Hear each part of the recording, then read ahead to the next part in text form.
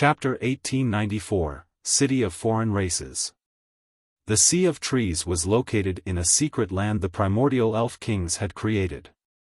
A forest enveloped the city, and unlike Dark Knight's city, which was populated by tall buildings, this city was crowded with towering trees.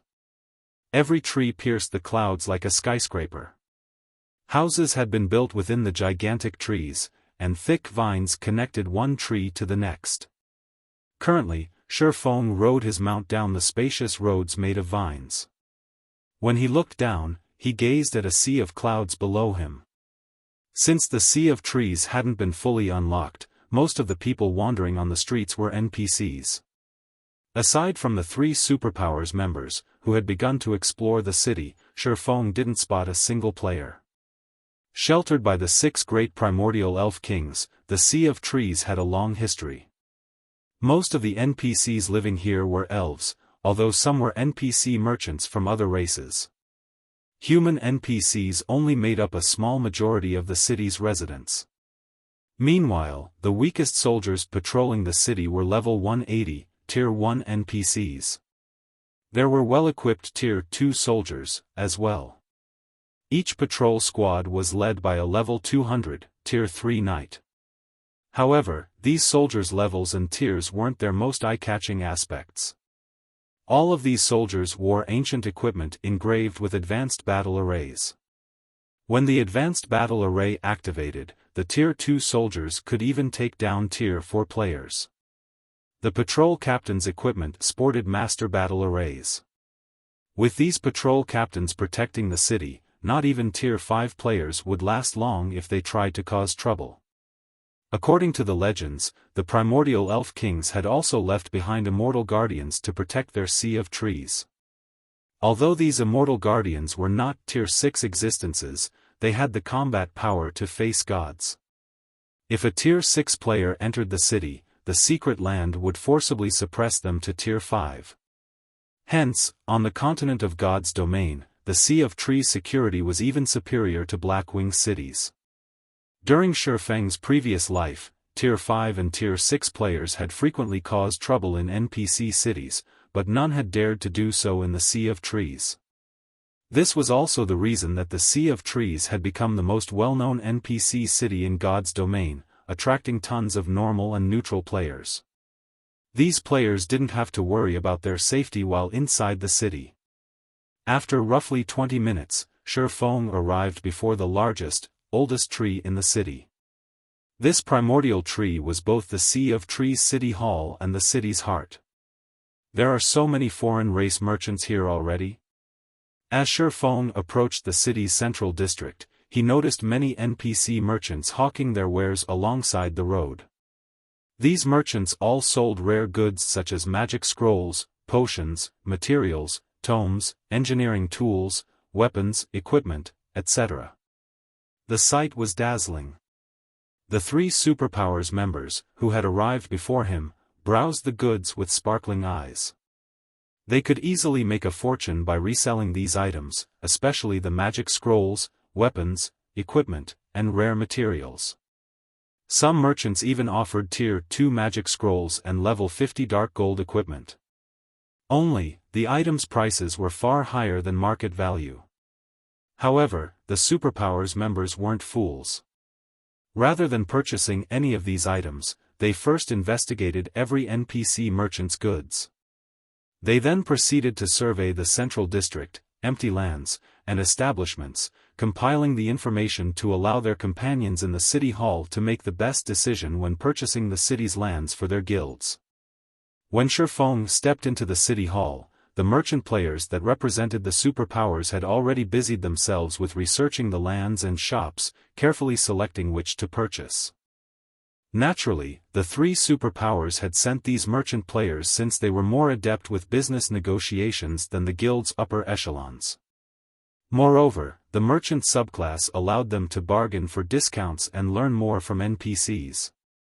But despite their expertise, these merchant players had headaches as they selected lands for their guilds. The Sea of Trees lands were just so expensive. Even the ordinary lands in the city's outer area cost between 7,000 gold and 15,000 gold, whereas lands in the city's inner area cost between 12,000 gold and 30,000 gold. The cheapest plot of land in the central district cost 50,000 gold, while the more expensive options cost over 100,000. Even superpowers at this stage of the game couldn't afford to purchase the Sea of Trees lands casually, but that wasn't the most important issue. To purchase the central district's lands, one needed sufficient status and reputation. For the moment, they could only purchase the lands in the city's outer and inner areas, but since there were so many to choose from, they couldn't make a proper decision without further understanding of the city's layout. "Lord Demon Hunter, how may I be of service today?" a male elf in a suit and tie asked gracefully as he approached Xiaofan.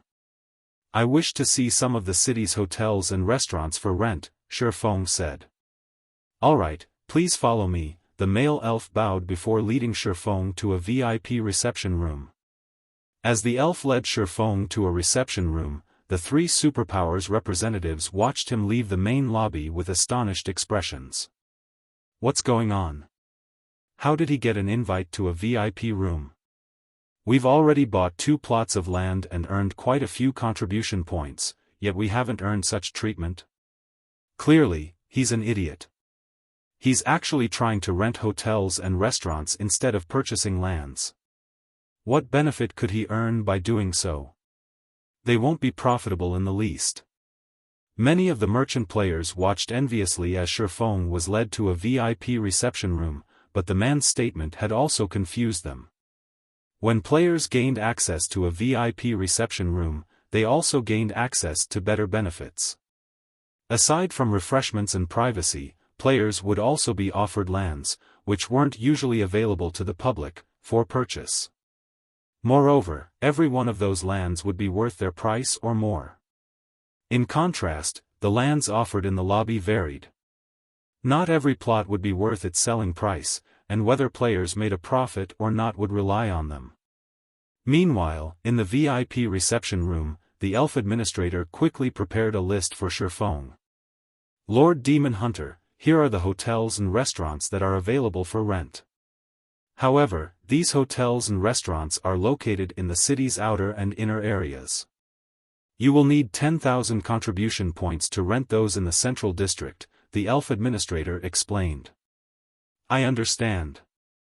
Xiaofan nodded. He then lifted the stack of paper to inspect.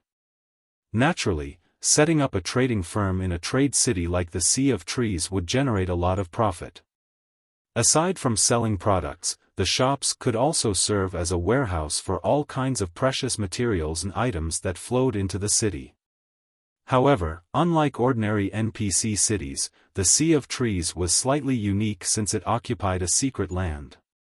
The Sea of Trees was similar to the holy city of Titan in that players could not remain in the city long term. Once the sun set, players that hadn't rented a hotel room or purchased a private house would be automatically teleported out of the Sea of Trees.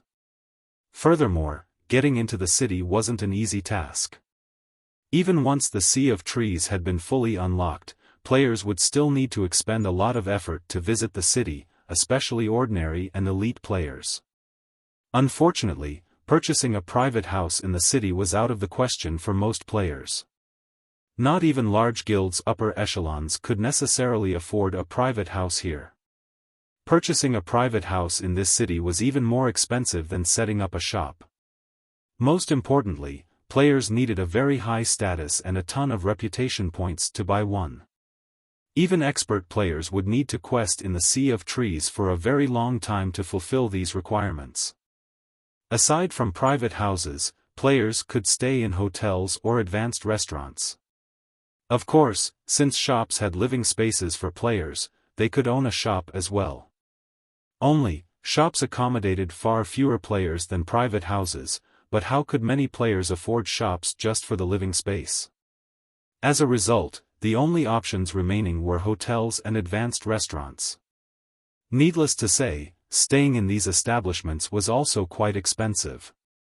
Depending on the environment, accommodation fees could range from 50 silver to 5 gold per day. Even elite players would feel a sting from these prices.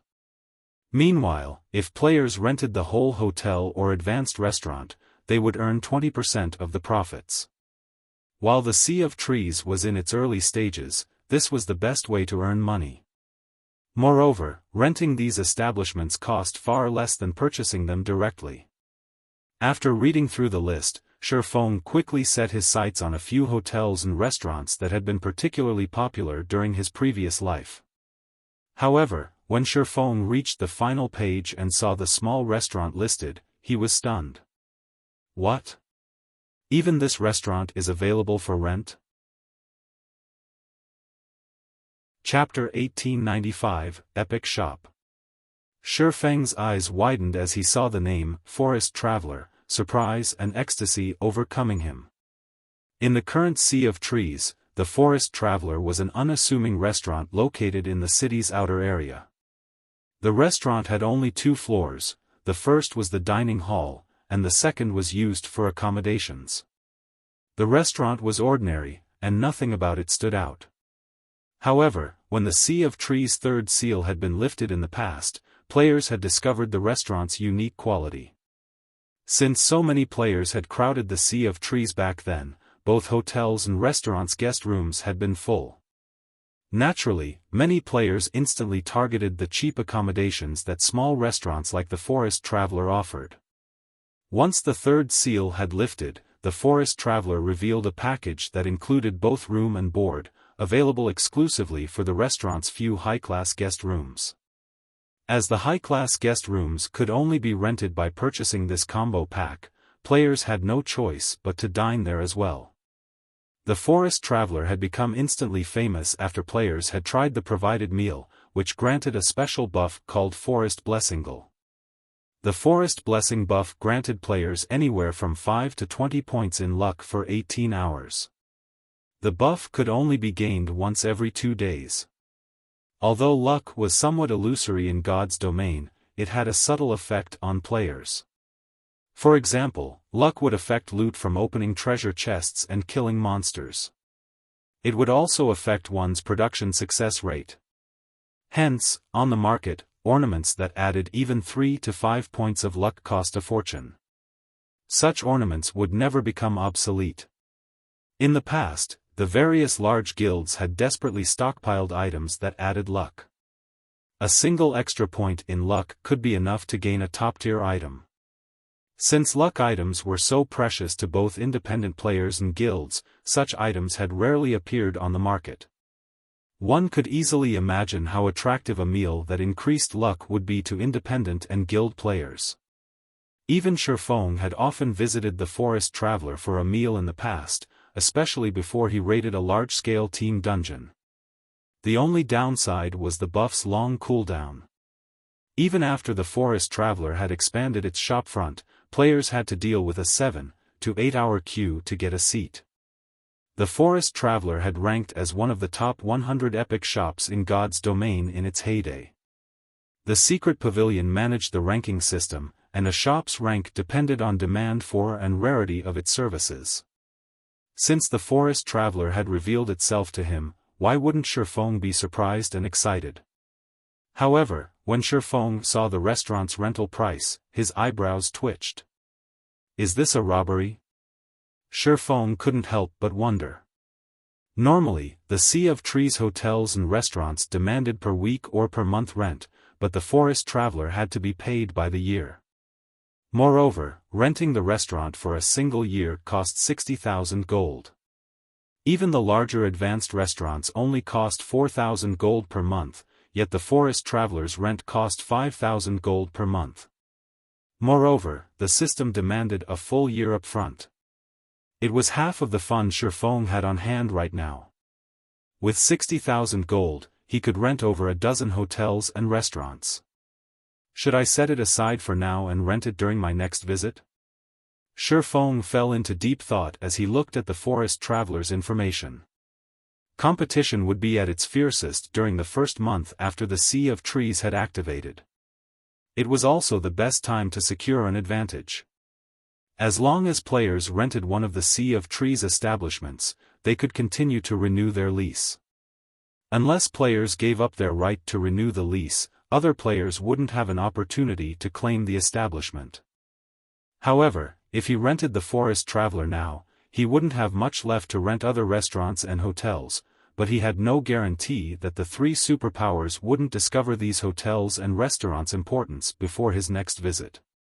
If the superpowers had already realized these establishments' value, he'd have a far more difficult time renting a large number of them later.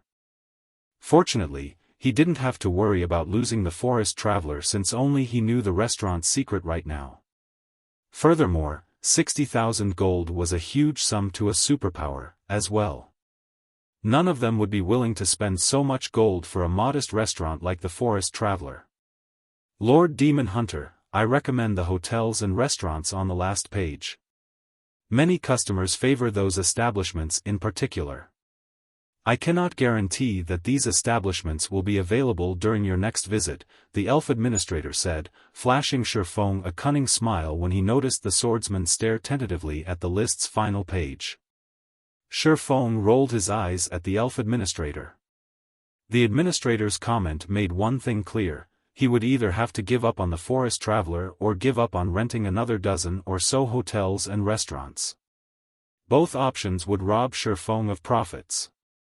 I'm interested in renting this Forest Traveler, but why must it only be rented by the year? Can it not be rented on a monthly basis?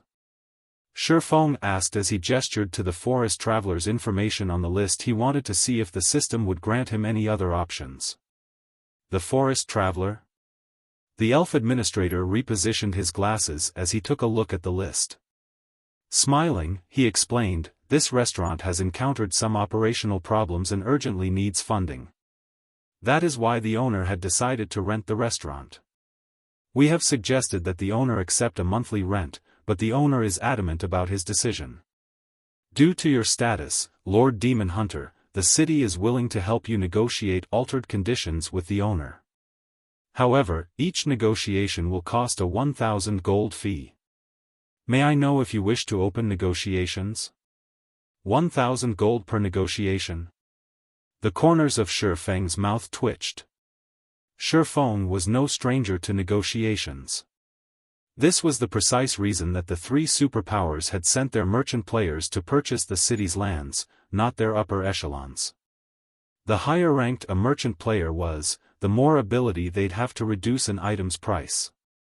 Some merchant players could even negotiate for price cuts by offering NPCs favorable conditions. However, this was the first time Xiaofan had encountered a 1,000 gold negotiation fee. That's right. As a noble in our city, you have the right to 3 negotiation attempts. Of course, the city cannot guarantee the negotiations' results, the elf administrator explained. Alright, let's open the negotiations, then. Xiaofan sighed as he took 1,000 gold from his bag. After receiving the money, the elf administrator left the room. To put it simply, the purpose of these negotiations was to convince the owner to adjust the rental requirements. Whether or not the player gained the upper hand would depend on their luck. After 5 minutes, the elf administrator returned with new rental conditions for the Forest Traveler. Now, instead of paying a full year of rent for the Forest Traveler, Xiaofan could secure the establishment for 10 months of rent at 54,000 gold. While this new condition had reduced the total payment and shortened the required lease duration, the average monthly rent had increased considerably. This wasn't a favorable option. Declining the option, Xiaofan paid 1,000 gold for another negotiation attempt. The second negotiation's outcome still required annual rent, but it could be paid in installments. Xiaofan would have to pay a 50,000 gold down payment. However, he'd then have to pay 15,000 within 1 month. Seeing this result, Xiaofan regretted leaving Icarus's heart with Aqua Rose. If he had the godly necklace with him right now, he might have had a better result. With no other choice, Xiaofan gritted his teeth and paid for the third negotiation attempt. If the conditions were still too stringent, he would have to give up on the Forest Traveler for now. After all, the Forest Traveler would not generate much income within a short period. Meanwhile, he was extremely tight for money right now. Although the Forest Traveler was tempting, he needed to earn a large sum of coins quickly. As the elf administrator returned for the third time, Xiaofan silently prayed that the new rental conditions were in his favor. Congratulations, Lord Demon Hunter. After our third round of negotiations, the Forest Traveler's owner has agreed to adjust the lease's duration to 6 months. However, you will have to pay 45,000 gold. In exchange, you will receive 40% of the Forest Traveler's profits instead of 20% during those 6 months. Chapter 1896, 2-Star Restaurant. Half a year and 40% of the profits for 45,000 gold? Xiaofan fell deep in thought after hearing the elf administrator's final results. Once the Forest Traveler introduced the meal that granted the Forest Blessing buff, the various major powers would visit before any major operation. However, as the restaurant's business was limited by its size, and its overall income wasn't much more than a large hotel's, players would only gain the Forest Blessing buff when they ate the food that provided the buff in the restaurant. The food would not grant the buff if consumed elsewhere. Hence, Xiaofan had considered giving the Forest Traveler up, selecting a dozen or so ordinary restaurants and hotels instead. However, the Forest Traveler's latest conditions were far better than they had been, especially the 40% profit sharing. This would grant him twice as much income as normal from the restaurant. With the Forest Traveler's advantage, it could generate enough income to rival a dozen or so establishments. Alright, I agree to the owner's conditions, Xiaofan said after giving the matter some thought. Although renting a single restaurant for 45,000 gold was a little extravagant, not only would he get double the profits in return, but he would also have an advantage when gaining the Forest Blessing buff. This would ensure that Zero Wings members wouldn't have to wait in line for hours to get a seat before raiding an important team dungeon. He could simply reserve a table for Zero Wings' exclusive use. No power had taken control of the Forest Traveler in his previous life, it had been under NPC's full control. As a result, the restaurant's development had been left to the system's discretion. Compared to player-managed hotels and restaurants back then, the Forest Traveler's development speed had been pitiful. If he managed the Forest Traveler, the restaurant's development speed would increase by a significant margin. After all, with the Forest Blessing buff, the restaurant would not lack popularity or income. If he played his cards right, he could earn a fortune through the restaurant. Immediately, Xiaofan signed a lease contract with the elf administrator. In addition to the 45,000 gold for the Forest Traveler, he spent another 70,000 gold to rent 23 hotels and restaurants. Although the hotels and restaurants he had rented varied in size, they were all situated in strategic locations throughout the city. They were all near important buildings and special establishments. Once the city's second seal had been removed, which should happen in the next few days, a large number of players would surge into the Sea of Trees. At that time, his hotels and restaurants would officially begin to make money. The 24 hotels and restaurants he rented should generate even more profit than Silverwing Town's teleportation service. Silverwing Town's teleportation service would lure players to the town and increase its competitive edge. As a result, the town could only earn a small amount of money from each player with the teleportation service. However, such considerations weren't necessary when operating the Sea of Trees hotels and restaurants. Even if he only received 20% of the profits from each customer, he should earn at least 10 times more per customer than from Silverwing Town's teleportation service. Once Xiaofan had rented his establishments, he left the VIP reception room. The 3 superpowers merchant players were still carefully selecting lands for purchase. Over 20 of the available lands had already been bought, many of which were located in the city's inner area. Xiaofan had to admit that these superpowers' spending power was astonishing. Zero Wing simply couldn't compare. If these superpowers had known the value of leasing the city's hotels and restaurants, they would have claimed half of the city's establishments by now. They would have monopolized every hotel and restaurant, not including those in the central district, by the time the second seal was removed. They wouldn't leave other powers the opportunity to claim a share of the profits. However, the value of these establishments had been discovered quite late in the past, and the various major powers had still rented quite a few for themselves. As Xiaofan returned to the lobby, the superpowers representatives spared him a glance before returning to their lists. Now that my business here is done, I should take a proper look at the forest traveler. After glancing at the other players, Xiaofan left the city hall, making his way towards the forest traveler. He was not interested in competing with the three superpowers over the city's lands in the slightest. His lack of reaction wasn't due to a lack of interest in purchasing the city's lands, but because he didn't qualify to do so. Purchasing a plot of land and setting up a shop here would easily cost more than 10,000 gold. Although these shops would pay for themselves in the long run, he currently needed his money. He could not afford such long-term investments right now. After riding his demonic flame tiger for half an hour, Xiaofan arrived before a two-story restaurant near the edge of the city. This area wasn't as lively as the central district as there were only a dozen or so NPCs roaming the street.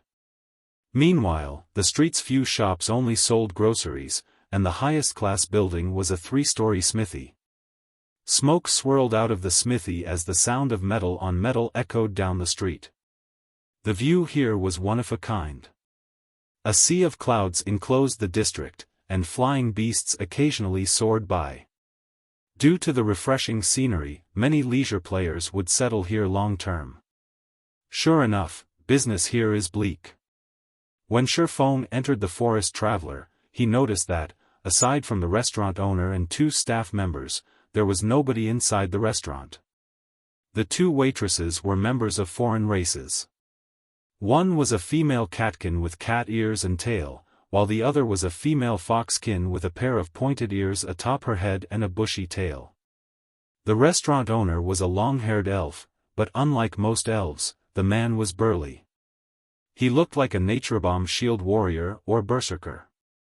Based on the scars gracing the elf's arms and neck, it was clear that he had once been an adventurer. "Welcome, Lord Demon Hunter. Thank you for renting our restaurant. I am Joseph, the owner of this establishment," Joseph the elf said respectfully when he noticed Xiaofan enter the restaurant. "May I know what business you have here?" When the two half-beast women saw Xiaofan, they nervously lowered their heads. They did not even dare to look Xiaofan in the eye. Of course, Xiaofan didn't find this strange. Although the Sea of Trees was a trade city that welcomed both humans and members of neutral races, the secret land that contained the Sea of Trees was still within the Dark Knight Empire's borders. Meanwhile, humans weren't generally friendly towards other races.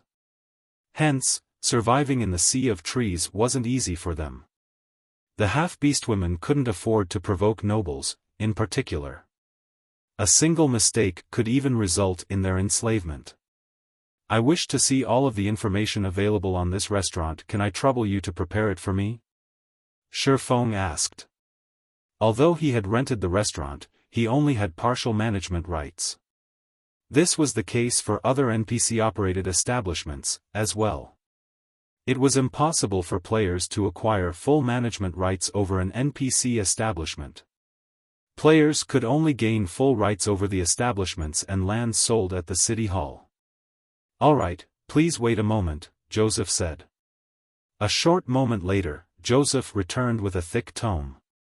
He then set the book before Xiaofan. "Amazing.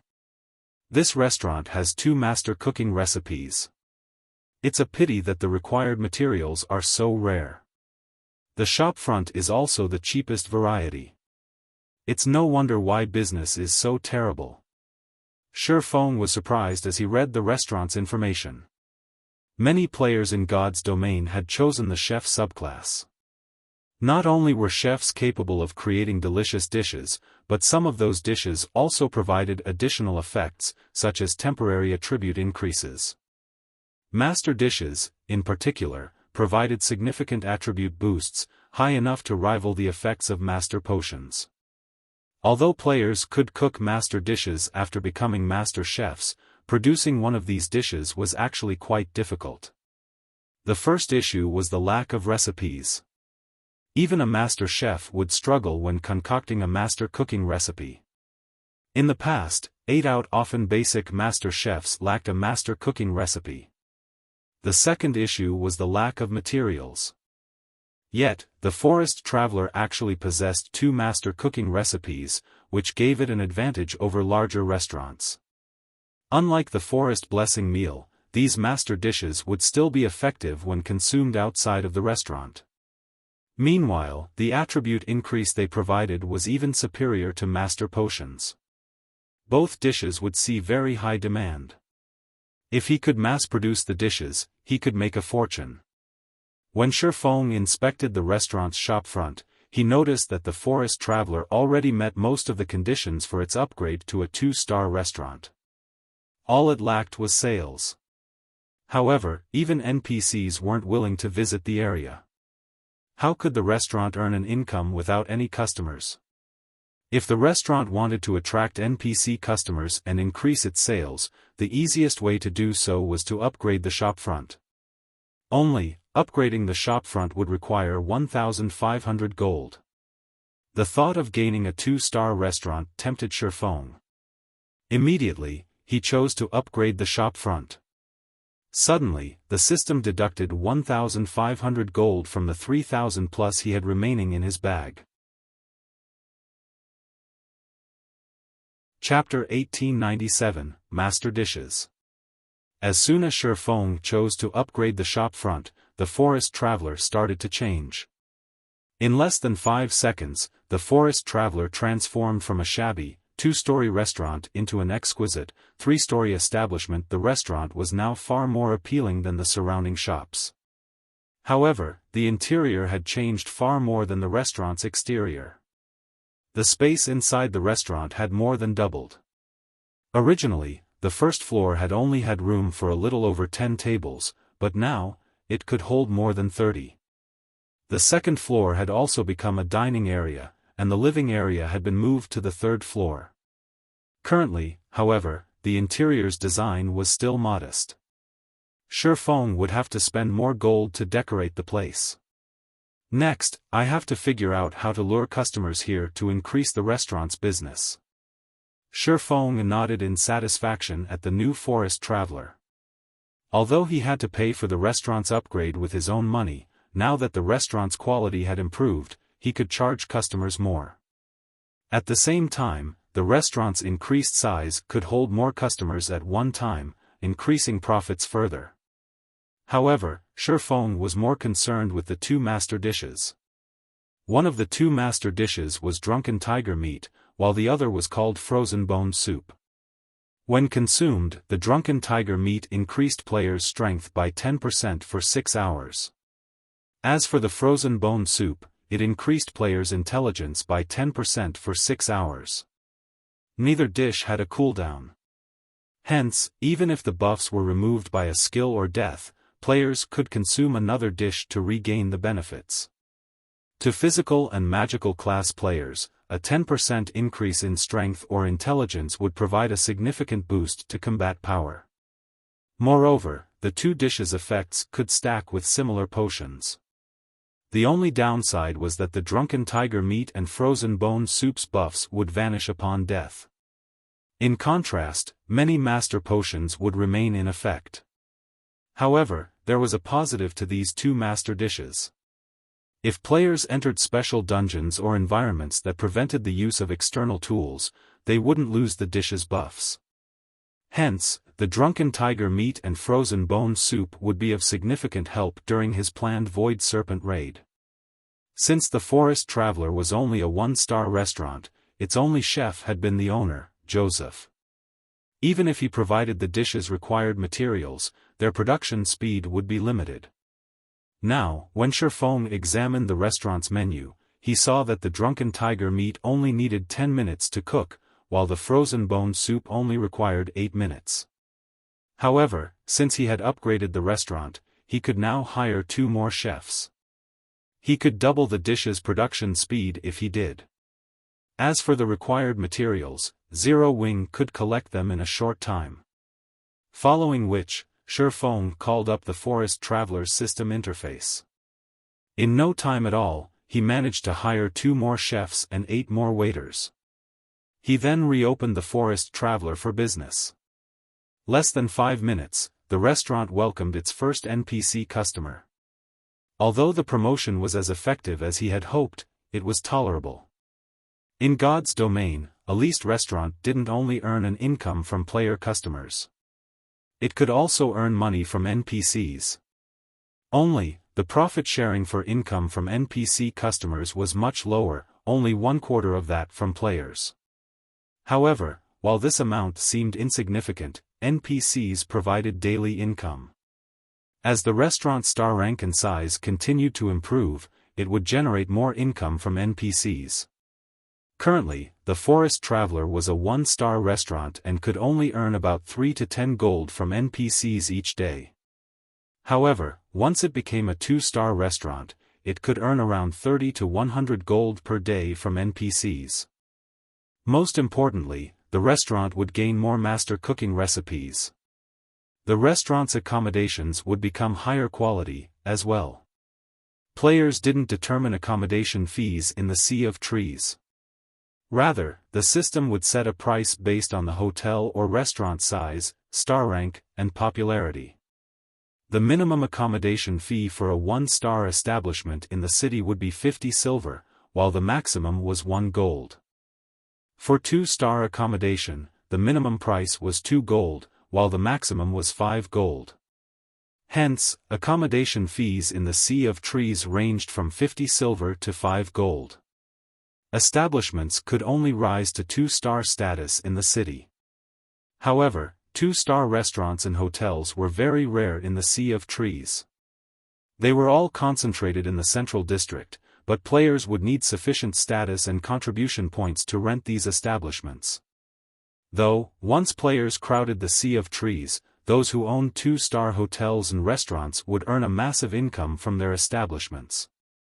After Xiaofan dealt with the Forest Traveler, he contacted Melancholic Smile and had her collect the required materials for the drunken tiger meat and frozen bone soup as quickly as possible.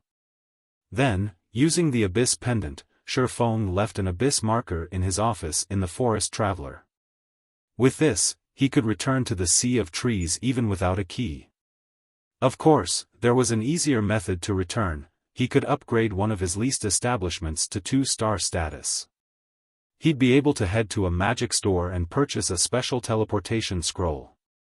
Although the teleportation scroll cost far more than a return scroll, each costing 5 silver coins, 2-star establishments' player staff could bind the teleportation scroll to the building. Players could then use the bound teleportation scroll to teleport back to the establishment. Since the Forest Traveler wasn't yet 2-star rank, it didn't have this function. Hence, Xiaofan had to rely on the Abyss Pendant. Once Melancholic Smile had gathered the necessary materials, Xiaofan teleported to White River City's guild residence to collect them. After retrieving the materials from the guild warehouse, he used Abyss Teleport to return to the Forest Traveler. He then had Joseph and the 2 new chefs begin their work in the kitchen. While waiting for the chefs to complete the dishes, Xiaofan returned to White River City's Candlelight trading firm to produce advanced mana armor kits and Titan City's standardized dark gold weapons. He used this opportunity to upgrade the weapons of Zero Wings members and earn the forging proficiency required to become an intermediate master forger. Previously, he had acquired several hundred sets of materials necessary for forging the standardized dark gold weapons from the Dragon Phoenix Pavilion and Unyielding Soul. Meanwhile, as Cream Cocoa and Melancholic Smile were both busy with the Hell Tank components, these items' production rate had considerably slowed. Even now, there was a huge pile of materials left unused. In his special forging room, Xiaofan forged weapons without rest, steadily and rapidly filling his experience bar. As he crafted dark gold weapons, not only did his forging proficiency increase, but he also gained EXP faster than grinding normal monsters. After 2 days of work, Xiaofan had reached 75% of level 69. He was now less than 30% away from the level 70 threshold. He was also less than 20,000 proficiency points away from becoming an intermediate master forger. Xiaofan had also forged 300+ standardized dark gold weapons and 200+ advanced mana armor kits. Xiaofan used 130 dark gold weapons to upgrade the Abyssal Blade to level 55. Although the improvement wasn't earth-shattering this time, its attack power had risen from 2070 to 2350. All basic attributes had also increased by 192 points, rather than the previous 170 points, and the weapon's attack speed had risen by 29 instead of 27. This change increased the attack power of Xiaofan's subarm immensely. However, the Abyssal Blade still couldn't compare to Killing Ray, whose level increased or decreased with its users.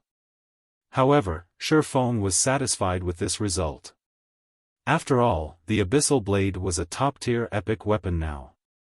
If he evolved it further, it would become as powerful as fragmented legendary weapons. It's about time. I should go and collect the dishes. After a glance at the time, Xiaofan used Abyss Transfer to return to the Sea of Trees.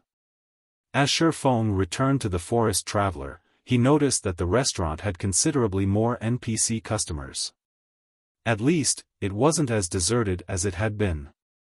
There were even 6 customers dining in the first-floor hall.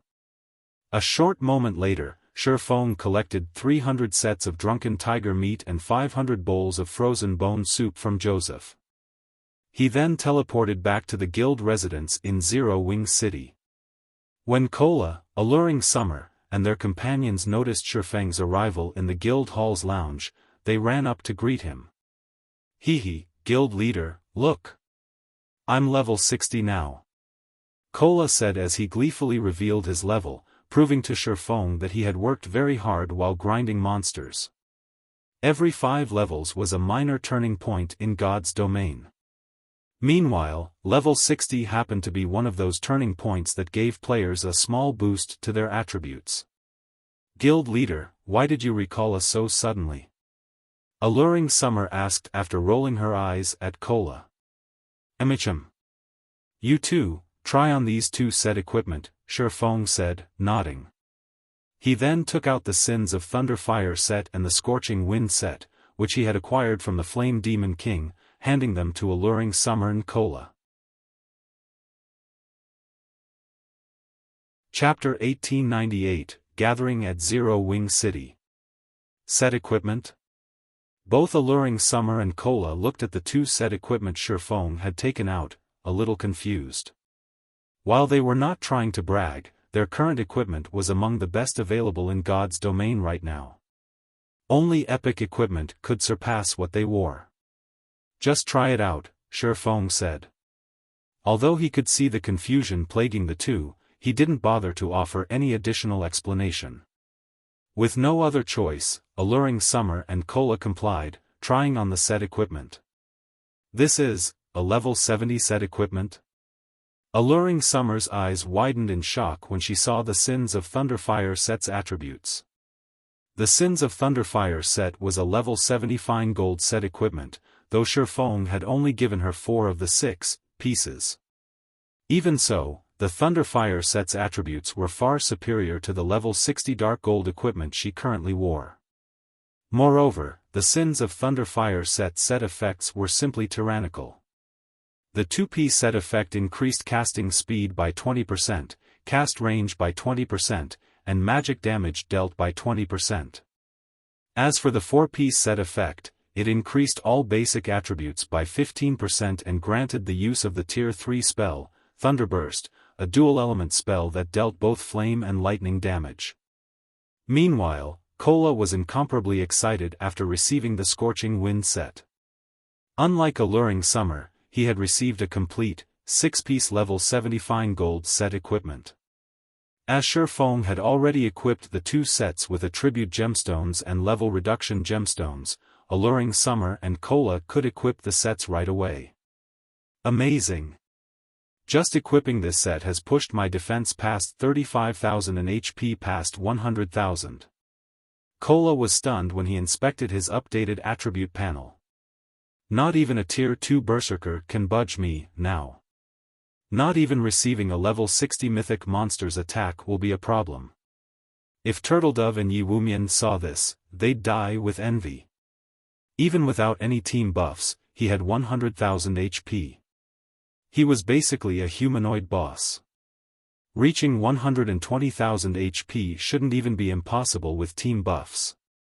Currently, Turtledove and Yi Wumian only had 85,000 HP after receiving team buffs, which only the best tier 2 MTs had at this stage of the game. Not only had his HP soared past his two companions, but he was also a strength-focused MT. He had only invested a small fraction of his free attribute points in endurance. Alright, it's time to go. We can't keep the other guilds waiting for too long, Xiaofan said, nodding in satisfaction when he saw Cola and alluring Summer's attributes. With this, he was more confident of taking down the Void Serpent. Following which, Xiaofan led Cola and the others to one of the 4 Towers of Elements, the meeting point he had agreed upon with Unyielding Soul and Crimson Emperor. The members of both super first-rate guilds had already arrived, but to avoid attracting attention, they all wore black cloaks. Despite their efforts, however, the group of 400 players was simply too large to ignore. Furthermore, these players were all tier 2 experts from major guilds, so the aura they radiated instilled fear in others. Although these experts had done their best to suppress their auras, the combined energy of 400 experts was stifling. Who are those people? I don't mean to brag, but I can be considered an expert player as well, so why do those people feel so dangerous? I caught a glimpse of their equipment a moment ago, and they're all wearing multiple pieces of level 50 fine gold equipment. I've spent many days grinding to reach level 54, but even now, I only have one piece of level 50 secret silver equipment, yet they have multiple pieces of level 50 fine gold equipment. Could they be members from a top adventurer team? Curiosity pulled at the passers-by when they looked at Unyielding Soul and Crimson Emperor's members, but the super first-rate guild's players simply ignored the surrounding crowd, waiting in the tower's main hall in silence. Vice Guild Leader, Zero Wing is quite impressive. It actually developed Zero Wing City to such a prosperous state. I get the feeling that it's even more prosperous than Star Moon City, a slender youth wielding a wooden staff commented, astonished as he observed the players in the tower. Indeed. Zero Wing City's development is surprising. It's no wonder why so many corporations are trying to invest in it. The income of Zero Wing City alone could easily sustain a first-rate guild's daily operation, Illusory Word said, nodding. I wonder which mythic boss Zero Wing plans to raid this time. On their way to the tower, they had noticed that Zero Wing City's player population was in no way inferior to that of Star Moon City. Many of the city's residents were even elite and expert players. Quite a few major trading firms had also set up shop here. However, the most unbelievable part about the city had to be its number of NPC merchants, which sold plenty of rare items. According to our investigation on Star Moon Kingdom, there are only 16 known mythic bosses between level 50 and level 60 inches the kingdom. Since Zero Wing has gathered us in Zero Wing City, I assume that they are targeting the level 56 Emerald Dryad in the Witches' Hills Forest. However, I have heard that the Emerald Dryad is extremely difficult to deal with. There will be several hundred Treants guarding the Dryad, as well, all of which are level 50 lords and above. Among them are more than 30 Great Lords and 4 Grand Lords. Even with the combined strength of our guild's team and Unyielding Souls, raiding the Emerald Dryad will be quite challenging. If we include 600 Tier 1 and Tier 2 experts from Zero Wing, our chances of success are, the slender youth said, shaking his head. Just dealing with the several hundred Treants would be a major problem, not to mention defeating the mythic boss itself. Zero Wing should have a plan. Otherwise, they wouldn't have given up such a good opportunity to make money, hiring our guild's experts instead, Illusory Words reasoned. God's domain had many tools to offer, and with an appropriate tool, challenging a field mythic boss wasn't that difficult. One of the most common examples of such tools was the variety of magic arrays. While Unyielding Soul and Crimson Emperor's members wondered how Zero Wing planned to take down the Emerald Dryad, a large group of cloaked players appeared in the tower's entrance. These cloaked players were none other than Zero Wing's members. The group consisted of exactly 600 players. Naturally, such a large team's arrival attracted the attention of the players in the tower. How is this possible? The slender youth beside Illusory Words stared at the approaching Zero Wing members with a flabbergasted expression. What's wrong? They're not Zero Wing's members? Illusory Words asked strangely. The slender youth was Dawn Master, one of Crimson Emperor's top 10 elementalists. He also possessed an identification skill called Demon Eye, which allowed him to ignore Black Cloak's concealment. No.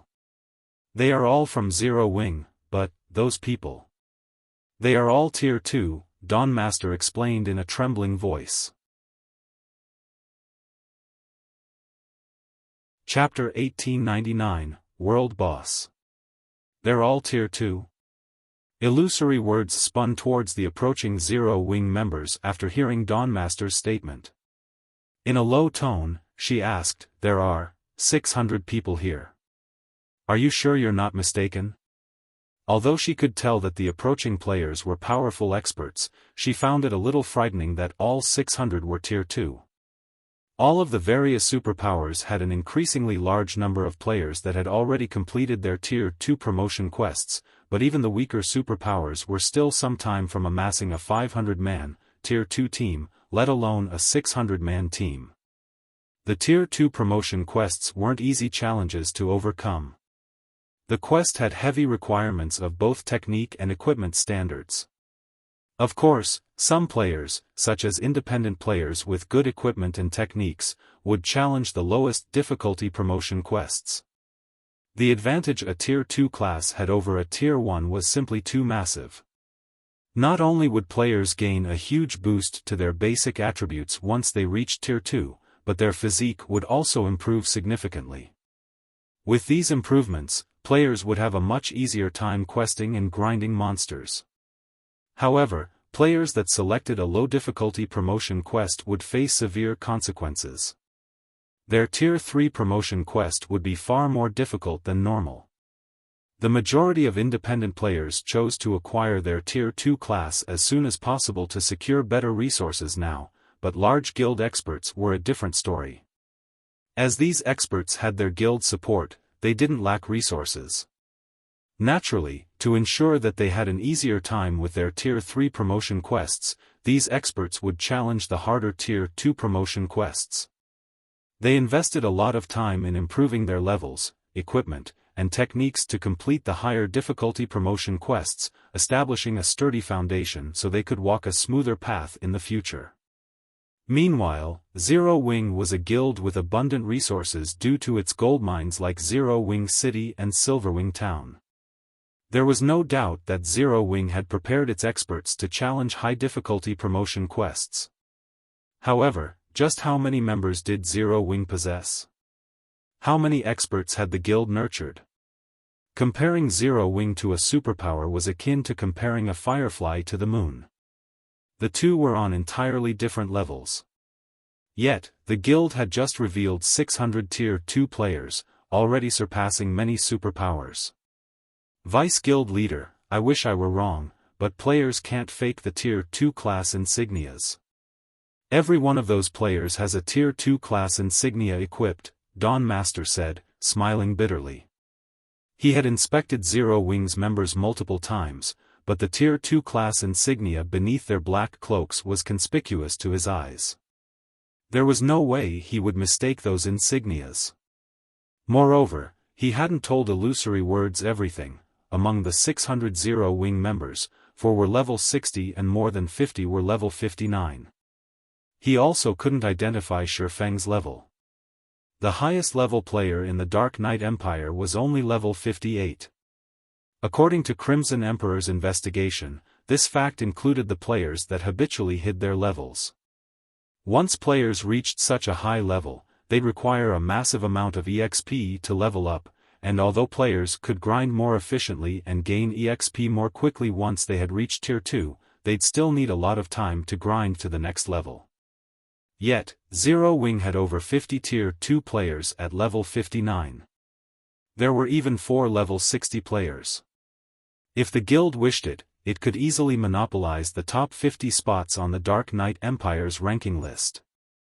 1 or 2 levels higher might not mean much to ordinary players, but once players reached level 50 and gained their Tier 2 class, their natural attribute growth would increase significantly, exceeding the free attribute points each level up awarded. A gap of 2 levels could mean a difference of 30 points in one's main attribute. Taking into account the free attribute points, the gap would become even larger. If the level gap increased to 5 levels, the difference in attributes would be so massive that it would be akin to equipping an additional piece of top-tier equipment. This was the frightening aspect of level differences. This was also why many independent players had opted to complete their Tier 2 promotion quests as soon as possible, leveling up more quickly. Zero Wing has already developed to such an extent. When Illusory Words thought about Zero Wing openly declaring war against Blackwater in the Ore Empire, she realized the source of Zero Wing's confidence. It was no wonder why Zero Wing dared to provoke Blackwater with so many Tier 2 experts. When he saw Zero Wing's members, Unyielding Heart was similarly surprised. Unyielding Soul also had players with high-ranked identification skills, after all, but compared to Illusory Words, Unyielding Heart was stupefied by the discovery. Unyielding Heart had raided the Eclipse Throne alongside Zero Wing's members, so he had known how many Tier 2 players the guild had. While it was possible that Zero Wing had hidden some of its Tier 2 players, it shouldn't have been able to hide so many. Despite the short time that had passed since the Eclipse Throne raid, Zero Wing now had at least 600 Tier 2 players. The guild's development speed was disturbing.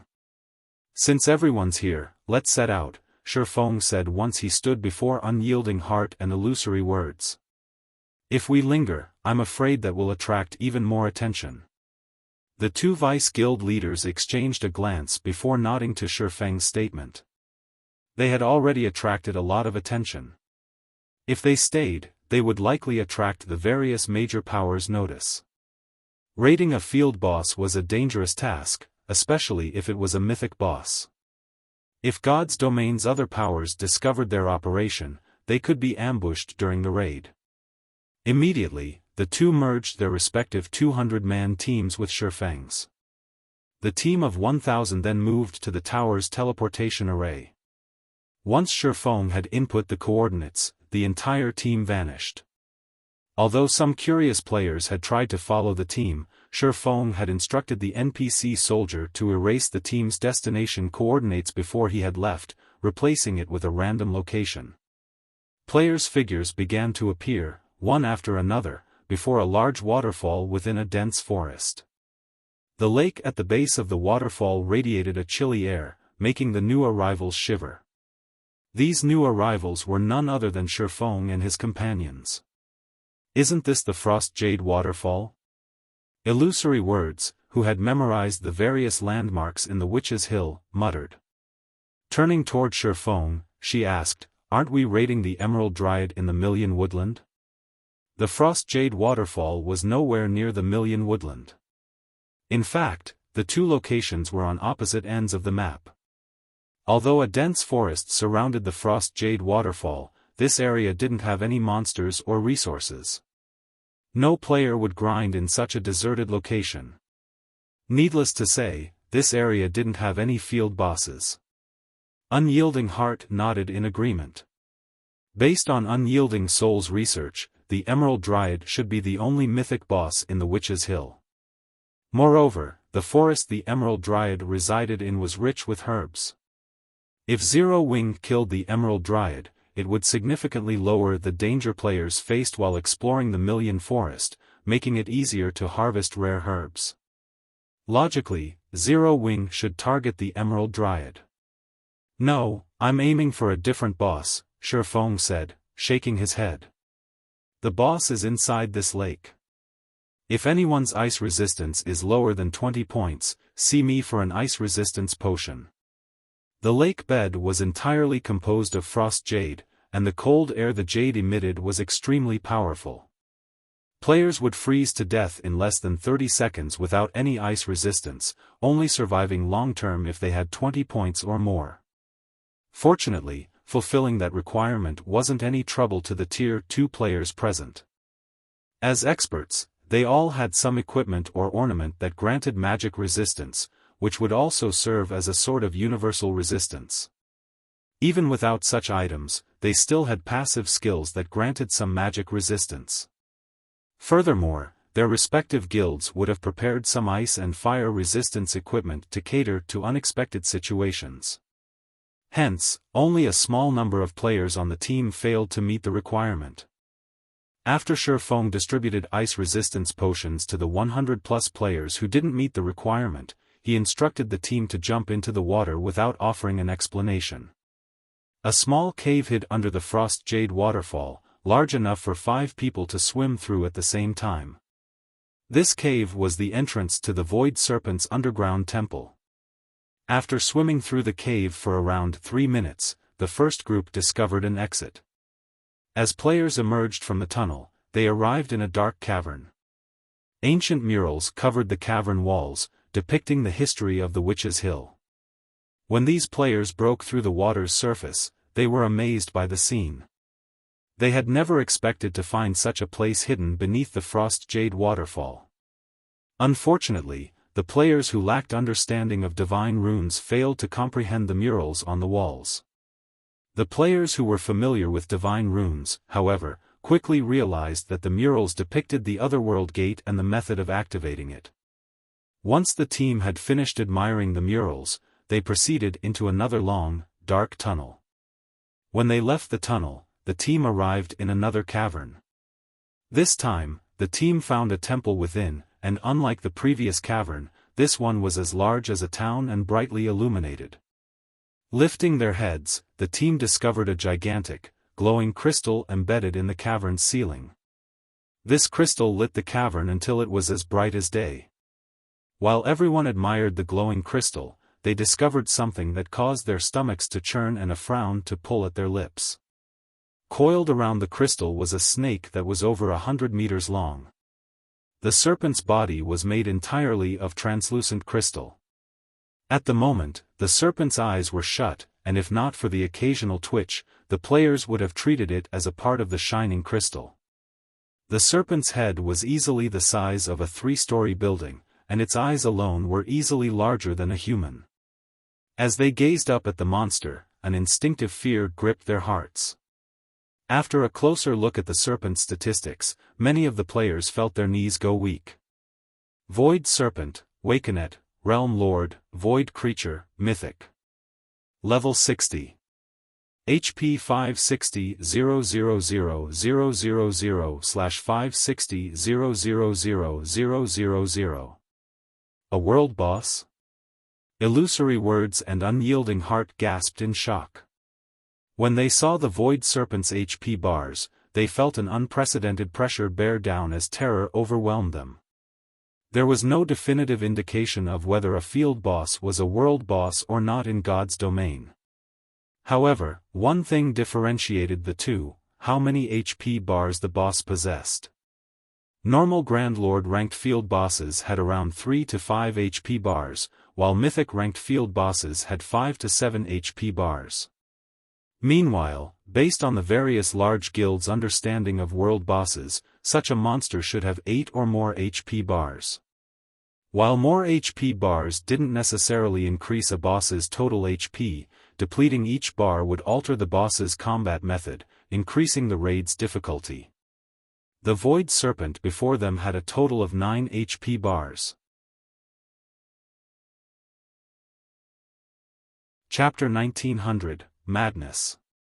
The Void Serpent was curled up and sleeping peacefully on the ceiling, and none of the present players dared to move for fear of awaking the world boss. They had never dealt with a world boss before, so they did not know how wide its perception range was.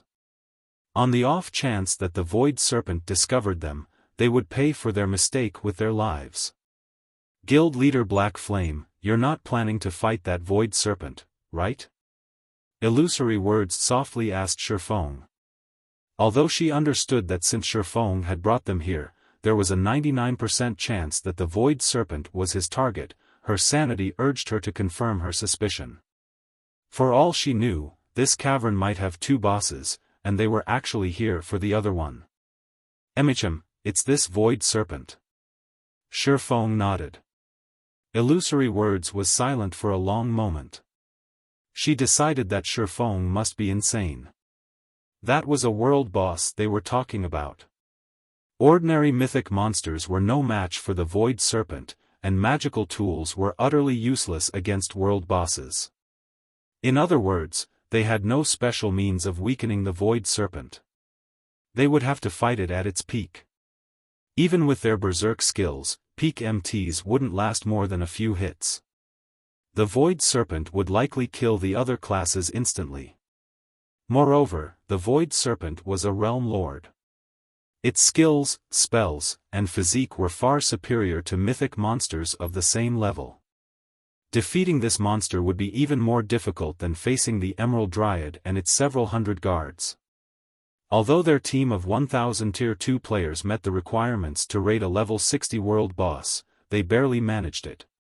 If they wanted to raid the world boss effectively, all 1,000 members would have to be level 60 and wear level 50 fine gold equipment or better.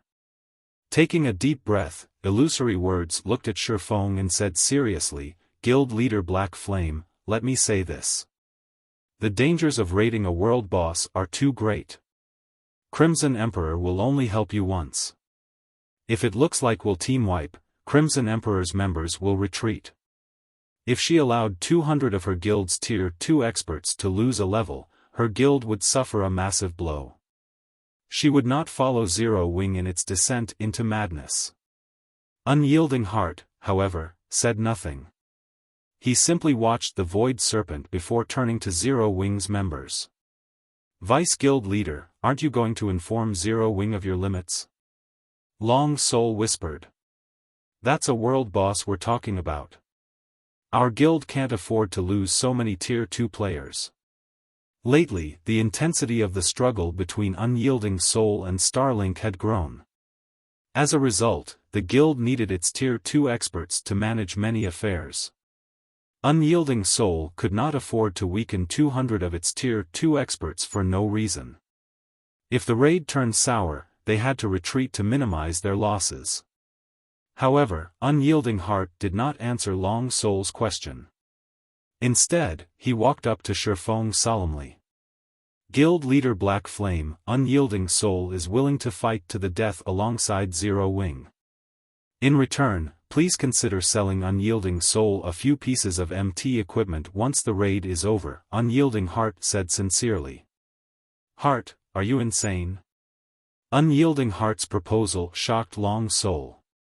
Illusory Words also turned to the other Vice Guild leader, confusion flashing in her eyes. The various superpowers still relied on special tools for a small chance of defeating ordinary mythic bosses, yet not only were they about to raid a mythic world boss, but they also had to do so without any tools. Unyielding Heart was one of Unyielding Soul's supporting pillars of strength. He had invested a lot of time and effort into developing his guild. She couldn't understand why Unyielding Heart would take such a massive risk, especially with Unyielding Soul's current state in the Dark Knight Empire. Does Zero Wing really have a chance of defeating the Void Serpent? Illusory Words could not help but wonder as she swept a glance over Zero Wing's members. She couldn't see what ability Zero Wing had to face the Void Serpent.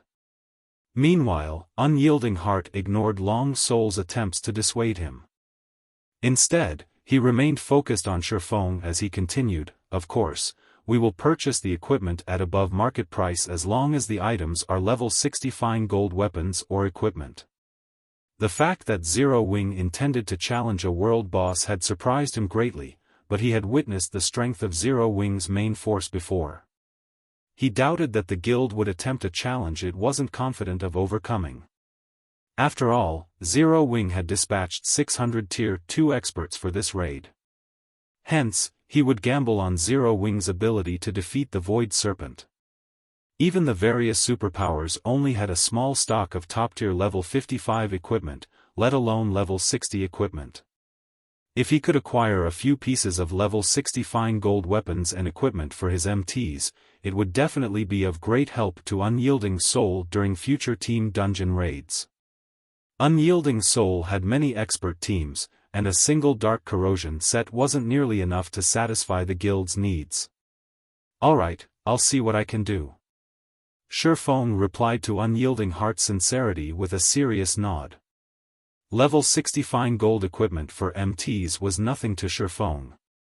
Selling a few pieces of such equipment in exchange for Unyielding Soul's full support in the following raid was definitely a worthwhile transaction. The difference between the combat power willing tier 2 experts wielded and that of experts who were prepared to flee at a given moment was like the difference between heaven and earth.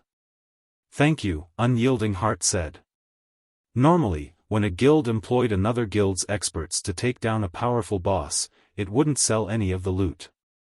Such items were crucial to strengthening a guild's teams and weren't usually available on the market, after all.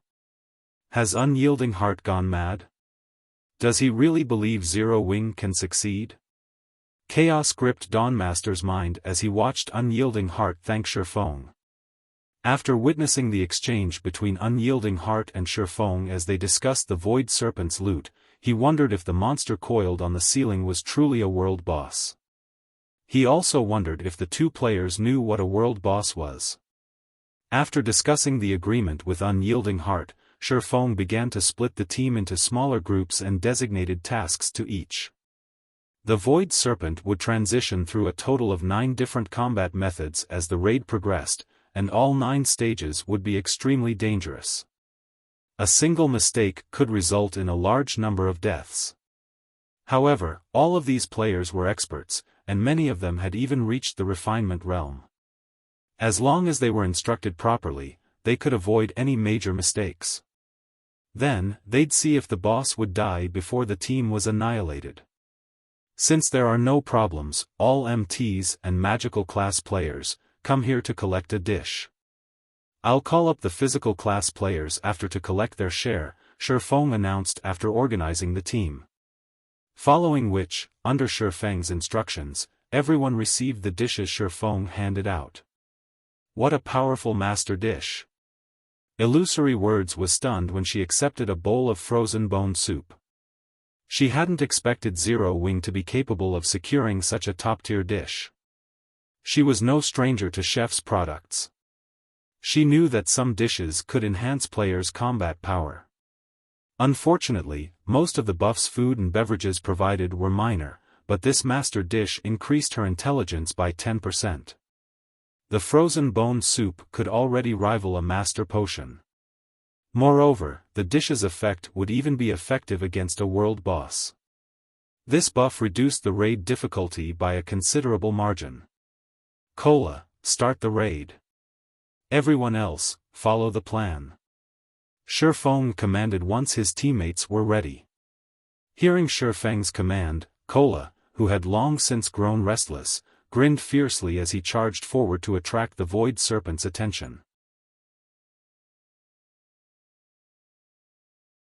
Chapter 1901, Terrifying Defense.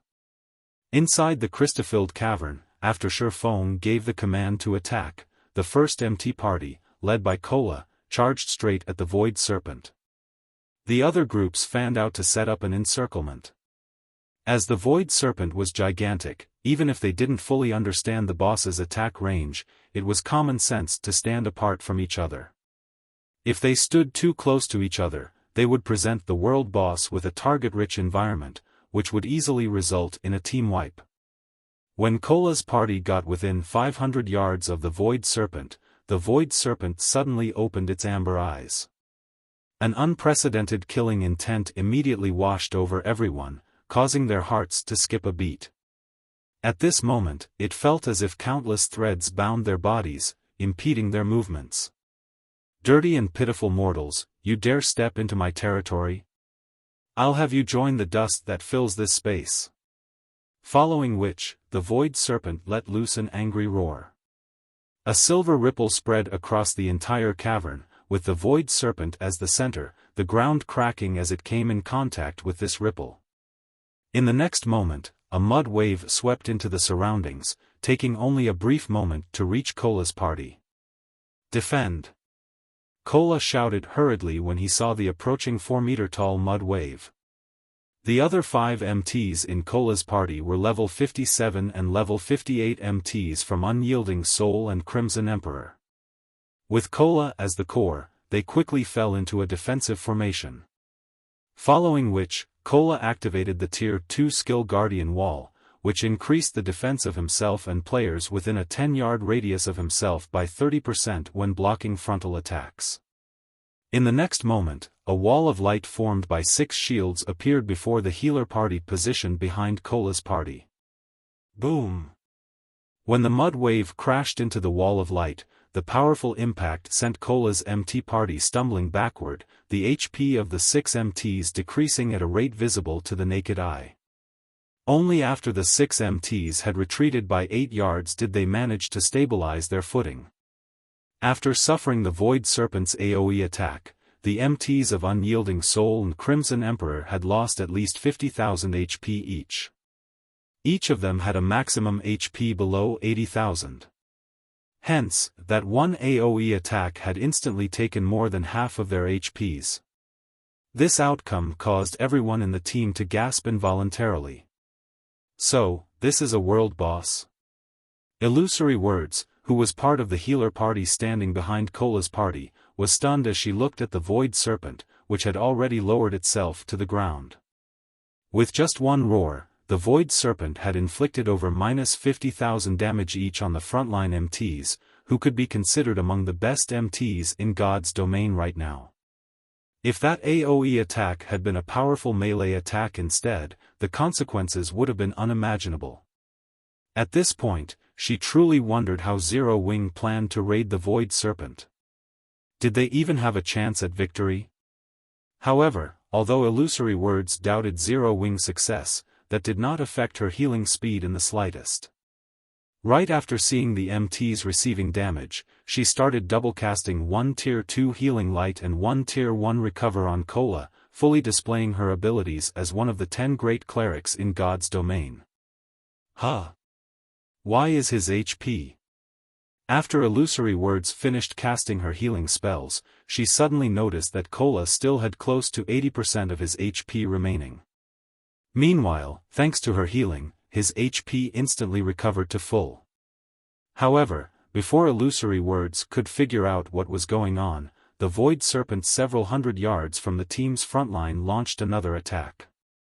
After the boss let out a hiss, countless Void Spears appeared around it.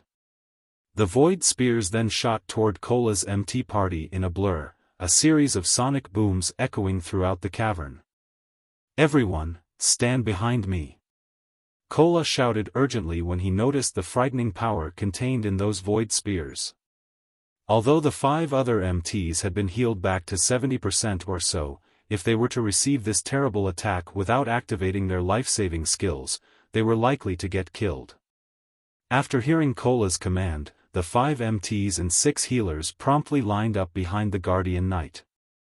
In the next moment, the Void Spears crashed into Cola's shield one after another. However, not every Void Spear landed on the shield, some brushed past his body and tore holes into his black cloak.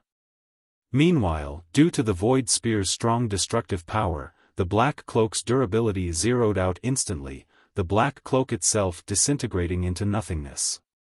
The black cloak's disappearance exposed the silver suit of armor Cola wore, which shone with the glow unique to fine gold equipment. Crimson runes could be seen engraved all over the silver armor, and judging from how the runes matched perfectly, it was obvious that the suit of silver armor was fine gold set equipment. Meanwhile, with the black cloak gone, Cola's attributes were also on display for all to see, his maximum HP of 118,600 revealed to everyone. Moreover, as the black cloak was no longer present to suppress Cola's aura, the Tier 2 MTs standing behind him suddenly felt a powerful pressure bearing down on their bodies. How is this possible? Illusory Words fell into a daze when she saw Cola's HP bar. Even the strongest MT in Crimson Emperor had only a little over 80,000 HP after including team buffs, yet Cola had close to 120,000 HP. Moreover, Cola's defense was also as unbelievably high as his HP was. Despite not having activated any life-saving skills, Cola had lost less than 40,000 HP after receiving all those void spears. If it were any other tier 2 metric ton standing in Cola's place just now, they would have been killed instantly by those void spears. After all, the void spears were a completely different attack from the mud wave before. The mud wave had simply been a casual greeting from the void serpent. Meanwhile, the void spears were the result of a spell. Those void spears should be much more powerful than the mud wave. At this moment, Illusory Words wasn't the only one surprised by this revelation. The other tier 2 MTs in Cola's party were similarly stupefied. As they were also MTs, nobody understood more clearly than they did just how frightening a tier 2 metric tons with close to 120,000 HP was. What kind of set equipment is he wearing? It's actually capable of forming a protective barrier around his body. I've seen every level 50 fine gold set equipment for MTs available in the game, and this is definitely not one of them. He's most likely wearing level 55 fine gold set equipment. Zero Wing is amazing. It actually managed to get its hands on this sort of set equipment. As the other tier 2 MTs were very close to Cola, they could see that a faint layer of mana covered Cola's silver armor, forming a protective barrier that mitigated the void spear's damage tremendously. This situation was simply unbelievable. They had never seen fine gold set equipment like this before. Is this the reason why Black Flame is confident of defeating the void serpent? When Illusory Words looked at Cola's bear-like figure, she more or less understood why Zero Wing dared to challenge a world boss. The most important requirement when raiding a boss was a powerful MT. As long as a team had an MT capable of tanking the boss, then the raid definitely had a chance of succeeding. While everyone was still in shock, Cola took the initiative to charge at the Void Serpent. He wanted to get within attacking range of the Void Serpent as quickly as possible. However, the Void Serpent showed no signs of relenting as it continuously launched void spears at Cola from a distance. Meanwhile, the healer party led by Illusory Words kept healing him. Although each wave of void spears dealt close to minus 40,000 damage to Cola, the healers were still able to keep him alive and healthy without much effort. After all, Cola's massive HP granted Illusory Words and the others a lot of leeway when healing. They could afford to cast powerful healing spells, which had long cast times. After running for a short moment, Cola arrived before the Void Serpent. Foolish mortals! All your efforts are futile. Upon seeing Cola closing in on itself, the Void Serpent sent its tail whipping at the Guardian Knight. Despite its gigantic size, the Void Serpent's tail moved with lightning speed, so fast that it even tore space. The strong air pressure the tail created impeded the movements of the other Tier 2 MTs, which turned sluggish. They couldn't help Cola block the attack in time. However, unlike the other MTs in his party, Cola remained completely unaffected by the powerful air pressure, swiftly raising the Titan Guard to block the attack. Boom! The ground beneath Cola shattered. The impact was so powerful that even the players standing over 100 yards away could feel the ground underfoot shaking. When everyone present saw the devastated terrain before the Void Serpent, they stared in stupefaction despite themselves. The Void Serpent's frightening destructive power woke a sense of hopelessness in everyone. As the dust settled, everyone quickly noticed a figure standing amid the dirt and rubble. This figure was none other than Cola. Meanwhile, beside Cola's body lay the Void Serpent's tail. He managed to block even that. When everyone saw that Cola still retained over half of his HP, they could not help gaping in shock.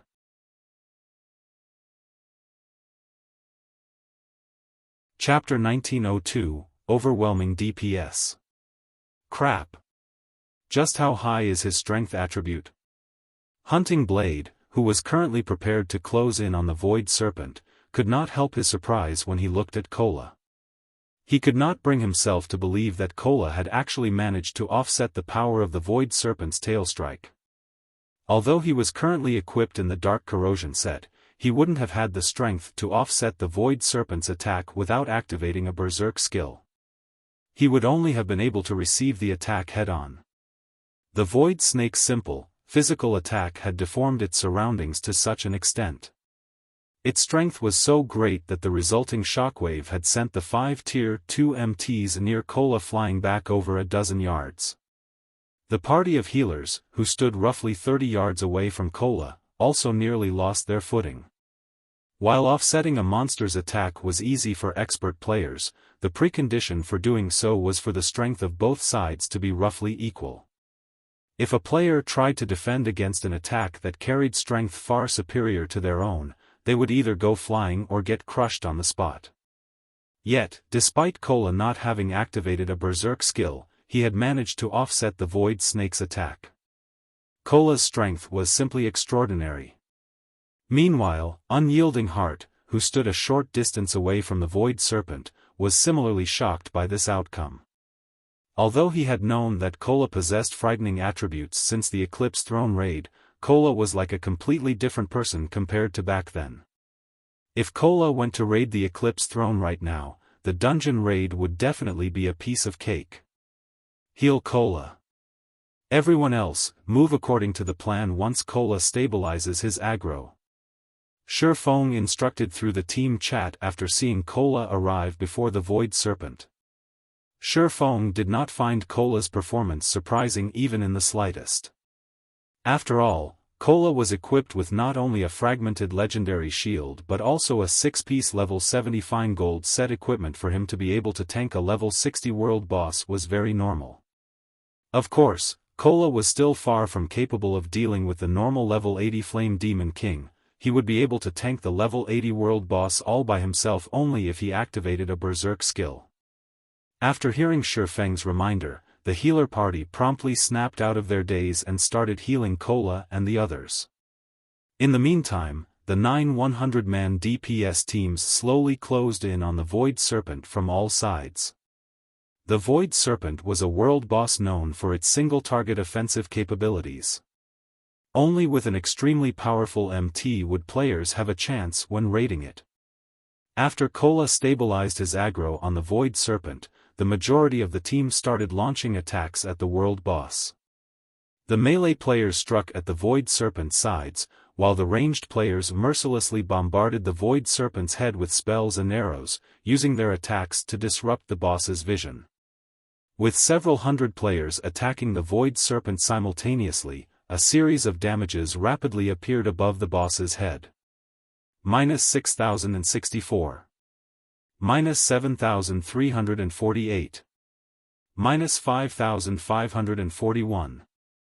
Practically everyone's attacks dealt damage in the thousands, an outcome that rendered many people speechless. Why is this boss's defense so high? Unyielding Heart frowned involuntarily upon seeing everyone's damage.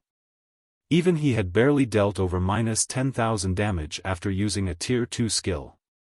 Compared to other mythic bosses he had fought against before, the Void Serpent's defense was significantly superior. As a Tier 2 Berserker, when he fought against an ordinary mythic boss, his Tier 2 skills could easily deal around -30,000 damage. With their team's overall DPS, they would most likely take a very long time to kill the Void Serpent. After attacking for 5 seconds, they had barely managed to chip away a little over 1% of the Void Serpent's HP. However, when the world boss's battle recovery kicked in, its HP actually reverted to full. What? Illusory Words could not help but be surprised when she saw this situation, wondering what the Void Serpent had just done to recover so much HP. While everyone in the team was puzzled by this situation, Xiaofan knew exactly what was going on. This was the effect of the Void Serpent's self-healing passive skill, which doubled its battle recovery. In other words, the Void Serpent regenerated 2% of its HP every 5 seconds. This boss also had another passive skill, called Void Body, which halved the damage it received and reduced chances of critical hits occurring by 70%. These two passive skills made the Void Serpent extremely difficult to deal with. If a team lacked DPS, it would only be slowly whittled to death. Aqua, you guys can start attacking now. Xiaofan said to Zero Wing's main force members, who had arrived behind the Void Serpent. Understood. Aqua Rose promptly commanded Zero Wing's main force to attack. At this moment, the advantage in attributes Zero Wing's main force members possessed revealed itself. Every one of them dealt at least -8,000 damage with their attacks. In the case of Aqua Rose, Flying Shadow, Shadow Sword, and Blackie, their attacks delivered at least -15,000 damage. Occasionally, Aqua Rose would use a powerful water-type spell and inflict over -20,000 damage on the world boss. As for Gentle Snow, Fire Dance, Zhao Yueru, and Alluring Summer, every one of their attacks reaped a minimum of -20,000 from the boss's HP. Occasionally, they would use a powerful skill that wreaked around -40,000 damage. Moreover, none of these damages were due to critical hits. How are they dealing so much damage? Even when I used a Tier 2 curse, I only managed to deal around -13,000 damage. How are they dealing over -40,000 damage with normal Tier 2 spells? Crap. Just what kind of equipment are they using? The members of the two super first-rate guilds found this situation unbelievable. They were all experts of super first-rate guilds. Quite a few of them were even refinement realm experts. Although they were not the strongest in their respective guilds, they were still in the upper ranks. If placed in a first-rate guild, they would undoubtedly rank at the very top. Due to Zero Wing's main force taking action, 3 distinct tiers immediately formed in the team's DPS counter. The first tier was occupied by humanoid monsters like Gentle Snow. The second tier was occupied by Aqua Rose, Shadow Sword, Flying Shadow, Unyielding Heart, Long Soul, Dawn Master, and other peak experts. Finally, the third tier would consist of players like themselves. Moreover, the gaps between each tier were so massive that there was simply no comparison between them. Meanwhile, due to Zero Wing's main force members joining in on the attack, the Void Serpent's HP finally started decreasing. Even so, the decline was still extremely slow. 99%. 98%. 97%. After several minutes of battle, the Void Serpent's HP finally fell to 85%, its first HP bar emptied. Suddenly, the Void Serpent let loose an angry roar. Irritating ants. Turn to dust. In the next moment, the Void Serpent incanted, Children of the Void, Breath of the Wild Wind, Sword of the Sharp Blade. Turn into my hands and rend everything apart. Everyone, pay attention to dodging. Do not try to receive the attack, no matter what. Xiaofan shouted hurriedly when he saw the Void Serpent starting to cast a spell. After the Void Serpent spent 3 seconds chanting, Void Blades suddenly appeared in the sky and rained down on the ground, covering a 200-yard radius around the boss. For a time, countless Void Blades bombarded the vicinity of the Void Serpent. In addition, the attacks of the Void Blades did not follow any pattern whatsoever. Tier 4 Domain Skill, Void Storm. The descending Void Blades forced everyone to focus entirely on evasion. Now, players had to move constantly to dodge the Void Blades. This situation increased the raid difficulty by a large margin. Moreover, after using Void Storm, the Void Serpent still showed no signs of letting up on its offensive. Suddenly, its body started radiating a silver glow. A moment later, its gigantic body split into 2 smaller versions of itself, its real body and a doppelganger. A doppelganger skill? Illusory Words' complexion darkened immediately. Among the multitude of skills boss monsters could possess, doppelganger skills were the most troublesome. Although doppelganger skills would reduce the overall attributes of the boss, the reduction would not be significant. With how powerful the Void Serpent was, MTs other than Cola still wouldn't be able to tank its doppelganger easily. Just as the doppelganger was about to strike at a nearby team, a figure suddenly appeared above it. In the next moment, a blue lightning bolt struck down on the serpent doppelganger's head, the blow forcing a cry from the doppelganger as its body crashed straight into the ground. The impact formed a massive crater with web-like cracks spreading out into the surroundings.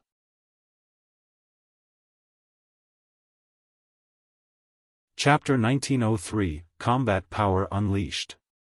As the team watched the serpent doppelganger smash into the ground, they gaped in shock before turning to Xiaofan and the glowing, blue longsword in his hand. Although the Void Serpent's doppelganger was not as strong as the main boss, it rivaled ordinary mythic monsters, yet Xiaofan had slammed it into the ground with brute force. The scene was on par with watching an ant topple a lion. It was hard to believe.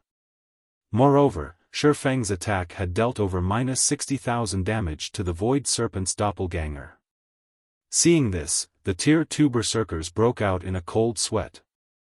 Before his teammates could recover from their shock of seeing such a formidable performance, Xiaofan brandished the abyssal blade and killing ray against the doppelganger once again. Purgatory Pentaslash. Shadow Blade. Sword lights glittered around Xiaofan, and the watching players were overwhelmed as they watched his rapid attacks. Damages of over -20,000 appeared above the doppelganger's head, one after another. In the blink of an eye, Xiaofan had landed over a dozen attacks on the doppelganger. In terms of DPS, not even Fire Dance and her companions, members of the first tier, were no match for Xiaofan. Everyone, focus your fire on the doppelganger. Xiaofan shouted after launching a series of attacks.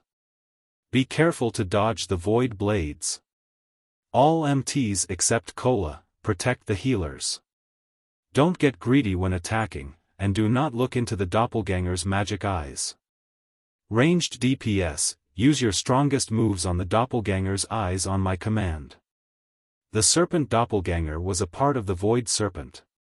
If they killed the doppelganger, the real Void Serpent would take a corresponding amount of damage. However, if they did not kill the doppelganger within a set time, the doppelganger would automatically disappear and heal the Void Serpent for a considerable amount of HP. They needed to kill the doppelganger immediately, or the Void Serpent would chip away at the team until they were all dead. Meanwhile, the serpent doppelganger's power wasn't its strength, but its passive skill, Void Magic Eyes. Players would be briefly paralyzed if they looked directly into the doppelganger's eyes.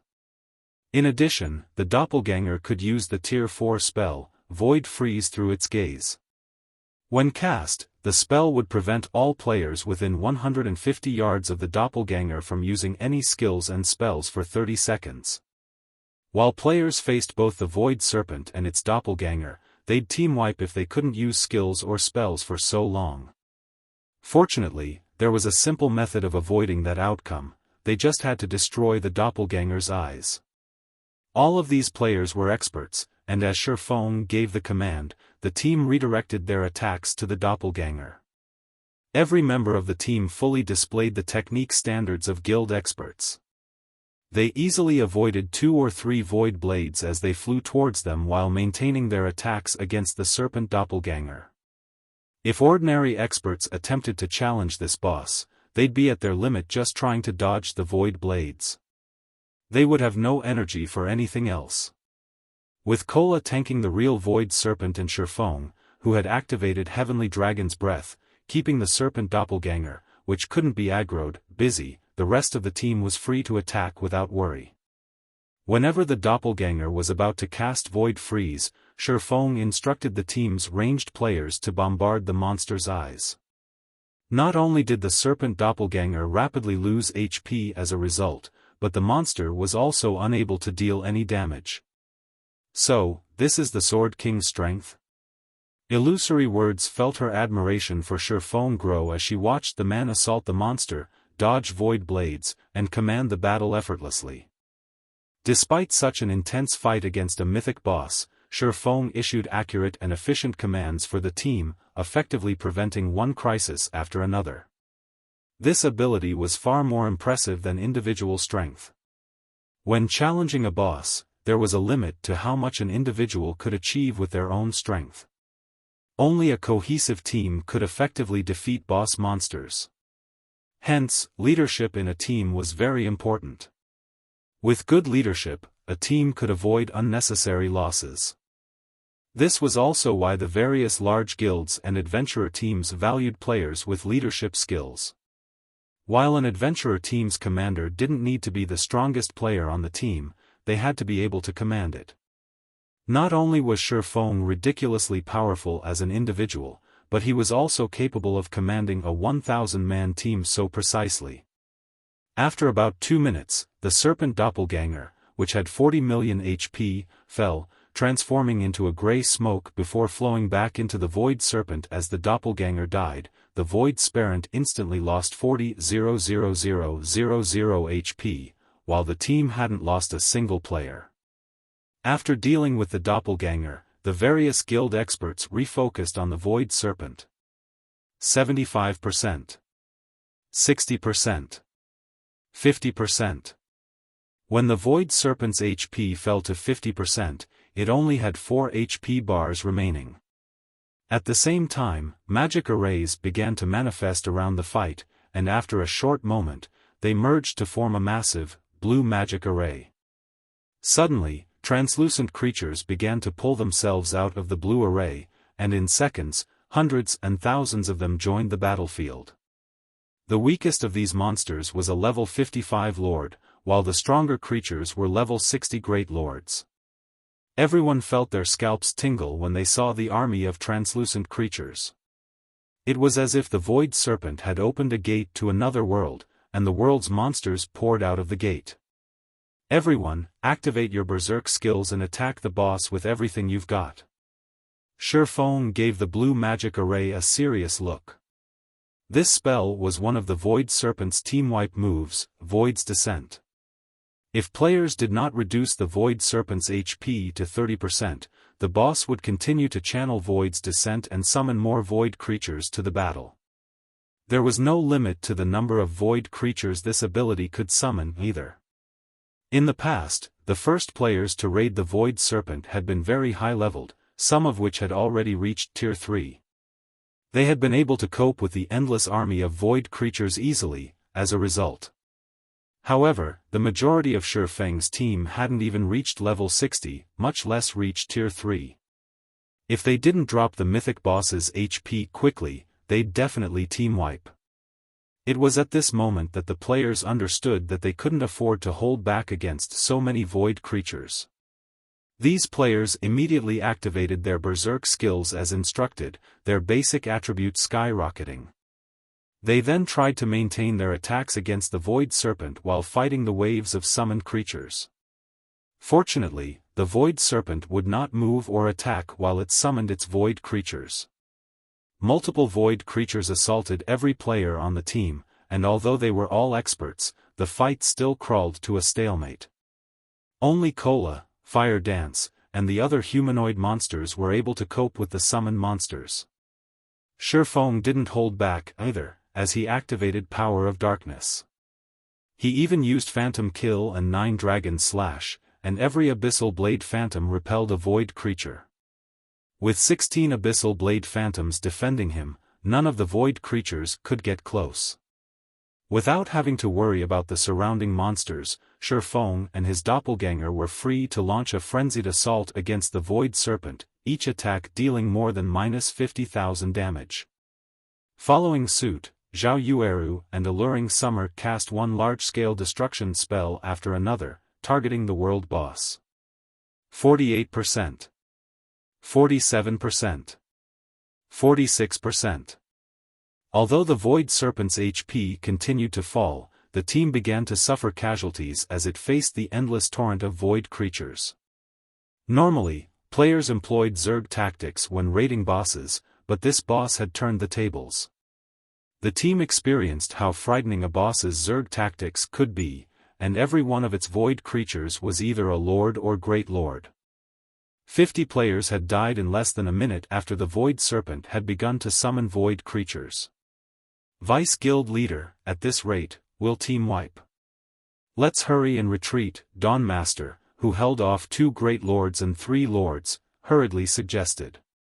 Although they held on, that would change as more void creatures joined the battle. Sure enough, a world boss is too much for current players. Illusory Words frowned as less than 800 members of the team remained standing. Crimson Emperor had already suffered over 30 casualties, and most of the survivors' HP constantly danced in and out of the danger zone. The team's healers simply couldn't keep up. Everyone, retreat. When they heard Illusory Words' command, Crimson Emperor's experts breathed a sigh of relief. They immediately formed a defensive circle and carved a path out of the battlefield. Once they had distanced themselves from the world boss, they used instantaneous movement magic scrolls, fleeing from the cavern. Now, only Zero Wings and Unyielding Souls members remained to face the Void Serpent. Meanwhile, the boss still had 39% of its HP remaining. Seeing this, Long Soul and Hunting Blade grew nervous, thoughts of urging Unyielding Heart to give the command to retreat surfacing. However, when Unyielding Heart saw that Xiaofan hold fast, he, too, chose to persist. Team members continued to fall. 650 people. 600 people. 500 people. Break. When less than 400 players alive on the team, Xiaofan and his doppelganger used Flame Burst simultaneously. One after another, damages exceeding -400,000 appeared above the Void Serpent's head. By the time Xiaofan and his doppelganger finished their attacks, the Void Serpent's HP fell to 30%. As it did, the mythic monster stopped channeling its spell. The blue magic array vanished, and the summoned void creatures disintegrated into ash. Foolish mortals, you will know despair. The Void Serpent lowered its head to look at the players before it, anger apparent in its gaze. The Void Serpent then spread its jaws and sucked in the void creature's ashes. The translucent Void Serpent then slowly transformed into a creature of flesh and blood, expanding and growing larger. Sharp bones jutted out along its spine, and after a short moment, the Void Serpent transformed into a gigantic, pitch-black beast, exuding turbid gas that filled the cavern. Roar! With a roar, the cavern began to tremble, shaking debris from the ceiling. This boss can grow even stronger? Long Soul felt true despair as he stared at the mountain-sized Void Serpent. Even Unyielding Heart felt discouraged. Now the team had used up their berserk skills, how could they continue to fight the strengthened Void Serpent? It's finally in its complete state. Xiaofan felt an intense pressure from the Void Serpent. It seems that we don't need to hold back anymore. Kola, unleash your combat power. When Kola heard Xiaofan's order, all of his worry about the world boss vanished. Now, only excitement and joy drove him. Leave it to me, guild leader. Kola grinned at the Void Serpent. He then charged at the monster without hesitation.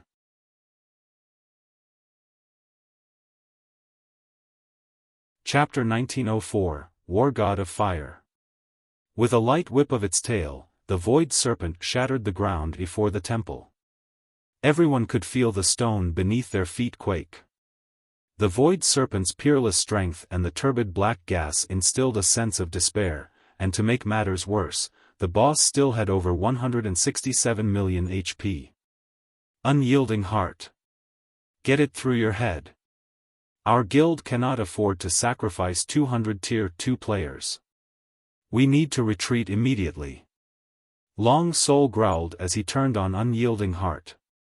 At this point, the raid's outcome was clear. They had struggled against the Void Serpent when they had still had 1,000 Tier 2 players, but now, not only had the mythic monster grown stronger, but the team also had less than 400 players remaining. With so few players, finishing this raid was impossible. Moreover, Unyielding Soul had already lost close to 100 players, a severe blow to the guild. This wasn't a dungeon. If players died, they would lose a full level. Even if the healers resurrected them and reduced their death penalties, the loss would still be painful. Everyone, retreat. We cannot continue this crazy farce with Zero Wing. Hunting Blade, who stood beside the Void Serpent, commanded through the guild chat. Although Unyielding Heart was one of the guild's vice-guild leaders, he couldn't let the man risk the guild's future. However, as Unyielding Soul's members prepared to follow the order, Kola charged at the Void Serpent. The Guardian Knight showed no intentions of working with his companions to stop the world boss. Has he lost his mind? He's actually charging at the boss? Hunting Blade could not help but watch Kola in astonishment. While he acknowledged that Kola's attributes were frightening, without a berserk skill, the Guardian Knight had no hope of stopping the Void Serpent by himself. When the Void Serpent noticed Kola's approach, it squinted its amber eyes and swept its now scaly tail at the Guardian Knight as if sweeping away the dust on the ground. From afar, players noticed that space seemed to twist as the tail passed, barely withstanding the Void Serpent's strength. Come! Rather than shrink back in fear, Kola dashed to meet the attack. Just before the Void Serpent's tail struck the Guardian Knight, flames emerged from Kola's form. In the blink of an eye, Kola had transformed into a charging bonfire with a 6-meter radius, leaving his teammates confused. But despite the strange development, the Void Serpent had no intentions of slowing its tail attack as it struck the moving bonfire. Pang! It stopped. Since everyone had assumed that the Void Serpent's attack would extinguish the flames, they were shocked by the true outcome of the clash. The gigantic, scaly tail had actually stopped before the humanoid torch, unable to proceed any further. The stone beneath the raging fire cracked, only stopping over 20 yards away. After the flames subsided, they revealed a 6-meter giant.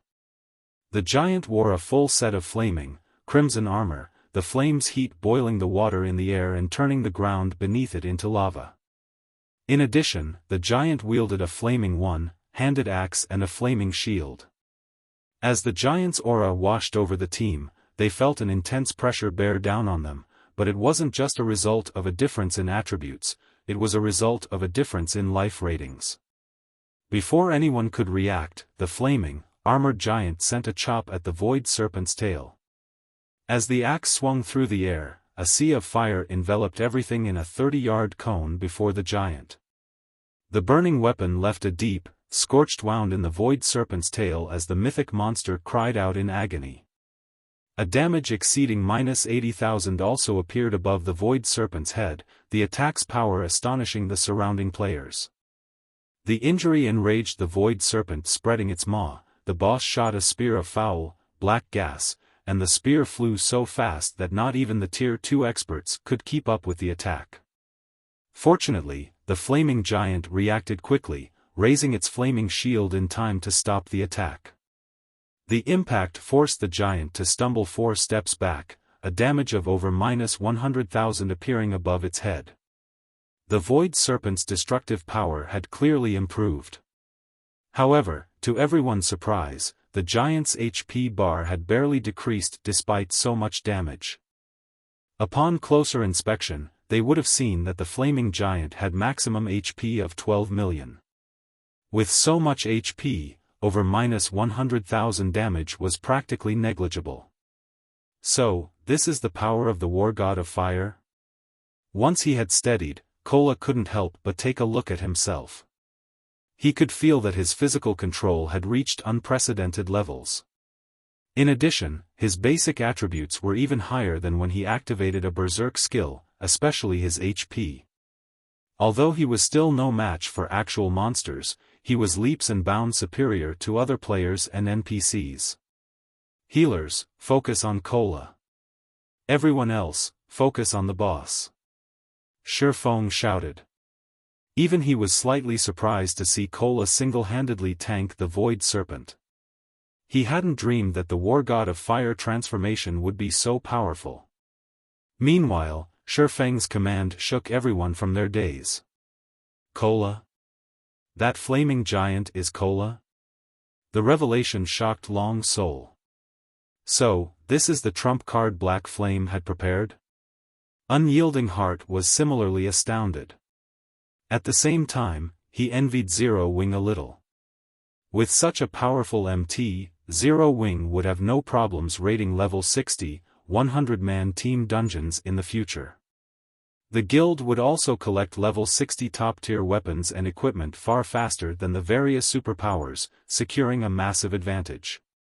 Meanwhile, Kola rendered the Void Serpent powerless thanks to his recent transformation. Although it launched a series of frenzied attacks, Kola stopped every one effortlessly. Moreover, since the mythic boss had entered its complete form, it had lost the effects of its passive skill, Void Body, and its battle recovery. From now on, all damage the boss received would be permanent. However, the Berserk Void Serpent wasn't an easy foe. From time to time, it launched AoE breath attacks, and players still had to cope with the Void Blades. The team steadily lost players. Once the situation had stabilized, Xiaofan focused on his offense. After Phantom Kill's cooldown ended, he summoned his doppelganger and used Dragon Soul, transforming his doppelganger into a black dragon. Although the doppelganger would lose its weapons and equipment after transforming, the black dragon's life rating and strength surpassed Kola's by a large margin. Most importantly, the black dragon was a level 69 monster. Each time the black dragon attacked, it devoured a large chunk of the Void Serpent's HP. 24%. 20%. 16%. When less than 300 players remained alive on the team, the Void Serpent's HP had fallen below 1 million. Seeing this, Xiaofan activated Icarus's heart, which he had reclaimed from Aqua Rose earlier. Using Instant Strike to appear before the Void Serpent, he brandished the Abyssal Blade and Killing Ray. Purgatory Pentaslash. Shadow Blade. One powerful skill after another struck the Void Serpent, devouring the final strand of HP the world boss possessed.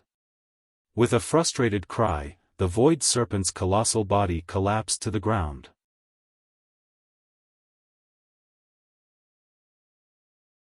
Chapter 1905, World-Class Loot. Watching the Void Serpent collapse to the ground, the players in the cavern breathed a deep sigh of relief. They had finally defeated the world boss. We did it. I nearly thought we were goners. Although all of these players were Tier 2 experts, some slid to the ground, powerless, after the battle had ended. The team had less than 300 survivors, and everyone was exhausted beyond belief. Their weapons and equipment's durability had been severely depleted, and had the battle gone on for any longer, they would have been at risk of losing the items during the fight. Moreover, the healers were nearly out of mana.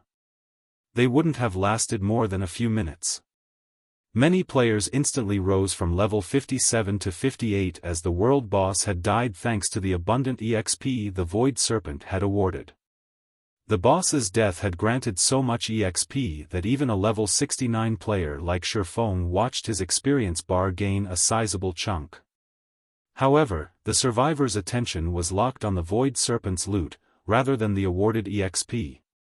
After the Void Serpent had died, it had dropped a small mountain of items, including items, materials, and 4 dazzling treasure chests. The cavern's mana passively gathered around the small mountain of items, making it obvious that the loot was quite extraordinary. Seeing this scene, the staring players couldn't help but gulp. So, this is a world boss's loot? Long Soul, who had managed to survive raid, was dumbfounded when he saw the large mound of items.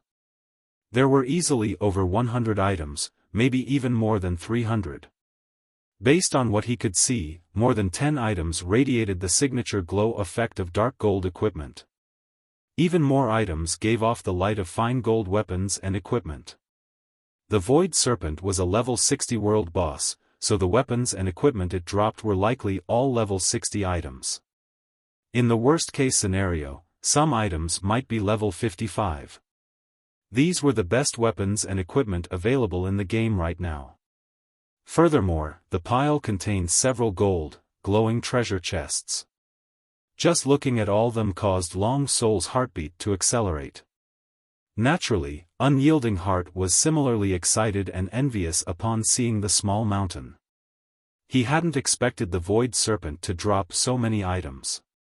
Its loot could likely boost a 100-man team's combat power by a significant margin. Of course, the Zero Wing members present stared at the loot with brightly glowing eyes. Since they had participated in the raid, they'd have priority when purchasing the items. If they purchased the items now, they wouldn't have to spend as many GCPs than if they waited until the items showed up in the guild warehouse. This loot really is frightening.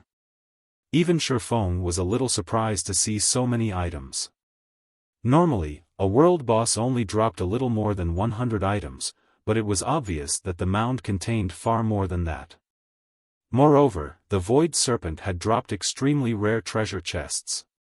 Following which, Xiaofan began to organize the boss's loot, and the surviving healers turned to resurrect the dead, reducing the slain players' death penalties.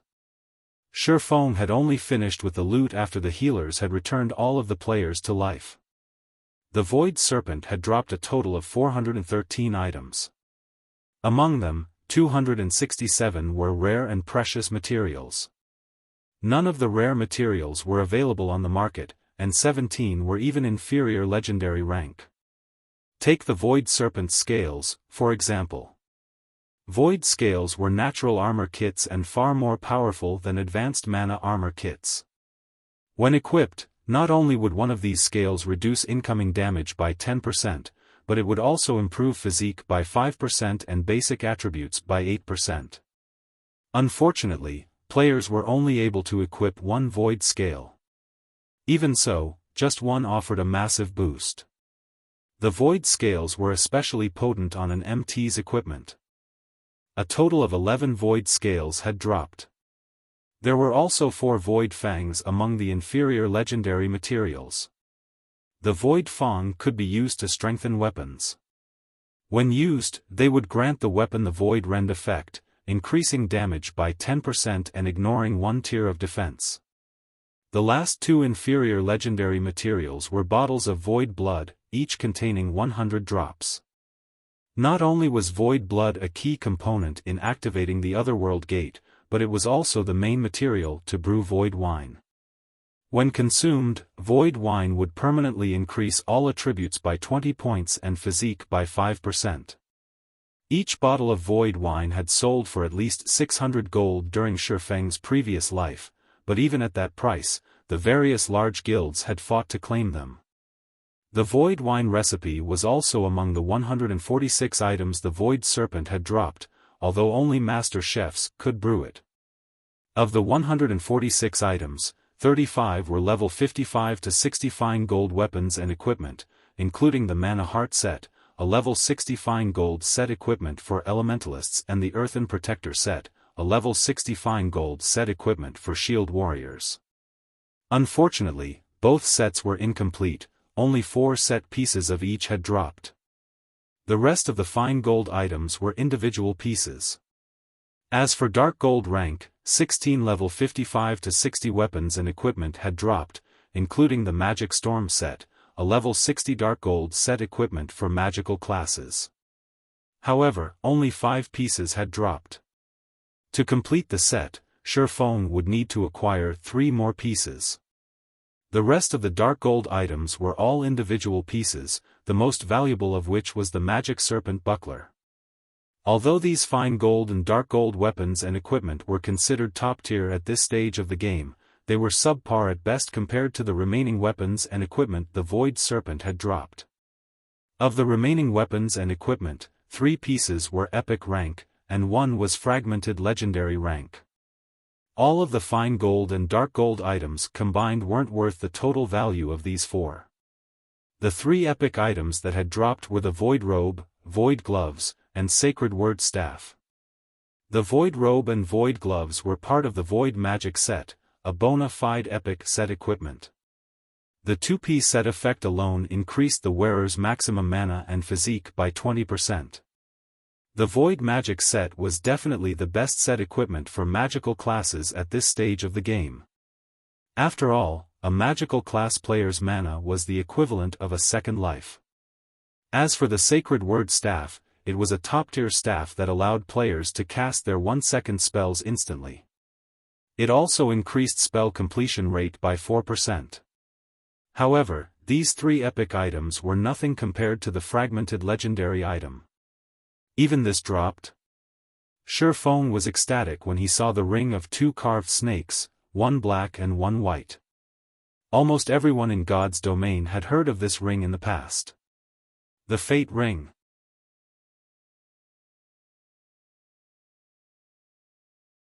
Chapter 1906, Fate Ring. Guild Leader, what is that ring? Aqua Rose, who stood nearby, asked in surprise when she saw the Fate Ring in Xiaofan's hand. She could feel the mana density around her increase drastically. After Xiaofan had stored the dropped items in his bag, the surrounding mana density had returned to normal, but the moment he had retrieved the Fate Ring, the mana density in a 20-yard radius around Xiaofan had skyrocketed. In God's domain, items that passively attracted mana were incredibly rare. Even so, she had seen quite a few. However, this was the first time she had seen an item that could increase its ambient mana density so intensely despite being inactive. Looking at it now, it seemed as if the Fate Ring was the main cause for the intense mana around the Mountain of Loot. The Fate Ring, Xiaofan said. It can help players develop until they reach the apex of God's domain. Help players develop to the apex? Aqua Rose was utterly confused. A top-tier weapon or equipment piece could significantly increase a player's combat power, and it would be a great help to the player's development, but even a fragmented legendary item's assistance would be limited. Yet, Xiaofan claimed that the ring in his hand was capable of helping players reach the game's apex. No matter how she looked at it, he had to be joking. She had been Twilight Echoes, a first-rate guild, honorary elder. Hence, she knew exactly how difficult it was for a player to reach the virtual gaming world's apex. It wasn't something someone could do by relying on 1 or 2 pieces of equipment. Furthermore, unlike other virtual reality games, the competition in God's domain was particularly intense. However, Xiaofan simply smiled at Aqua Rose's confusion. He did not bother to explain further. On its own, the Fate Ring didn't have any particular powerful effects. In fact, one might even consider it a weak item. Aside from providing some basic attributes, the ring only had one skill. Moreover, the ring's basic attribute bonuses were standard for an ordinary epic item. Even if players acquired the Fate Ring, they might be embarrassed to call it a fragmented legendary item. However, when a first-rate guild had purchased the Fate Ring at an auction during Xiaofan's previous life, its guild leader had changed his fate after equipping the ring, eventually becoming one of God's domain's top powerhouses. Even after 10 years, that guild leader had still been a godly existence. The achievement had invoked the other large guilds' jealousy, and the superpower that had sold the ring had been racked with regret. This skill was incomparably powerful. When activated, it granted players an opportunity. However, the impact of the opportunity varied. A small opportunity would most likely lead players to a piece of mysterious iron equipment that was suited to them, while a larger opportunity could lead players to a fragmented legendary item. The skill had one downside, though: using Fate Guidance had a massive cost. Each time a player wanted to use Fate Guidance, they had to expend 1 unit of 7 Luminaries crystal. Only after paying this price would the skill guide players to their opportunity. 7 Luminaries crystals were an important resource, necessary to construct one's mind space. The various large guilds treated them as peerless treasures. Nobody would sell a unit of 7 Luminaries crystal unless they had no other choice. Although the superpower that had acquired the Fate Ring had tested the ring's ability out of curiosity, it had quickly discovered that Fate Guidance was a fraudulent scam. Moreover, the scam knew no bounds. Of the 100 attempts the superpower had made, more than 90 had yielded mysterious iron weapons, equipment, and tools. The remaining attempts had led the superpower to secret silver items, and only one had led to a fine gold item. To the various large guilds, 1 unit of 7 luminaries crystal was worth more than the latest top-tier dark gold weapon or equipment piece. Gathering dark gold items was, after all, several times easier than collecting 7 luminaries crystals. No one would trade 100 units of 7 luminaries crystals for a pile of junk, so the Fate Ring had switched owners multiple times until it had been claimed by the lucky first-rate guild. That lucky guild hadn't invested a lot of 7 luminaries crystals before it had struck gold. Overall, the guild had only spent several dozen units before securing a large opportunity, which had yielded a fragmented legendary item. If given the opportunity, any power would be more than willing to trade several dozen units of 7 luminaries crystals for a fragmented legendary item. As a result, the lucky first-rate guild had proceeded to invest a lot of 7 luminaries crystals, but the guild had quickly discovered that the Fate Ring wasn't as kind as they had assumed.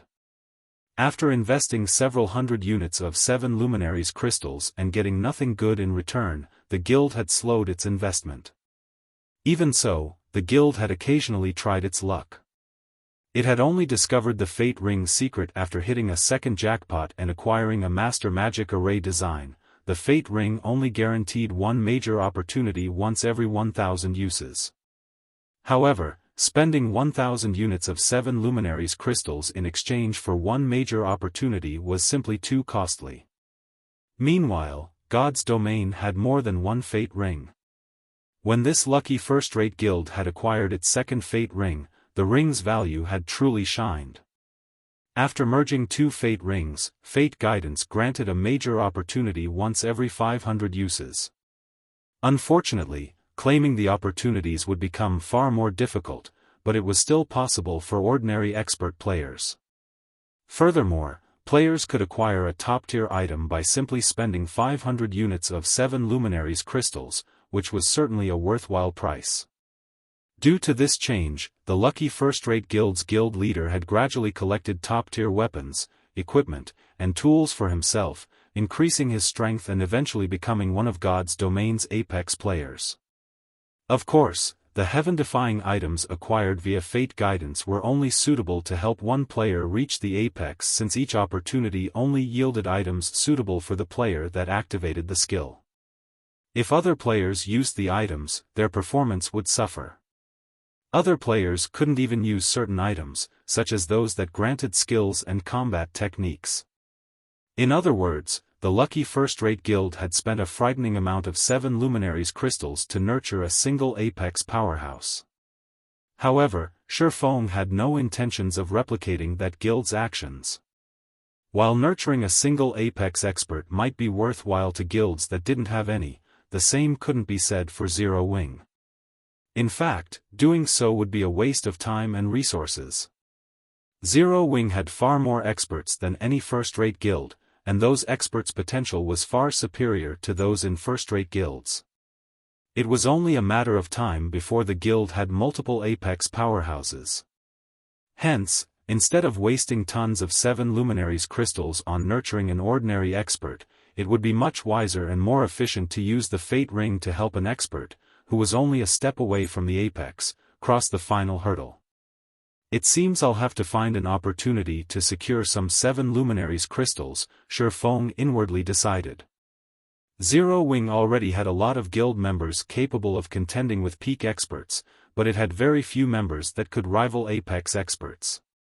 Although Shadow Sword, Turtledove, Flying Shadow, and a handful of other members of Zero Wing's main force were capable of contending with superpowers peak experts by relying on their equipment advantage, as players progressed, this advantage would shrink. If Shadow Sword and the others didn't improve their combat standards, it would only be a matter of time before others surpassed them. However, if they used Fate Guidance, they could quickly gain the combat power they needed to rival apex experts. As Xiaofan finished examining the loot, he sold 16 pieces of equipment for MTs and DPS classes, including the level 60 Dark Gold Shield, Magic Serpent Buckler. He did not, however, decide to sell the Earthen Protector set. The situation surprised Unyielding Heart. He had expected Xiaofan to refuse to sell both the Magic Serpent Buckler and the Earthen Protector set. The fact that Xiaofan had allowed him to purchase the buckler, which was even more valuable than the set equipment, was shocking. However, what Unyielding Heart did not know was that Zero Wing did not need powerful shields. Even the weakest shield. Zero Wing's 3 core MTs used was an epic shield. A level 60 Dark Gold shield was nothing in comparison. The Earthen Protector set, though, was different. Yi Wumian still wore the level 50 Magic Light set, which was weaker than the Earthen Protector set. Hence, this was a perfect opportunity for Yi Wumian to upgrade his equipment. Aside from weapons and equipment, Xiaofan had decided to sell a few Void Scales to Unyielding Heart. Upon seeing the Void Scales attributes, Long Soul's eyes went bloodshot. If given to an MT, the Void Scale would elevate the player's standards to a whole new level. In the past, Void Scales had sold for around 5,000 to 7,000 gold on the market, so Xiaofan sold them to Unyielding Heart for 10,000 gold each. With so much money, one could afford a low-quality piece of epic equipment. Although Unyielding Heart could not help but wince at the price, he still agreed to buy 3 Void Scales. Meanwhile, Xiaofang's transaction with Unyielding Heart had instantly earned him 42,000 gold. With this much money, he could rent a few more hotels and restaurants in the Sea of Trees. After Xiaofan had finished his business with the Vice Guild leader, he led the team out of the cavern. Since the cavern was isolated from the outside world, players couldn't use return scrolls while inside. Even an instantaneous movement magic scroll would only teleport players to the edge of the cavern. It would not teleport them out of it. When Illusory Words and her guild members, who had waited in the first cavern, saw Xiaofan and the others emerge, they were astonished. How did so many people get out of there?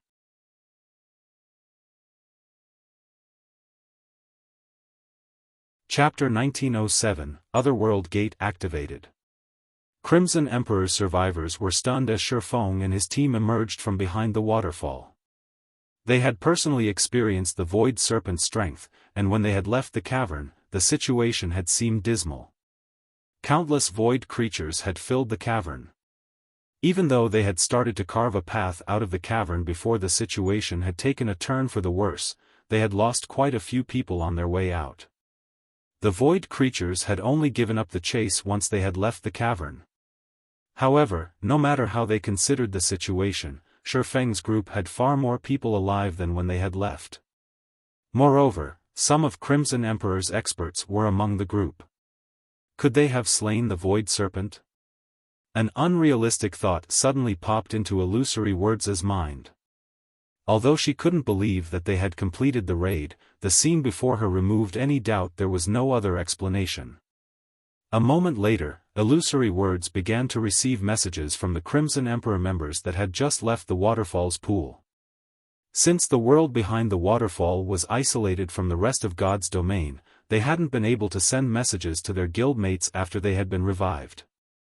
Hence, they had contacted Illusory Words the moment they had emerged, reporting the Void Serpent raid's outcome. Meanwhile, aside from the fact that Zero Wing had slain the Void Serpent, the reports mentioned the Void Serpent's loot and the fact that Zero Wing had sold quite a few items to Unyielding Soul. So, is that why Unyielding Heart was so adamant about fighting to the end? Illusory Words could not help her bitter smile as she read her subordinates' messages. Although she did not know which items Unyielding Soul had purchased from Zero Wing, the Void Serpent was a world boss. How could any of the items be poor quality? Zero Wing might not have sold the best weapons and equipment to Unyielding Soul, but even the second-rate items would be a massive harvest for the guild. At the very least, Unyielding Soul could fortify its main force's combat power. Vice Guild Leader, why don't we try to purchase some of the Void Serpent's loot from Zero Wing at a high price? We have, more or less, participated in the raid, and we suffered quite a few losses. Zero Wing will likely agree if we ask, Dawnmaster suggested softly. With how powerful the Void Serpent was, its loot would definitely be extraordinary. It might have even dropped a level 60 top-tier weapons and equipment. Any of those items would be far stronger than the weapons and equipment their guild's experts currently wore. If they could acquire some for their guild's main force, they would have a much easier time raiding the various level 60, 100-man hell mode team dungeons in the future. Forget it. Asking will likely be useless. After all, we didn't propose such a condition like unyielding heart, Illusory Word said, shaking her head. Sighing, she gave Unyielding Heart an envious look. Unyielding Heart made the right bet this time. Although she slightly regretted her earlier decision, this trip hadn't been fruitless. At the very least, she now knew that Zero Wing was not as simple as everyone assumed. Following which, Illusory Words approached Xiaofan and congratulated him and Zero Wing on their success against the world boss. After some brief pleasantries, Illusory Words shifted the conversation toward the drunken tiger meat and frozen bone soup. Guild leader Black Flame, may I know if you still have any drunken tiger meat and frozen bone soup left? If you do, Crimson Emperor is willing to purchase 1,000 of each dish at 5 gold per serving, Illusory Words offered. While she had given up on acquiring any of the Void Serpent's loot, the master dishes Xiaofan had revealed earlier were a different story. She hadn't seen master dishes like those since she had joined God's domain. Although they were not as effective as master potions, they could stack with potions. In addition, the 2 master dishes could be used to raid world bosses. This tremendously increased their usefulness. Moreover, they would make dungeon raids slightly easier. As Illusory Words finished speaking, Unyielding Heart, who still celebrated his portion of the Void Serpent's loot, snapped out of his daze and realized that he had forgotten about the 2 master dishes. Guild leader Black Flame, if you still have any of those master dishes remaining, Unyielding Soul will also purchase 1,000 of each dish at 5 gold per serving. Unyielding Heart hurriedly said. Hearing the 2 vice guild leaders' interest in purchasing the master dishes, Xiaofan inwardly celebrated. Both the drunken tiger meat and the frozen bone soup cost a little over 1 gold to make. Moreover, both had a 100% production success rate. Selling the dishes to the 2 super first-rate guilds would earn plenty of profits. I don't have any more of the master dishes on me, but if you 2 want them, I can get some for you. However, it'll take some time for me to gather the requested amounts. May I know if you 2 are willing to wait? Xiaofan asked. The 2 dishes required a lot of time to make, and each guild wanted 1,000 servings of both. The order would take a few days to fulfill. That won't be a problem. I can wait as long as I can purchase them. Crimson Emperor will also pay a 5,000 gold deposit, Illusory Word said, settling the deal once she realized that it was possible. The 2 master dishes wouldn't become obsolete with time. They would work wonderfully at any point. She had worried that Xiaofan would reject her offer, but now that he had agreed, she decided to form a contract, binding the agreement as a precaution. With this, she had reaped an additional benefit from her trip here. Meanwhile, Unyielding Heart chose to do the same, binding the agreement with Xiaofan and paying a 5,000 gold deposit. Naturally, Xiaofan was more than willing to play along with the 2 vice guild leaders. After signing the contracts, an additional 10,000 filled Xiaofan's pockets. With this, he had made a total of 52,000 gold from this single boss raid. If the various first-rate guilds knew about this, their envy would drive them mad. After all, current first-rate guilds were fortunate if they even had 30,000 gold in liquid funds. Following which, Unyielding Soul and Crimson Emperor's members used return scrolls and returned to the Dark Knight Empire. Meanwhile, Xiaofan had Zero Wing's members return to Zero Wing City to rest. As for Xiaofan, he used the 7 Luminaries ring to teleport to the Million Forest, which happened to be the Emerald Dryad's territory. The Million Forest was a dangerous location to almost all players due to the area's large dryad population. If a player encountered a single dryad, it would immediately call for reinforcements, and a large number of the creatures would quickly gather. Moreover, this cycle would continue. Once a certain number of dryads had gathered, it would attract the Emerald Dryad's attention. Hence, very few players were willing to adventure in the Million Forest. Xiaofan, however, had teleported directly to the heart of the Million Forest. Great Lord-ranked dryads wandered all over the area. If Xiaofan hadn't been level 69 and used an isolation scroll before he had teleported, the level 55+ monsters would have discovered him. This should be the place. It didn't take Xiaofan long to discover a grass-covered, dilapidated magic array within the forest. The array seemed blurry, and if not for the massive stone pillars around it, he would have had a hard time finding the magic array. This was the teleportation array that led to the Otherworld gate. To revitalize the teleportation array, one needed a full bottle of void blood. Immediately, Xiaofan walked to the center of the teleportation array and retrieved a bottle of void blood from his bag. After removing the cap, he emptied the bottle's contents onto the magic array center. As void blood flowed into the magic array, it seemed to revive, rapidly gathering the ambient mana. The magic array seemed to absorb mana from farther away as time passed, and eventually, it drew mana from throughout the Million Forest, making the area's dryads tremble with fear. After 3 minutes, a towering pillar of crimson light shot forth from the center of the Million Forest, visible from the surrounding maps. The players grinding in the nearby maps couldn't help but turn to look at the light pillar, overwhelmed by their curiosity as they started to move towards it. Shortly after these players began to travel towards the light pillar, a series of system notifications rang in every player's ears in Starmoon Kingdom.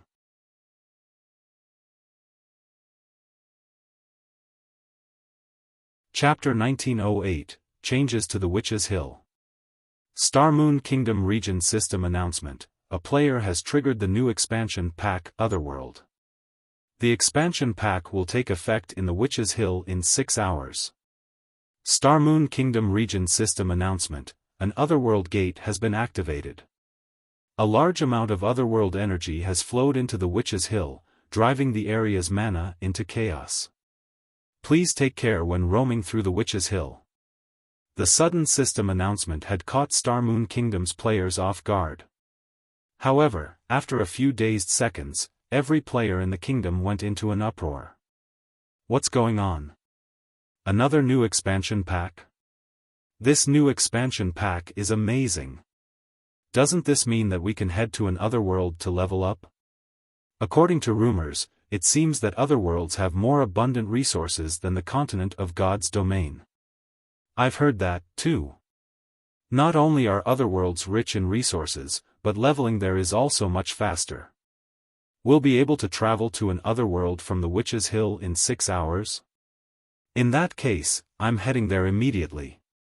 The large guilds have already monopolized every high-resource map. Independent players like us can't even earn enough money to afford the latest equipment. The moment they heard the system announcement, independent players and adventurer teams began to swarm towards the Witch's Hill. As the number of resource maps in Starmoon Kingdom dwindled as players reached higher levels, there were fewer opportunities for independent players to earn money. Now that a completely new map, one not owned by any guild, had appeared, this was a golden opportunity for independent players. As players reached higher levels, money would become an increasingly larger problem. Although players continued to earn more money each day, they had higher expenditures. Take weapons and equipment, for example. After level 50, the drop rate for top-tier weapons and equipment had decreased drastically. Even ordinary weapons and equipment drop rates had been affected. This caused the prices for level 50+ weapons and equipment to skyrocket. This was also the case for repair fees. Moreover, as high-level resource maps were so far from NPC cities, teleportation fees had increased. High-level resource maps also had harsh environments, so players had to prepare appropriate weapons, equipment, tools, and potions if they wanted to grind effectively in these areas. And everything cost money. As God's domain continued to develop as a game, it provided a wider variety of services for players to enjoy, as well. After a hard day of work, many players sought food, beverages, and all sorts of entertainment. There were also the fees to learn skills and spells, and applying for a promotion quest was expensive. Now that a new opportunity to make money had arisen, how could anyone miss it? Naturally, Star Moon Kingdom's various large guilds had called their upper echelons for a meeting the moment they had learned of the Otherworld Gate. A path to an Otherworld? This is a perfect chance for our guild. I've heard that the players and guilds in the Black Dragon Empire have made a fortune due to the path to the Ice Crystal World. We have to monopolize this Otherworld's resources before the other guilds. But the Witch's Hill is Zero Wing's territory. If we try to set up in the Otherworld, I'm afraid that. What's there to be afraid of? Now that Star Moon Kingdom has its own Otherworld, the kingdom's guilds are going to swarm to it. Can Zero Wing hope to stop so many guilds? Although, you have reminded me of something. Start raising funds right now and figure out a way to build a town in the Witch's Hill. After the various large guilds had found out about the Otherworld Gate, they dispatched exploration teams to test the waters. They also gathered resources to construct their own towns in the Witch's Hill. Even a fool could tell that a large number of players would flood the map now that an Otherworld Gate had appeared, and all of those players were potential income sources. If they could construct a guild town in the Witch's Hill, they could definitely make a ton of money.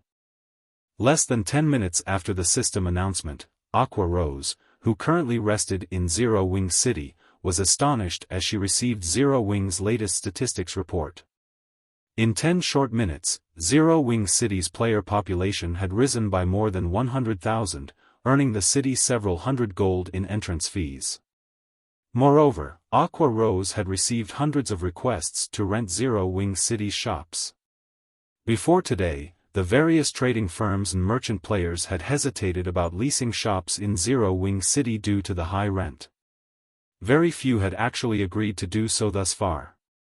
Without certain guarantees, earning back the cost would be almost impossible, yet several hundred people had just petitioned to lease the buildings. And this wasn't the most surprising part. Several dozen real-world corporations and companies had contacted the guild to purchase virtual storefronts in Zero Wing City. Moreover, these companies and corporations had offered astronomical sums of money, even enough to tempt Aqua Rose. Despite the fact that Zero Wing was now a very large guild, it severely lacked credits. Normally, the guild only earned credits by selling weapons and equipment or completing difficult commissions. It usually avoided exchanging coins and materials for credits since it was such an unwise move.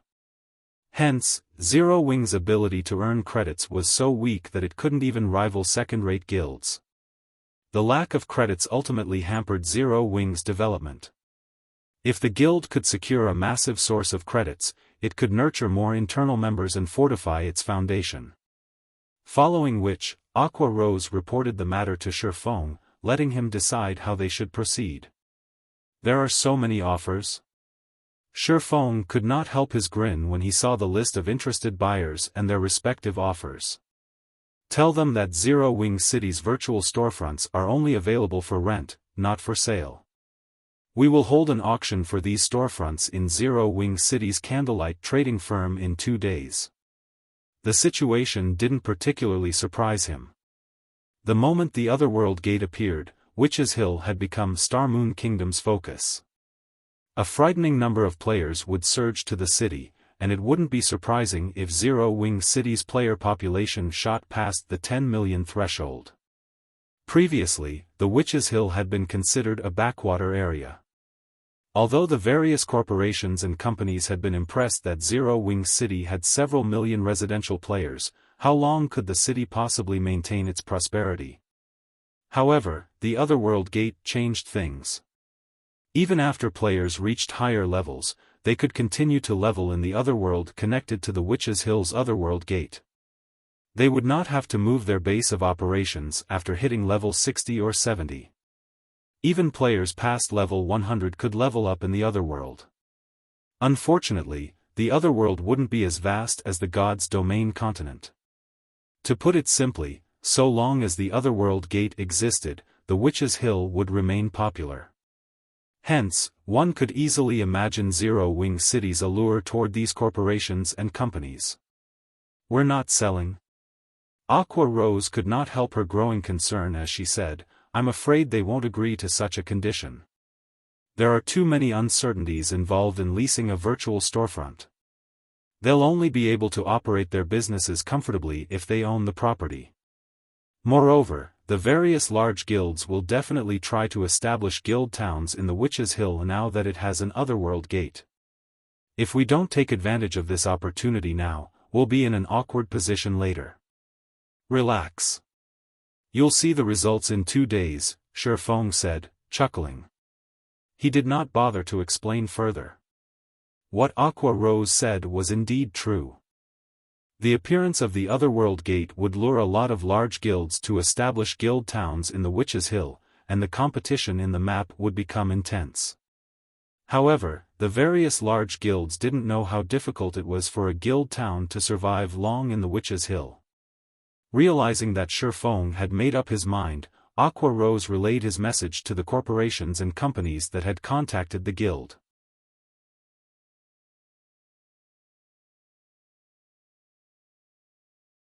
Chapter 1909, Witch's Sin, Only for Rent? How fraudulent.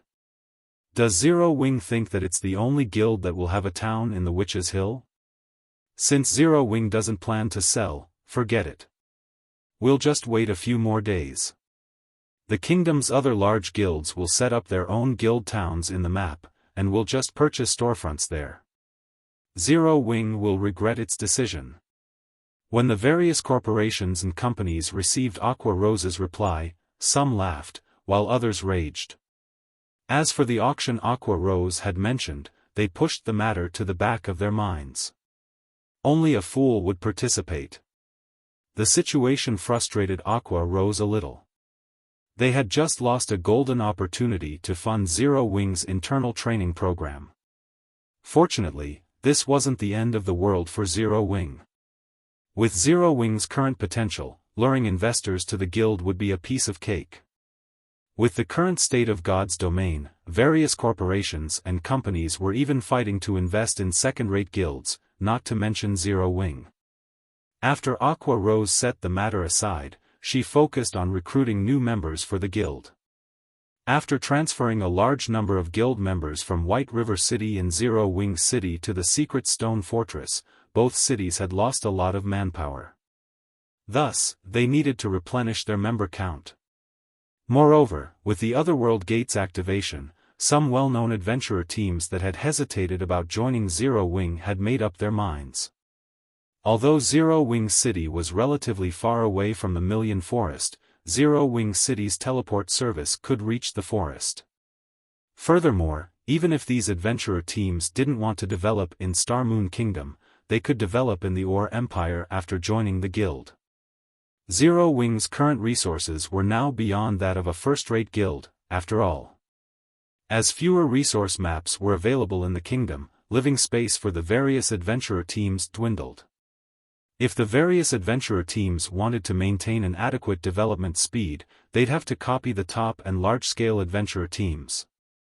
They would have to venture to remote and dangerous maps to level and acquire resources. However, this wasn't an easy task. Like the guilds, God's Domain's adventurer teams faced fierce competition. In fact, the intensity of the competition between adventurer teams was no less than the competition between guilds. Only, the scale was not as large. Hence, if the well-known adventurer teams, which had already reached a bottleneck in their development, wished to grow their strength, joining a powerful guild was a wise move.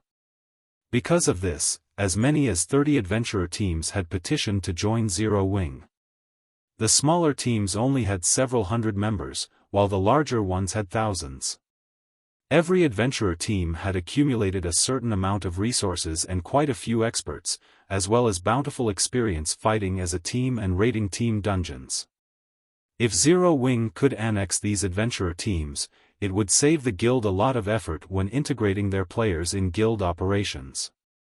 Elsewhere, Xiaofan spent one magic crystal to activate the teleportation array leading to the Otherworld gate. He was then teleported to a massive, dark cavern. Within the cavern, he found a ruined town. A gigantic set of doors had been erected inside this ruined town. There was a small gap between the pitch-black, stone doors, and a turbid mist seeped out and filled the cavern. As Xiaofan encountered the mist, he felt his 5 senses dull. He had been able to see up to 50 yards away, but now, he could only see a dozen or so yards past his nose. Both his mind and his body felt lethargic. Sure enough, this primordial gas is as powerful as always. Xiaofan revealed a bitter smile after trying to move his body a little. It seems that this gas is still too much for Tier 2 players. The Witch's Hill's Otherworld had once been a part of the gods' domain continent, severed by the gods during ancient times. Humans had been weak then, one of the most ordinary races among the many that had lived on the continent. God's domain had been chaotic then, its environment too harsh for humankind. However, after a catastrophic war between the gods, the continent of God's domain had been divided into various sections, thoroughly changing the environment. It was no longer as chaotic or violent. As a result, the human race had gradually grown stronger. But even to this day, certain sections retained their harsh environments. Meanwhile, the turbid gas flowing out of the Otherworld gate was none other than primordial gas. When Xiaofan had first entered the Otherworld gate, he had already Tier 3, so the primordial gas hadn't significantly affected him. This time, however, he could feel the gas's negative effects. His combat power had just decreased by roughly 30%. The primordial gas affected more than just his reaction speed and senses, even his physique had considerably weakened. Xiaofan now, more or less, understood why only Tier 2 and higher players were allowed through the Otherworld gate. Only a small trace of primordial gas leaked out of the Otherworld gate, yet its effect on a Tier 2 player like him was so powerful. If players entered the Otherworld, filled with primordial gas, its effect would be absolutely terrifying. Not only did the primordial gas suppress players, but it also created a perfect environment for monsters to thrive. The primordial gas drastically increased monsters' combat power, and once the Otherworld gate opened fully, the gas would spread throughout the Witch's Hill. The area would become chaotic and violent, which was why only 4 guild towns had survived in Xiaofang's previous life, despite so many guilds establishing guild towns. The towns hadn't fallen because of the various first-rate guilds suppressing its weaker counterparts, but because the second- and third-rate guilds hadn't been able to fend off the monsters that had assaulted their towns at night. As Xiaofan prepared to enter the ruined town, a wizened, dignified voice reached his ears. "Young adventurer, are you the one who activated the teleportation array I had left behind?" When Xiaofan turned around to the origin of this voice, he discovered an old woman in black robes and carrying a wooden staff. This woman was none other than the Otherworld Gate's guardian. She was also a legendary existence in God's domain. The Jealous Witch. Xiaofan had only thought of the Jealous Witch as an incredibly powerful, Tier 5 NPC during his previous life, but after learning about demigods, Xiaofan concluded that this NPC was one such being. She was only a step short of becoming a Tier 6 god and was one of the strongest NPCs on the continent of God's domain right now. "Yes, esteemed Lady Witch." Xiaofan nodded. He did not dare to hide information from the Jealous Witch. She was known for being unpredictable. Sometimes, she would help slaughter the dark forces, but other times, she would casually massacre tens of thousands of innocent humans. Her behavior had frustrated God's domain's human population. The Jealous Witch maintained her unpredictable behavior towards players. There had been instances in the past when she had exterminated players she had encountered. When those players had died by her hand, their accounts had been so crippled that their only option of maintaining a career in God's domain had required a new account. After dozens of these incidents, players had learned to fear the jealous witch in the Witch's Hill and did their best to avoid her. Meanwhile, Xiaofan had visited this ruined town despite knowing that the jealous witch would be here to pick up an important epic quest. If he could complete the quest, he could obtain the rumored advanced field magic array, Void Field. Field magic arrays were insanely rare among magic arrays, and if not for the chance to obtain one, he wouldn't have risked meeting the jealous witch. Excellent. Since you have opened this origin of sins, I'll give you a quest. Go and collect 200,000 magic crystals for me within 7 days. If you fail, you and all of Starmoon Kingdom will perish, the jealous witch announced. Alright, you can leave now. Remember, you only have 7 days. With a wave of the jealous witch's hand, a bright flash blinded Xiaofan. By the time Xiaofang's vision recovered, he noticed that he had returned to the Million Forest. System, congratulations. You have accepted the inferior legendary quest, Witch's Sin. Quest content: collect 200,000 magic crystals in 7 days. Rewards unknown.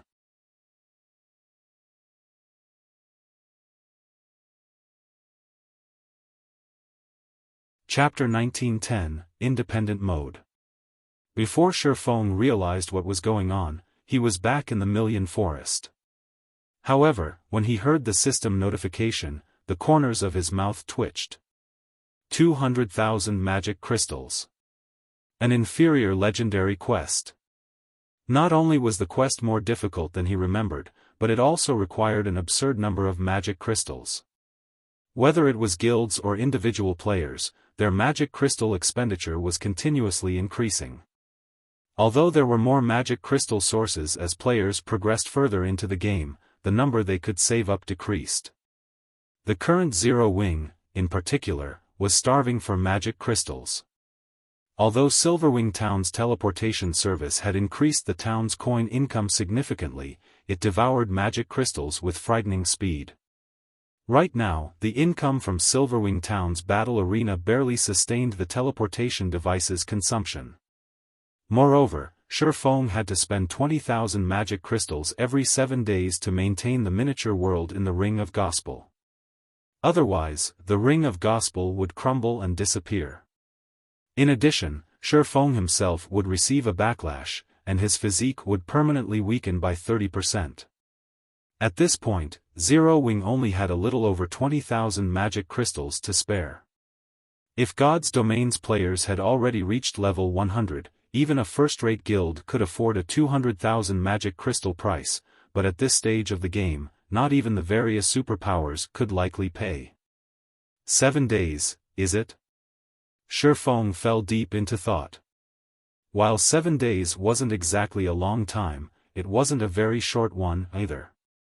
If he sold some hell tanks to Unyielding Heart, Phoenix Rain, and Illusory Words, he should be able to gather so many magic crystals in time. However, doing so would rob Zero Wing of its monopoly over the hell tanks. Moreover, nobody could guarantee that these hell tanks wouldn't fall into the hands of Zero Wing's enemies. Yet, if he did not sell them, he would have an extremely difficult time collecting 200,000 magic crystals in 7 days. It seems I'll have to take down Comma Island right now. No matter how Xiaofan thought about it, the only reliable method he could think of was acquiring Comma Island's manatite vein. The other options were too risky. Some options even had the potential of disrupting Zero Wing's future development. Although they had accidentally discovered a source fire vein in the Flame Demon's Valley, its environment was too harsh for players to endure long-term. Aqua Rose and Melancholic Smile hadn't even finished the preparations to send people to the mine. Even if they could send people, they wouldn't be able to send many. After all, fire resistance equipment capable of allowing ordinary players to survive in the scorching environment was simply too rare. It was impossible to equip many players adequately. The manatite vein on Comma Island was much safer. Players could survive there so long as they had some darkness resistance. The problem could easily be dealt with via a darkness resistance potion. Furthermore, the area's low mana density wouldn't affect the mining player's performance. Thinking up to this point, Xiaofan pulled the Abyss pendant from his bag and used Abyss teleport. He planned to rent a few more hotels and restaurants in the Sea of Trees before setting off for Kama Island. Meanwhile, inside the Evil God's branch temple in ancient Rock City, several dozen Great Lord-ranked evil beasts had been locked in a cave filled with bloodlust. They constantly fought, tearing each other apart, and the surviving evil beasts would devour any of their comrades that died. After fighting several minutes, only half of the several dozen Great Lords remained alive. One of the evil beasts, which had just finished cannibalizing another, began to transform, its muscles rapidly expanding. The evil energy it radiated grew denser, and after several seconds, the evil beast had become nearly 20% larger than the other monsters in the cave. This bloodlust crystal dark soul scent is quite impressive. It can actually increase the evolution success rate to Great Lord rank by 15%. After glancing at the evolving evil beast, Beast Emperor turned his attention to the crystal, which emitted its own bloodlust, in his hand with a soft smile. The partnership between the Evil God's temple and Dark Soul had been far more effective than he had expected. He had thought that Dark Soul would be useful for acquiring materials and sacrificial players for Dust Edge at most. He hadn't expected the Alliance to acquire such a lively bloodlust crystal. As of late, his evil beast army had recovered plenty of its lost combat power. Although bloodlust crystals could only help evil beasts evolve to the Grand Lord rank, he now had far more Grand Lords under his command, and it would reduce the difficulty of nurturing mythic evil beasts. As long as he had enough mythic evil beasts, he could destroy Silverwing Town, even without Dark Soul and Blackwater's assistance. As Beast Emperor rejoiced over his newest Grand Lord-ranked evil beast, a tall, robust berserker with a giant axe across his back entered the cave. This was none other than Wind Hunter. "Boss, we've just received news from Starmoon Kingdom. For some reason, an Otherworld gate has appeared in the Witch's Hill. The gate allows passage to an Otherworld. Because of this development, a large number of players have swarmed to Zero Wing City. Some of the guilds in neighboring kingdoms and empires have also started to make their move," Wind Hunter reported with a grim expression. "Not only will this incident earn Zero Wing a small fortune, but based on our reports, over 20 well-known adventurer teams have also shown signs of merging with the guild. Should we send Dark Soul to eliminate a few of these teams and teach the public about the consequences of relying on Zero Wing? Well-known adventurer teams are joining Zero Wing?" Beast Emperor revealed a faint smile. "There's no need to involve Dark Soul. I recall that Dust Edge has conducted another evil dragonification experiment, correct? Take him to Zero Wing City to test out his new toy on the adventurer teams. We'll use this opportunity to warn those teams and ensure that they understand who is strongest in this war." "Understood. I'll ensure that these adventurer teams won't dare to set foot in Zero Wing City ever again," Wind Hunter said excitedly. He had seen the evil dragons Dust Edge produced. Although the creatures were incomplete, their combat power was astonishing. He didn't dare to imagine how powerful the complete evil dragons would be. As long as Dust Edge's experiments succeeded, the Evil God's temple could expand its territory. Moreover, it would be able to do so boldly and without fear. "Good. Get it done quickly. Don't let the kingdom's army capture you." Beast Emperor nodded. "Boss, rest assured, by the time the kingdom's army arrives, the adventurer teams will be long dead," Wind Hunter said, licking his lips in anticipation. After Wind Hunter left, Beast Emperor proceeded to release a new batch of Great Lord-ranked evil beasts into the caver, starting another round of slaughter. Meanwhile, in Starmoon Kingdom's Zero Wing City, after spending 50,000 gold to rent another 15 hotels and restaurants in the Sea of Trees, Xiaofan used a guild transfer scroll and returned to the guild residence in Zero Wing City. When he arrived, Xiaofan left for the candlelight trading firm to prepare for his trip to Kama Island. However, as he reached the street outside of the residence, he was stunned by what he saw. The previously desolate central district was now crowded with players, many of which were members of the various large guilds.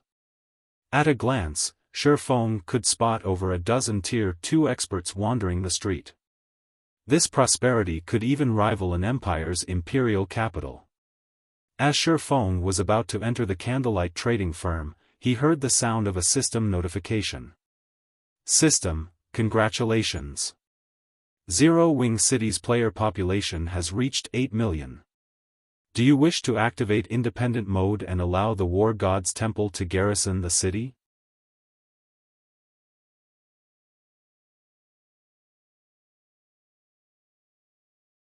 Chapter 1911, War God's Temple garrisons in Zero Wing City. The city's development sure is fast. Xiaofan could not help his elation when he heard the system notification. He had thought that Zero Wing City would need another 1 or 2 days to reach a player population of 8 million, even with the Otherworld gate, but only a few after the gate's activation had been announced, Zero Wing City had hit the mark. In God's domain, any guild city with a player population of 8 million would activate the independent mode. When this so-called independent mode activated, the city's NPCs would be liberated, allowing other NPC forces to intervene in the city's affairs. The buildings these NPC forces set up in the guild city wouldn't be subjected to players' management, which meant that these NPC forces took responsibility for their establishment's security, stationing their own guards. Although players would lose management rights over a portion of their guild city after activating independent mode, it would increase the city's security and convenience. The War God's Temple, for example, was one of the strongest NPC forces on the continent of God's domain. It had a branch in every NPC city. Once a guild city had a player population of 8 million, the War God's Temple could no longer ignore it. Thus, the War God's Temple had decided to garrison in Zero Wing City. Xiaofan immediately agreed to activate independent mode, allowing the various NPC forces to enter Zero Wing City. After Xiaofan agreed, Zero Wing City's layout appeared before him. The system requested that he select an area for the War God's Temple. The selected area had to be within the city's central district, and there was a strict size requirement. Fortunately, the War God's Temple would foot the construction fees. Since the War God's Temple had decided to garrison in Zero Wing City, the guild also acquired 10 bronze-ranked War God emblems. Players couldn't use the emblems as they were meant for NPC soldiers, and they increased the NPC's attributes and physique by 30% when worn. After Xiaofan dealt with the War God's Temple, a towering building suddenly manifested in Zero Wing City's central district, attracting the attention of nearby players. Isn't that the War God's Temple? What's going on? The War God's Temple has garrisoned in Zero Wing City? Amazing! Zero Wing has actually lured in the War God's Temple? This is wonderful. I won't have to head to NPC cities to turn in the temple's quests anymore. Everyone was greatly shocked and they saw the towering War God's Temple. Almost every player in the game knew about the War God's Temple. Normally, players would visit the temple when they planned to pick up a quest. One reason for this was the items the War God's Temple offered for purchase. Raising their status with the temple was another reason. Now that the War God's Temple occupied Zero Wing City, it would save players plenty of trouble when trying to pick up or turn in quests related to the temple. Commander, look! That's the War God's Temple. Zero Wing really is amazing. With this, Zero Wing City's position in the Star Moon Kingdom has become even more stable. In addition, Zero Wing City is incredibly popular in the kingdom. With such potential and power, we'll grow a lot stronger if our unbounded adventurer team joins Zero Wing, a male swordsman in silver armor exclaimed to the scholarly, middle-aged man beside him. Zero Wing's development is indeed frightening. Despite starting without any support or background, it has become Star Moon Kingdom's #1 guild in such a short time. Now, it has even developed Zero Wing City to such a degree. It's no wonder why the various superpowers have started to pay attention to the guild, the middle-aged man said, gazing at the war god's temple in admiration. As these two men conversed, several experts couldn't help but glance at them as they passed. These two men were simply too eye-catching. One of them was a level 56, Tier 2 swordsman, while the other was a level 57, Tier 2 berserker. They would definitely be considered peak experts in first-rate guilds. However, to everyone's surprise, neither player wore a guild emblem. This meant that there was a high chance that these two were independent players. It was extremely difficult for independent players to grow so powerful at this stage of the game, and the amount of effort they must have put in was far more than the various large guilds' Tier 2 experts. "Commander, do you think Zero Wing will refuse our request this time?" the swordsman asked worriedly. "I'm not sure," the scholarly middle-aged man said, shaking his head. "But Unbounded is still a well-known adventurer team in the Purple Thorns Kingdom. Not only do we have nearly 1,000 members, but we also have several plots of land in the kingdom's important cities. I don't think Zero Wing will refuse our request." Before he had arrived in Zero Wing City, he had been fully confident in his adventurer team's chances of joining the guild, but once he had arrived in the city, he had realized that he had severely underestimated Zero Wing. However, after arriving in Zero Wing City, he realized that he had been severely underestimating the current Zero Wing. At this point, Zero Wing City was even more prosperous than the Purple Thorns Kingdom's capital.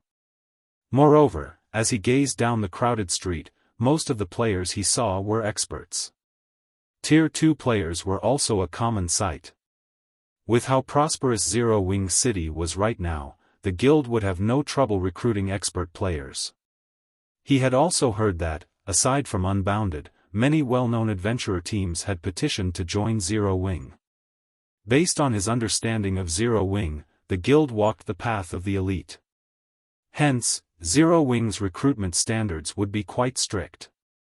Although Zero Wing was fully capable of recruiting a large number of players and strengthening the guild to a frightening degree, Zero Wing had refused to do so. Instead, it had invested more resources in a small number of elite and expert players.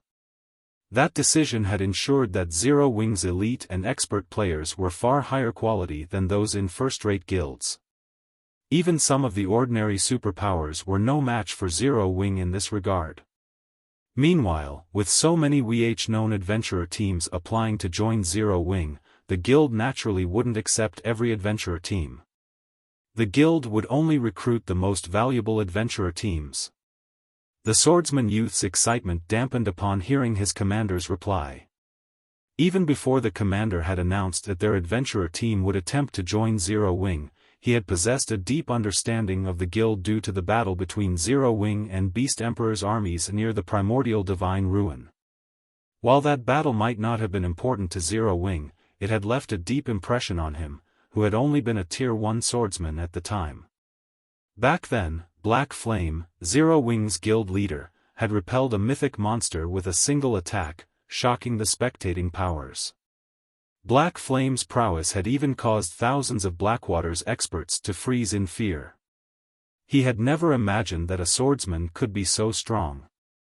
Had he not been a member of the Unbounded adventurer team back then, he might have applied to join Zero Wing. Hence, when he heard that his commander wanted Unbounded to merge with the guild, he had been overjoyed. When he heard that his commander intended to visit Zero Wing City to negotiate with the guild's upper echelons, he had been the first to apply to join his leader. Don't be so disappointed. Although Unbounded isn't a top adventurer team, it is one of the top 100 adventurer teams in the Purple Thorns Empire. Moreover, our adventurer team has as many as 4 Tier 2 players, and all 4 have cleared the hard mode class change quest. We have more of an advantage than the other teams that only challenged the normal mode quest, the middle-aged man said in consolation. Alright, we should head to Zero Wing's residence. In response, the swordsman youth nodded. Meanwhile, 2 cloaked players a short distance away stared at the men from Unbounded. Sickle, those men are 2 of your targets. Remember to make as much of a commotion as possible. We need to teach Zero Wing and the other adventurer teams a lesson. Wind Hunter said, sneering as he gestured to unbound its players. Understood. The robust man named Dark Sickle nodded, a hint of excitement flashing in his eyes.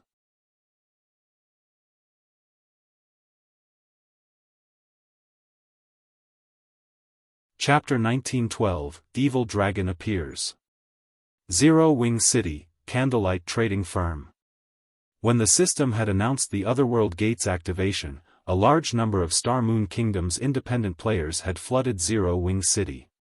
This also increased the number of players visiting the city's Candlelight Trading Firm.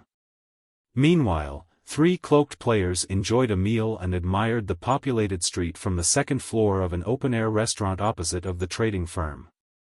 If one used a high-ranking identification skill on these 3, they would definitely be surprised. None of these players were human. Among the 3, one was a beautiful female half-elf, one was a female catkin with cat ears and tail, and one was a male tigerkin with a powerful, robust body. All 3 were members of the Ninth Heaven Guild, with the female half-elf being Melody, Ninth Heaven's guild leader. Big Sis Melody, this city is so prosperous, even more so than our forest city. I can see more than 100 Tier 2 experts from here, the catkin, Scarlet Heart, said, watching the sea of players downstairs with a shocked expression. Indeed. I never thought that a kingdom's guild city could develop to this extent. Melody was similarly surprised by the number of Tier 2 experts roaming the street below. Before coming to Star Moon Kingdom, she had specifically asked Thoughtful Rain about Zero Wing's current state of affairs. However, she couldn't believe Thoughtful Rain's reply. Thoughtful Rain had mentioned that Zero Wing City's player population had already reached 5 million, and experts were a common sight in the city. Moreover, Zero Wing City had many rare items for sale. Based on these descriptions, Zero Wing City sounded no less successful than Forest City. How could that possibly be true? However, when she had arrived in the city, she discovered that it was far more well-off than Thoughtful Rain had described. In Zero Wing City, expert players were as common as ordinary players, and plenty of Tier 2 experts wandered the city streets. Tier 2 experts were very rare, even in Forest City. Even Ninth Heaven, which was almost as powerful as a first-rate guild, had only nurtured around 30 Tier 2 experts thus far. However, the number of Tier 2 experts on the street outside of the restaurant already outnumbered Ninth Heaven's. If even Zero Wing City was so popular, she couldn't imagine how strong Zero Wing had already become. Guild leader, although Zero Wing is stronger than we expected, I doubt it can help our guild. Our current opponent is the legendary Death God Workshop. The Death God Workshop has even provoked super guilds before, and none of them could do anything about it. Closing an eye to the workshop's transgressions, the tigerkin named One-Arm Rashomon said worriedly. On the other hand, the Setting Sun Guild is more reliable. Moreover, guild leader, your family has a close relationship with Setting Sun's guild leader. Whether it is for profit or that relationship, Setting Sun will go all out to help our guild. In addition, the Death God Workshop would, more or less, fear of the strength of a recently promoted super first-rate guild like Setting Sun and might give up on targeting us. Stop. While Setting Sun might be stronger than Zero Wing, Setting Sun's condition requires Ninth Heaven to become its subordinate. I will never agree to that, even if I have to fight the Death God Workshop to the death. Melody's voice was frosty. Her guild had gone to great lengths to complete the high-ranked quest in the Flame Demon's Valley and acquired a precious treasure. However, an information leak had informed the Death God Workshop of their new acquisition, and the workshop had attacked Ninth Heaven to steal the treasure. The Death God Workshop was not a guild. It was an organized adventurer team. Not only were its movements erratic, but the adventurer team also had its fair share of experts. Moreover, as an adventurer team, the Death God Workshop did not have a permanent base of operations. But Ninth Heaven was different. The guild had already grown considerably large and secured a permanent base of operations. One could easily imagine the outcome of a struggle between the two organizations. The Death God Workshop always had the initiative in battle. Moreover, the Death God Workshop also had experts that could even contend with Super Guild's peak experts. The workshop's members had used guerrilla tactics against Ninth Heaven's players, and the guild had been powerless to stop them. Big Sis Melody, it's almost time. Rain and Blue should have returned to Zero Wing's residence by now, Scarlet Heart said as she checked the time. Alright, let's go. Taking a look herself, Melody noticed that it was nearly time to meet with thoughtful Rain. She immediately stood to leave the restaurant. Meanwhile, Dark Sickle stood on a street corner not far from the candlelight trading firm. He quietly stalked the two unbounded members. The two members of the adventurer team were utterly unaware of their stalker. This should be enough people. I should be able to cause quite a commotion. Dark Sickle, who wore a black cloak and only had his eyes exposed, licked his lips in anticipation as he observed his surroundings. The task Wind Hunter had given him was simple. Kill the adventurer team members who had come to join Zero Wing, and kill as many bystanders as possible. This would send a message to every player in Starmoon Kingdom, teaching them the consequences of joining Zero Wing and proving that they weren't safe even in a guild city protected by NPC soldiers. If he succeeded, not only would the various adventurer teams receive the warning, but all players would realize that Zero Wing City was dangerous, and they could lose their lives at any given moment. This would cripple Zero Wing City's popularity.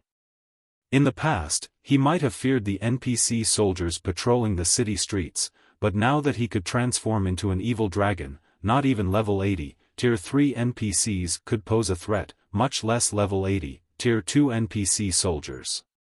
All he needed to worry about was the kingdom's army. After all, the NPCs in the kingdom's army were all above level 100. Killing him would be a piece of cake for them.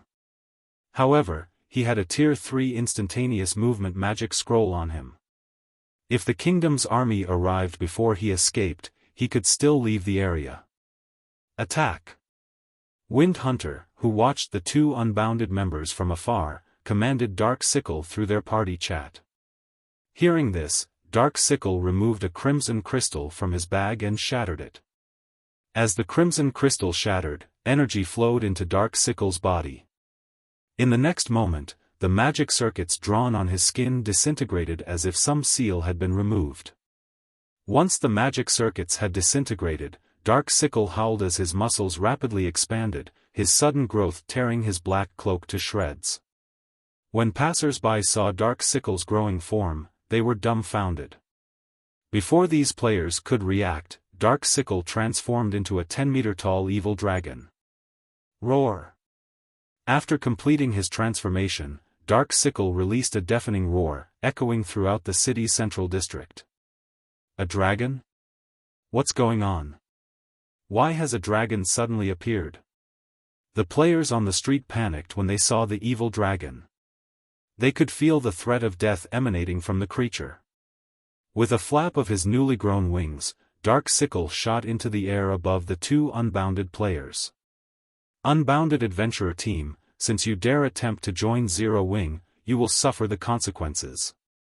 Dark Sickle shouted before swiping at the swordsman and berserker with a claw.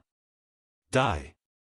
Both the scholarly berserker and the swordsman youth felt powerless against the massive, incoming claw. They had only caught a glimpse of the claw's afterimage, and the power it contained was so great that space around it had become unstable. However, just as the dragon claw was about to strike the two players, everyone saw a blue flash before an agonized cry filled the air. The evil dragon flew over a dozen yards backward before crashing heavily into the ground, the impact leaving a crater under the creature. This outcome dumbfounded the surrounding players once more.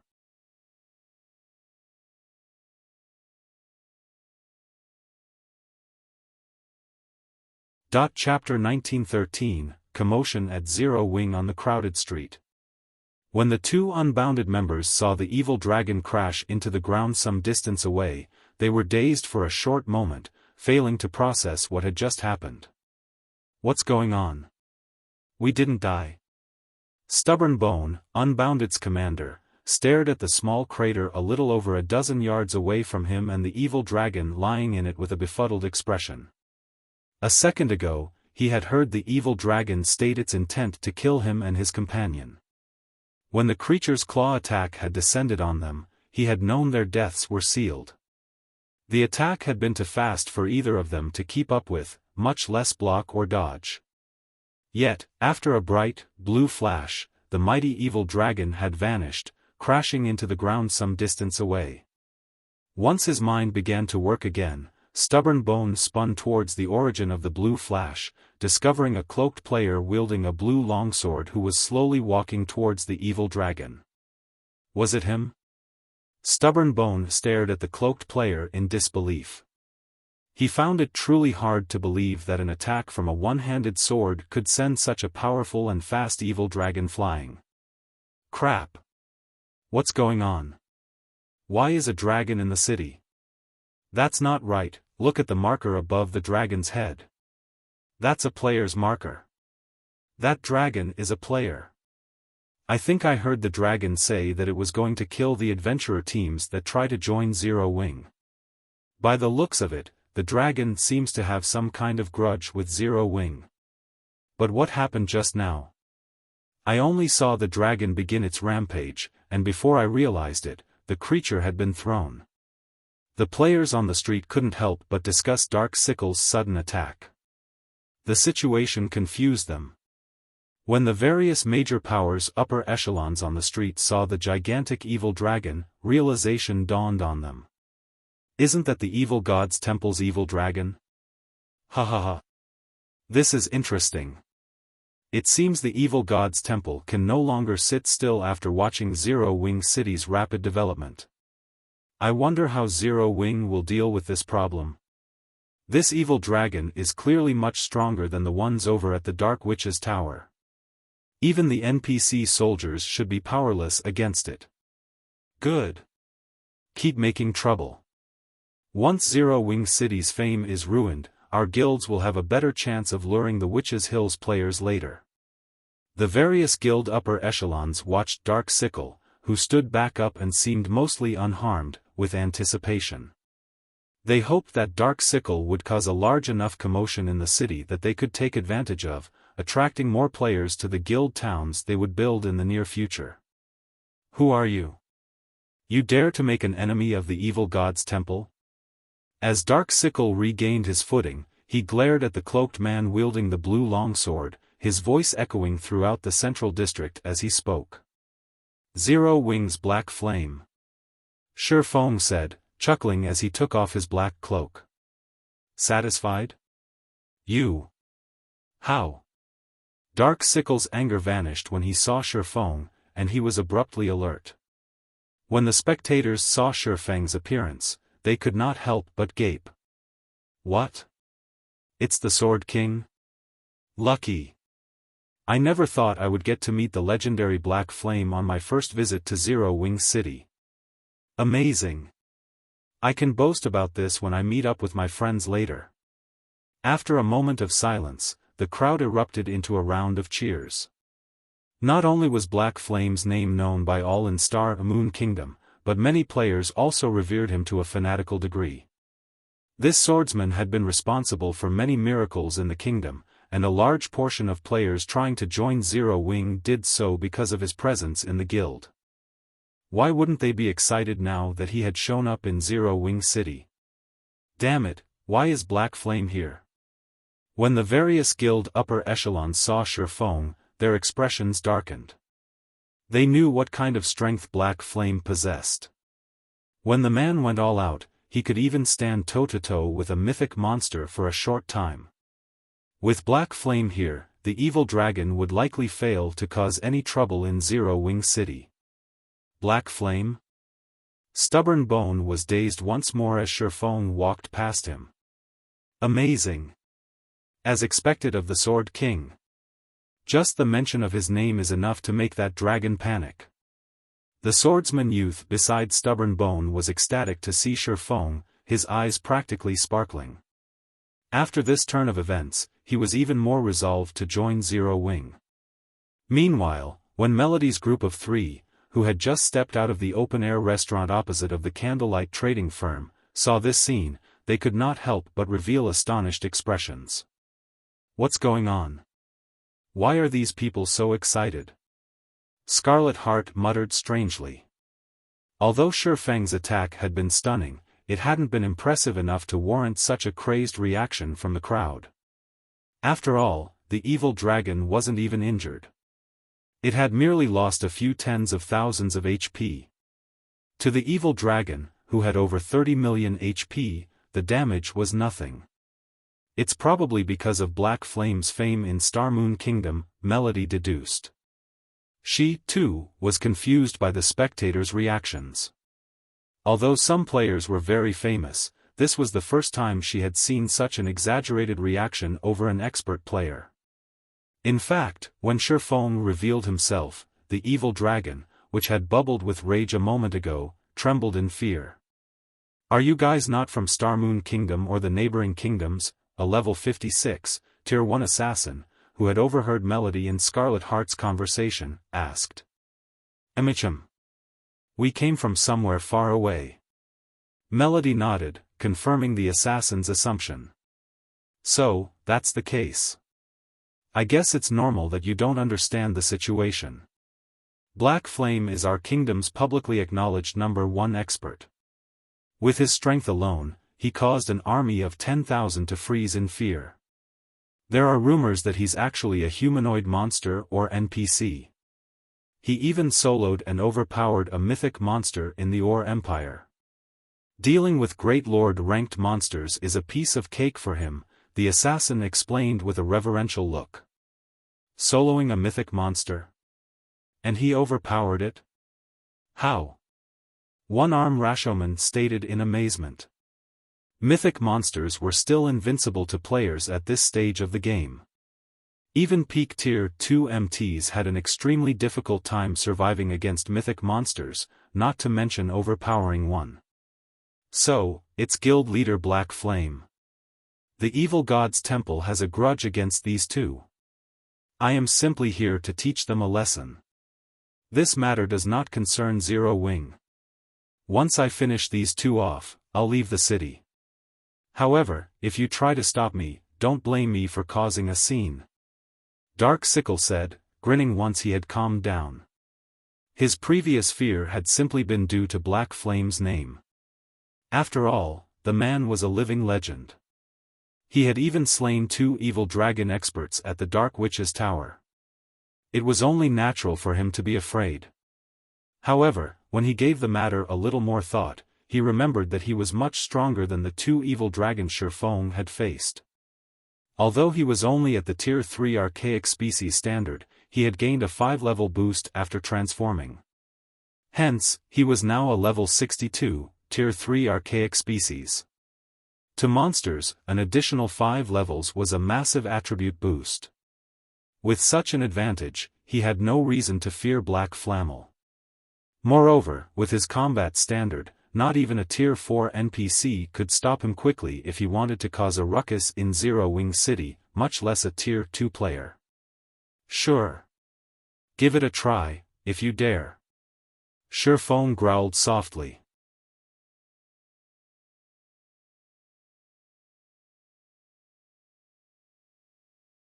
Chapter 1914, Elemental Oppression.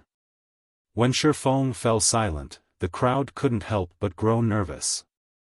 They hadn't expected Xiaofan to ignore Dark Sickle's threat. The evil dragon was a level 62, Tier 3 archaic species. If Dark Sickle truly intended to cause trouble, they had no doubt that they'd be the first to get dragged into the mess.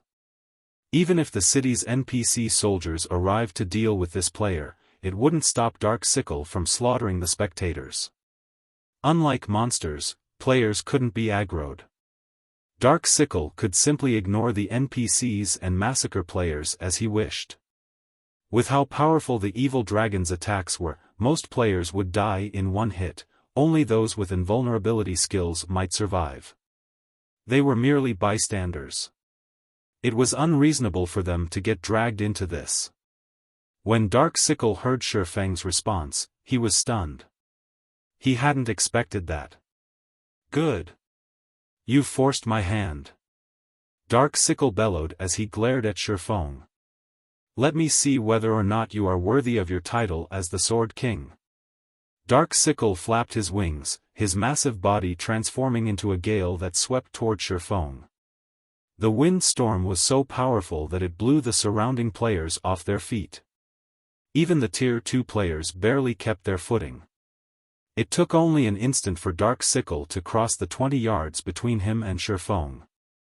As he arrived before the swordsman, he swung his claw at the man.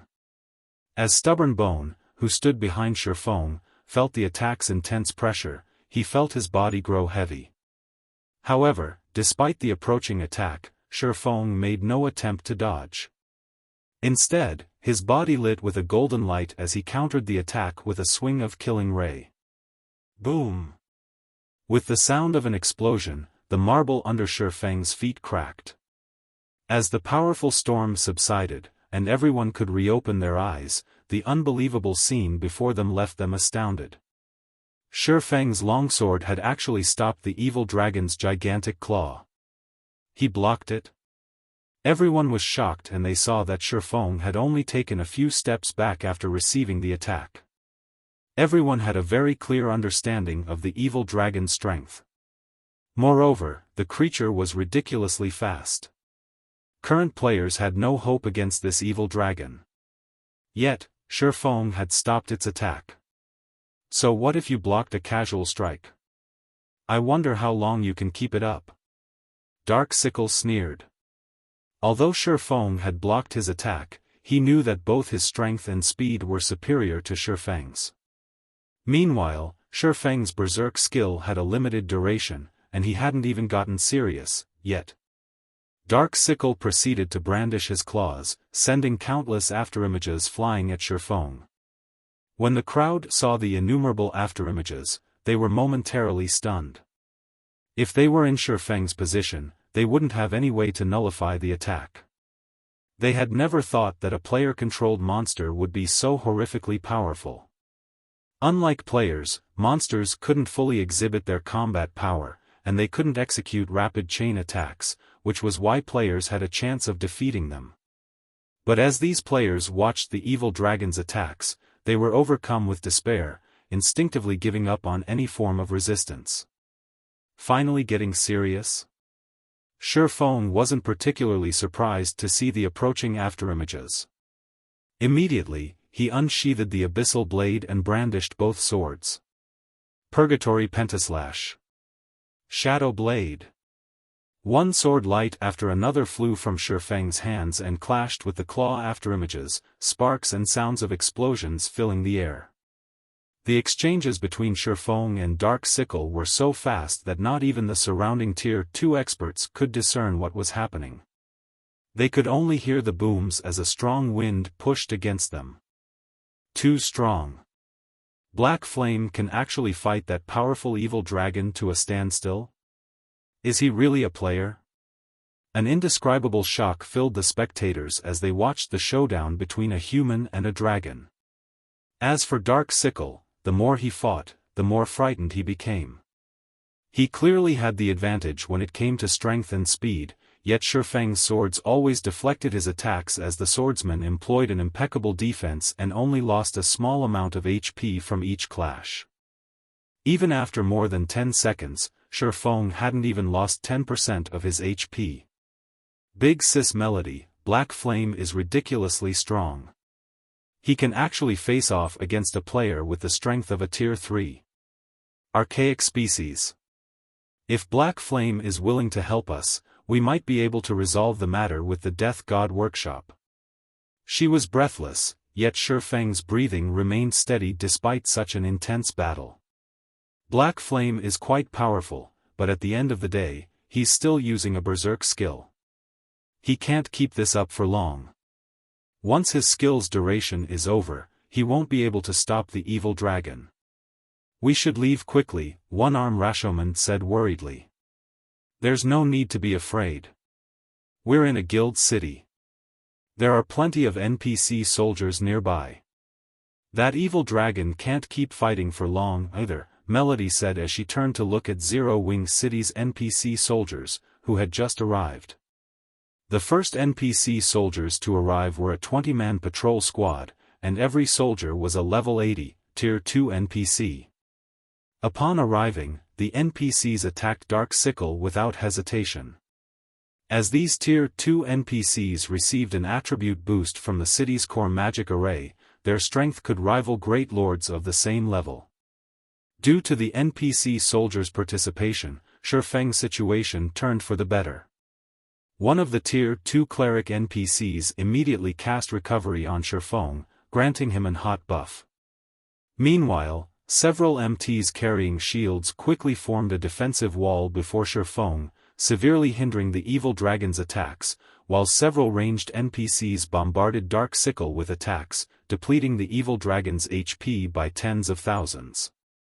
Although Dark Sickle still had the upper hand, it was only a matter of time before his HP was whittled down to nothing. Black Flame, I have underestimated you, but you still can't stop me if I target other players. When Dark Sickle saw the growing NPC crowd around him, he realized that continuing his fight with Xiaofan would be detrimental. He then shifted his gaze to Unbounded's two members, sneering as he said, "I'll show you the price of angering me." After saying so, Dark Sickle flapped his wings and dashed towards Stubborn Bone and the swordsman youth.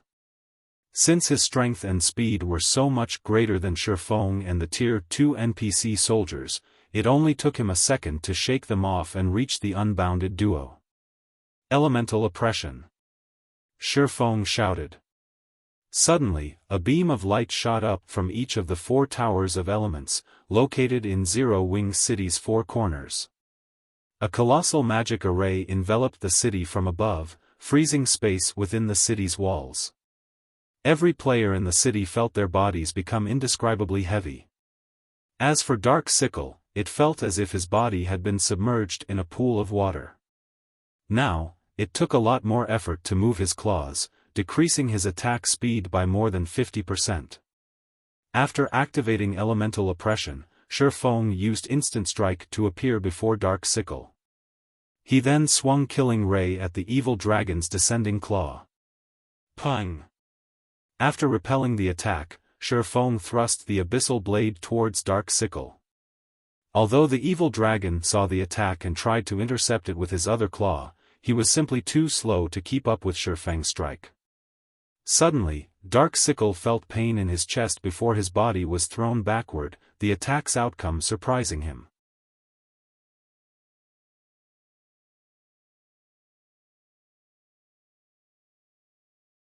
Chapter 1915, Might of the 4 Towers of Elements, he sent the dragon flying? The crowd stared in shock as Xiaofan threw the evil dragon backward by over a dozen yards. A moment ago, Xiaofan had clearly been at a disadvantage, yet he had just sent this intruder flying. Moreover, he had done so with a normal attack. Damn it! Why does this city have such a powerful domain magic array? Dark Sickle glared at the magic barrier above the city with a grim expression. Due to this magic array, his mobility had been reduced by at least half. Moreover, his basic attributes had decreased by as much as 40%. This drop in his performance was the reason that Xiaofan had succeeded in throwing him so far with a simple, normal attack. A domain magic array. So, this is Zero Wing City's trump card? Although the magic array's powerful suppression only targeted Dark Sickle, the various guild upper echelons realized what had happened. The previous exchange's unexpected outcome hadn't been a result of Xiaofang's strength.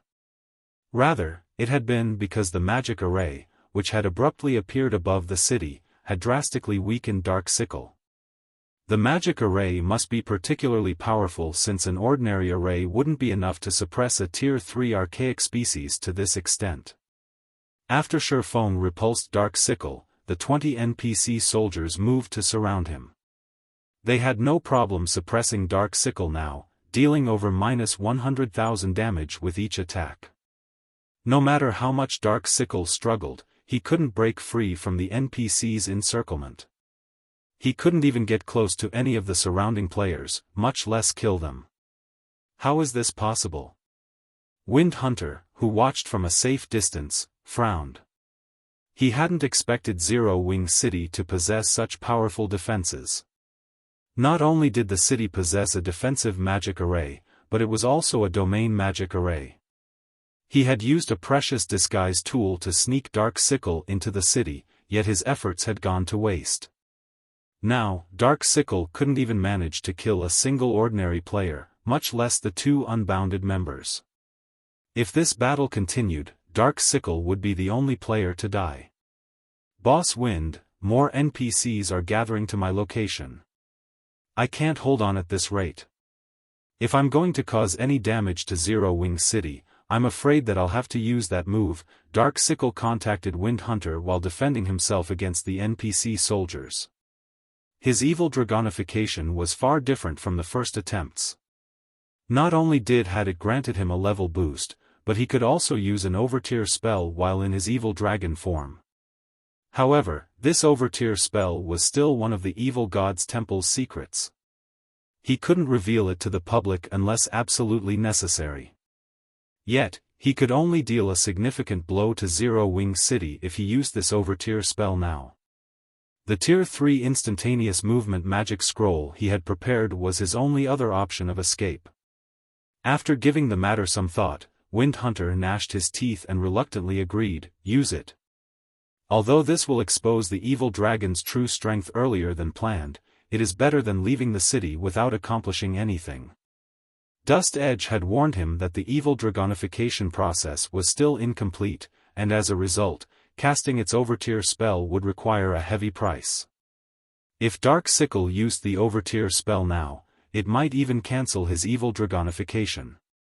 But he couldn't care less right now. If they escaped without accomplishing anything in Zero Wing City, the evil god's temple would be a laughingstock, and Zero Wing would become even more famous. Once he had permission to use the overtier spell, Dark Sickle's worries vanished. Now, he was overcome with mad excitement. Black Flame, I'll show you the true price of defying me. Dark Sickle snarled as he glared at Xiaofan, ignoring the surrounding NPC's attacks. Suddenly, the evil energy around his body skyrocketed, and his aura intensified. 12 pitch-black magic arrays manifested around Dark Sickle, each opening a hole in space as a flood of evil energy poured out and into Dark Sickle's draconic form. A ball of black light them formed before the evil dragon, gradually expanding.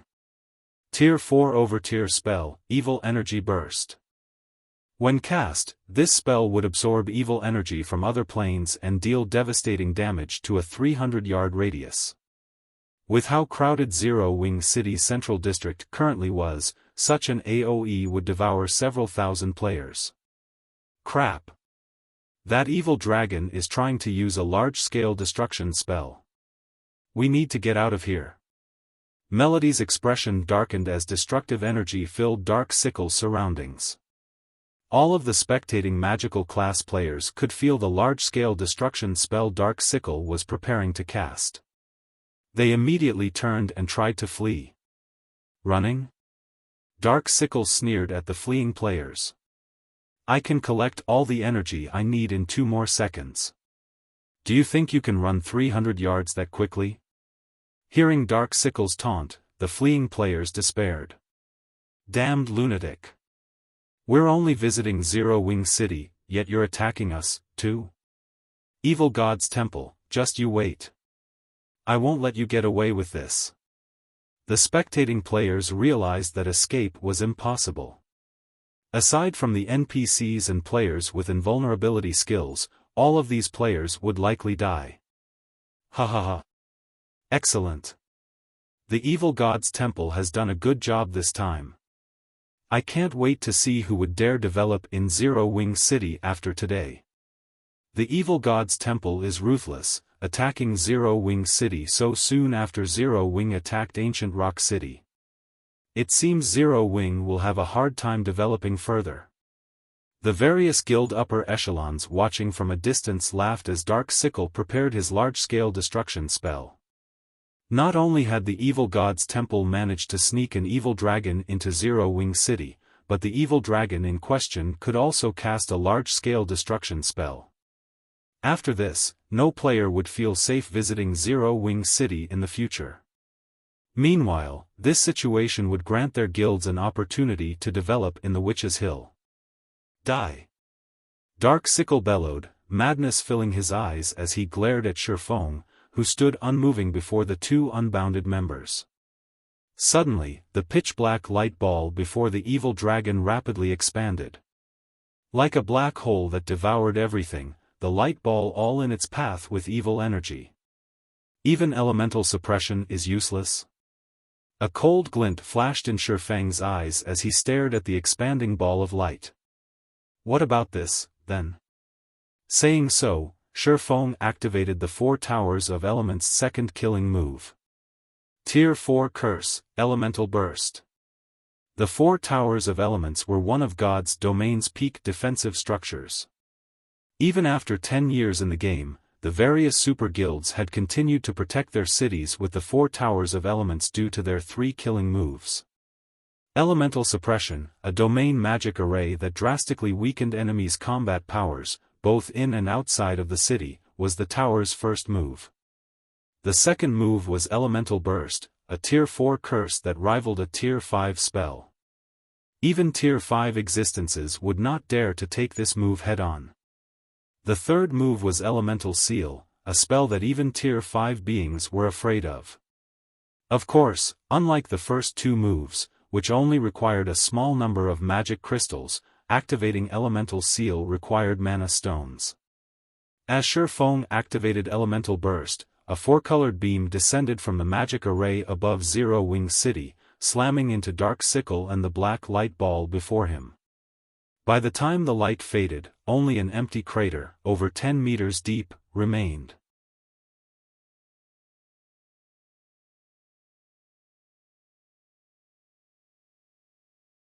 Chapter 1916, Fame Spreads, The Evil Dragon is Dead. Impossible. That's a Tier 3 archaic species we're talking about. The spectating players gaped at the deep crater in the middle of the street, utterly frozen in shock. They had thought that their deaths were certain a moment ago, but in the next second, the evil dragon, which had been about to release a large-scale destruction spell, had died. It had been so thoroughly destroyed that not even ashes remained. So strong. That attack instantly killed the half-HP dragon. Big Sis Melody, do you think that Zero Wing launched that attack just now? Scarlet Heart asked, overcome with shock. Although the evil dragon had lost a lot of HP during its fight against the NPC soldiers, it had over 15 million HP just a second ago. However, when the 4-colored light pillar had descended, the evil dragon hadn't even had time to scream before it had been destroyed. This was the first time she had witnessed such a devastating attack since joining God's domain. Not even a Tier 4 large-scale destruction spell could compare. Such a powerful attack would likely even injure mythic monsters. That's likely. But Zero Wing City's defenses truly are terrifying to annihilate a Tier 3 archaic species in one hit. I doubt other guilds have a chance of competing with Zero Wing in the Witch's Hill now, Melody said as she marveled at the magic barrier enveloping Zero Wing City. If Ninth Heaven's Guild Town were as powerful as Zero Wing City, it wouldn't have any problems dealing with the Death God Workshop. When players chose a guild town to visit, the most important aspect they took into account was the town's security. Whether it was independent players or merchant players, nobody wanted to die for no reason, wasting all of the effort they spent on leveling. Not only did Zero Wing City provide such a comfortable living environment, but its defenses were also immensely powerful. If they had the option, players would definitely choose to operate out of this city. What was that spell? Dark Sickle's magic resistance should have been boosted after transforming into an evil dragon. How could he have died despite still having over half of his HP? Wind Hunter's expression twisted when he saw the crater, void of the evil dragon. Although Dark Sickle was only a member of the second batch of experiments, the evil god's temple had spent a lot of resources on Dark Sickle's evil dragonification. Now that Dark Sickle was dead, those resources were gone. This outcome wouldn't have been so terrible if Dark Sickle had damaged Zero Wing City, but he hadn't even killed a single player. All Dark Sickle had accomplished was further solidifying the public's confidence in this city, which was the exact opposite of the evil god's temple's goal. The various guild upper echelons watching from a distance were in a similarly gloomy mood. Not only had Zero Wing City revealed its powerful domain magic array, but it also had command of such a powerful offensive spell. If any power had still harbored ideas of causing trouble in this city, they'd likely abandon the idea after today's display. I have to report this to the guild leader right away. Zero Wing City actually has such frightening defensive measures. It seems that we'll need to alter our plans and give up on the idea of harassing the city. We'll have to build a guild town in the Witch's Hill as soon as possible if we hope to compete with Zero Wing City. After this battle, the various guild upper echelons promptly reported to their respective superiors. They suggested that their guilds shift their focus to constructing a town in the map as soon as they could and avoid interfering with Zero Wing City's operations. If even a Tier 3 archaic species failed to cause trouble in the city, their guild's attempts would be an utter joke. Meanwhile, Xiaofan, standing some distance away from the new crater, wasn't surprised in the least that Dark Sickle had died so quickly. Immediately, he instructed some of his NPCs to repair the damaged street and disperse the crowd, quickly ending this farce. The 4 towers of elements could even threaten a Tier 5 being, much less a Tier 3 evil dragon. This was also why he had stationed the Magic King in Silverwing Town instead of Zero Wing City. Once the lively Central District had returned to its former state, Xiaofan called up Zero Wing City system interface and selected 10 Tier 2 NPC soldiers with the most potential. He then armed them with the Bronze War God emblems. Although the Bronze War God emblems effects would not help these Tier 2 NPC soldiers reach the Tier 3 standard, it pushed them quite close to it. Even if a level 80 Grand Lord came to cause trouble, a patrol squad with one of these pseudo-Tier 3 NPCs could keep the creature busy until other squads arrived with the 4 towers of elements elemental suppression. If possible, Xiaofan preferred to avoid using elemental bust. After all, the Tier 4 curse cost 2,000 magic crystals each time it activated. It was a considerable expenditure to Zero Wing. Meanwhile, news of the commotion in Zero Wing City quickly spread throughout Starmoon Kingdom. Players bombarded the kingdom's forums with discussions about the event. Tier 3 Evil Dragon appears in Zero Wing City. Tier 3 Archaic Species gets instant killed. The various discussions on the forums brought Zero Wing City into a new light for the kingdom's players. Some independent players and adventurer teams, who hadn't been particularly interested in the city, decided to shift their base of operations to Zero Wing City. In God's domain, NPC cities were the safest locations for player residences. Hence, many players preferred to develop in NPC cities that lacked resources rather than in cities with abundant resources and lacking security. After all, the cost of death was simply too high. They would rather level up at a slower pace than take such a risk.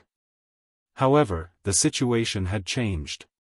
Since Zero Wing City could even instant kill a Tier 3 archaic species, it was more than capable of doing the same for current players. If any player dared to cause trouble in the city, they'd suffer a similar fate as the evil dragon. One could say that Zero Wing City was now even safer than an ordinary NPC city. It also provided many benefits and occupied a resource-rich area. For a time, a large number of players in Starmoon Kingdom started to migrate to Zero Wing City, awaiting the Otherworld Gate's activation. In less than half an hour, Zero Wing City's player population had reached 10 million. Although many more players tried to enter the city, it had reached its maximum capacity. If players wished to enter the city, they would have to wait for others to leave it. Due to this, more than 100 adventurer teams now petitioned to join Zero Wing.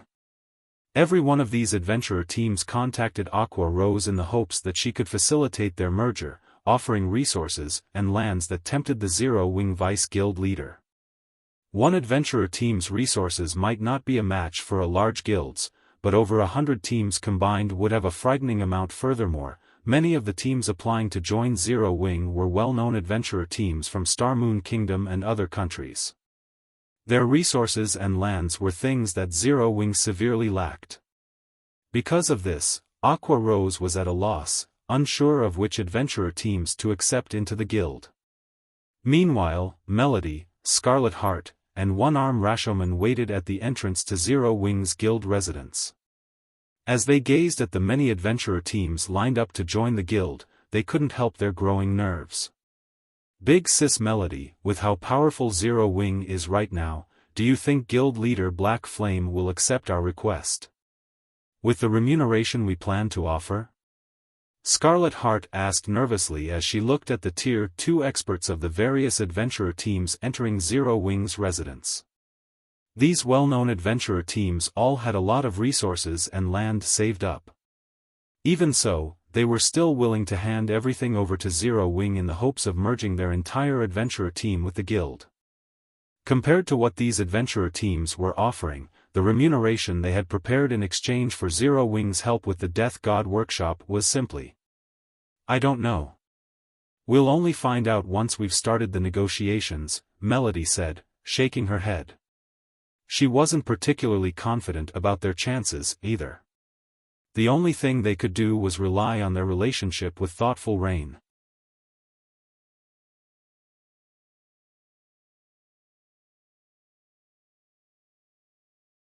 Chapter 1917, Forest City Transaction. Zero Wing City, Zero Wing's residence.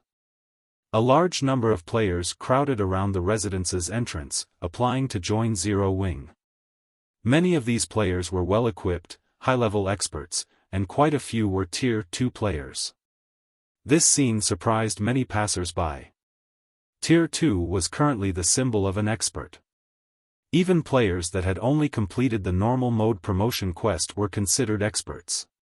After all, the Tier 2 promotion quest was not easy to clear. It was impossible without reaching a certain standard.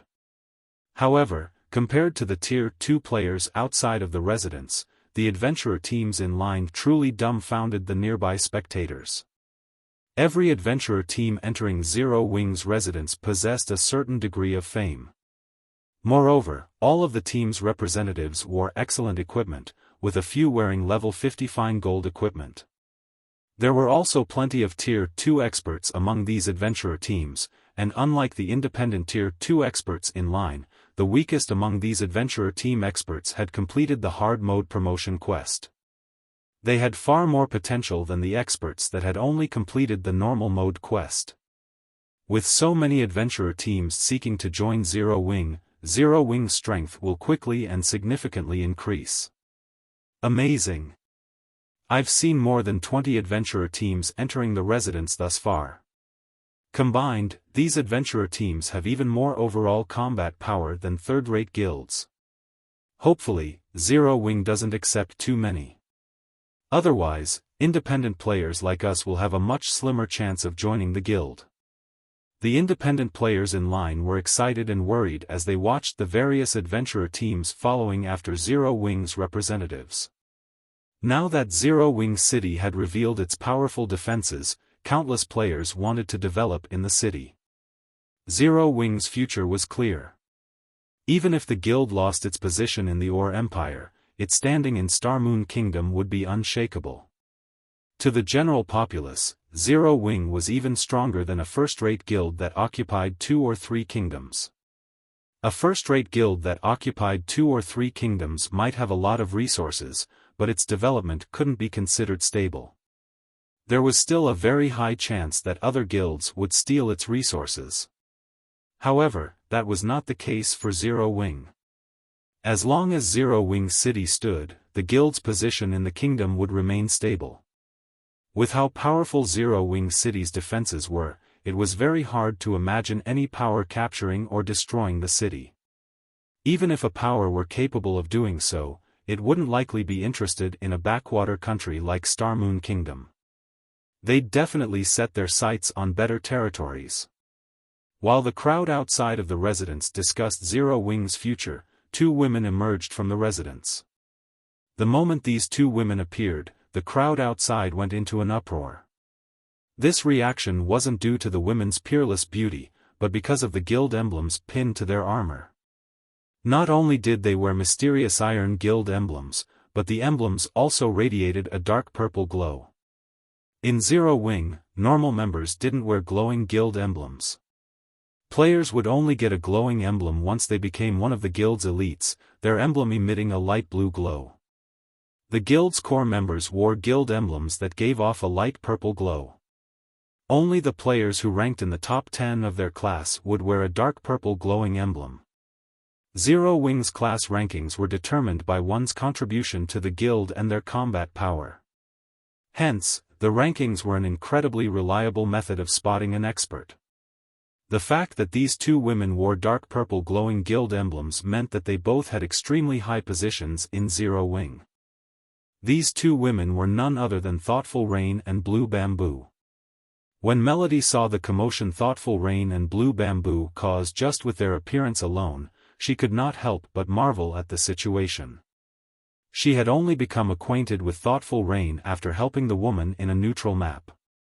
She had recognized Thoughtful Rain's strength and had thought of poaching the woman into Ninth Heaven.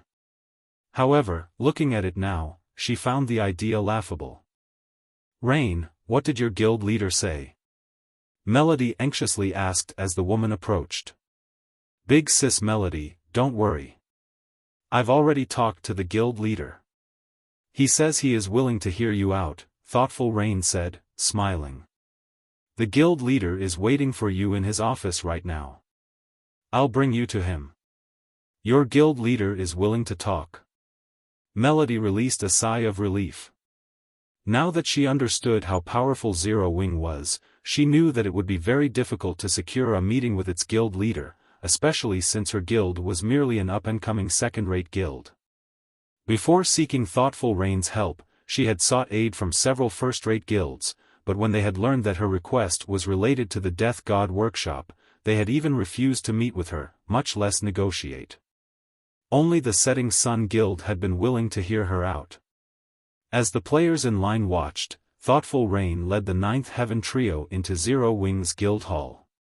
The guild hall bustled with activity. Many of the guild's experts had returned to the residence in anticipation for the Otherworld gates opening. Currently, over 200 Tier 2 experts loitered around the first-floor hall, stupefying Melody and her companions. Zero Wing's Tier 2 experts easily outnumbered Ninth Heavens by many times. Moreover, this was only a portion of the guild's Tier 2 experts. Even first-rate guilds paled in comparison to Zero Wing. After a short moment, the group arrived before the guild leader's office on the guild hall's top floor. Currently, several dozen Tier 2 experts sat outside of the office, every one of which was level 56 or higher.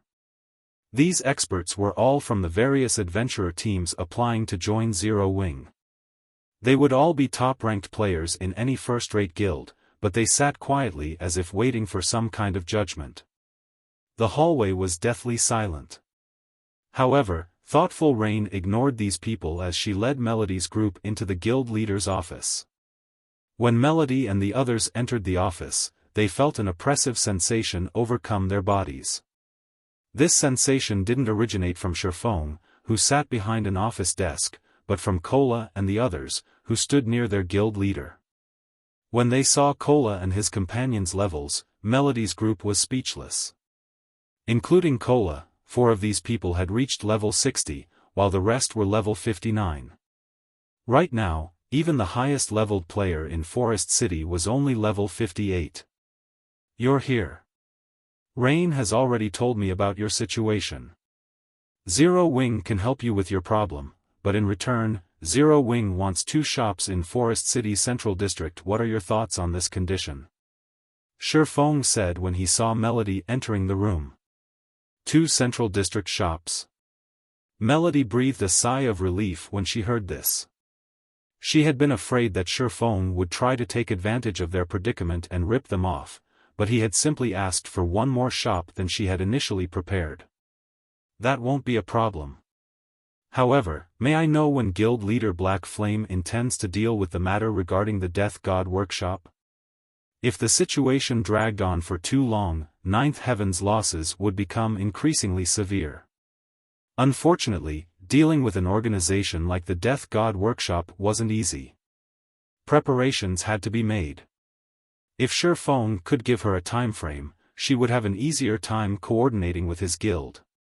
Once we sign a contract, I'll send Cola's group with you to Forest City to deal with the issue, Xiaofan responded. Just them? One-arm Rashoman's eyes widened in shock when he heard Xiaofang's plan. Turning to Cola and the others, he could not help but feel that Xiaofan was taking them too lightly. Either that, or he had no idea of the Death God Workshop's strength. The Death God Workshop had several hundred members, and every one of them was an expert. Moreover, the workshop constantly employed hit-and-run tactics, making its movements unpredictable. Stopping the Death God Workshop with only the several players in Cola's party would be impossible. If the matter had been that simple, Ninth Heaven could have resolved it without help.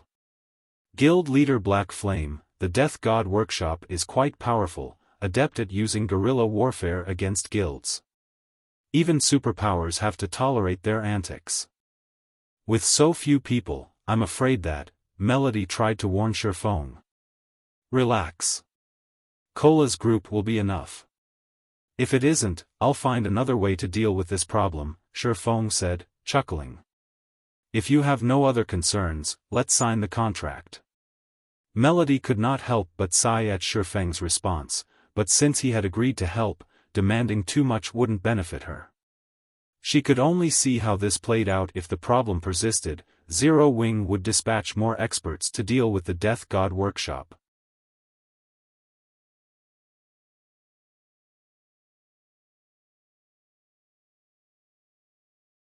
Chapter 1918, Fairy Country. Once Xiaofan and Melody had signed their contract, Cola and Fire Dance, whom Xiaofan had tasked with leading a 20-man team, followed Melody's group to Forest City. When Xiaofan had finished with the situation regarding Ninth Heaven, he selected a few adventurer teams to annex into Zero Wing. These adventurer teams had been relatively powerful during his previous life, although they had yet to reach their full potential. Fortunately, their experts were no weaker than those in large guilds. They only lacked resources and combat experience. Among the adventurer teams that had applied, the Purple Thorns Kingdom's Unbounded had truly surprised Xiaofan. Even now, Unbounded ranked among the top 100 adventurer teams in its kingdom.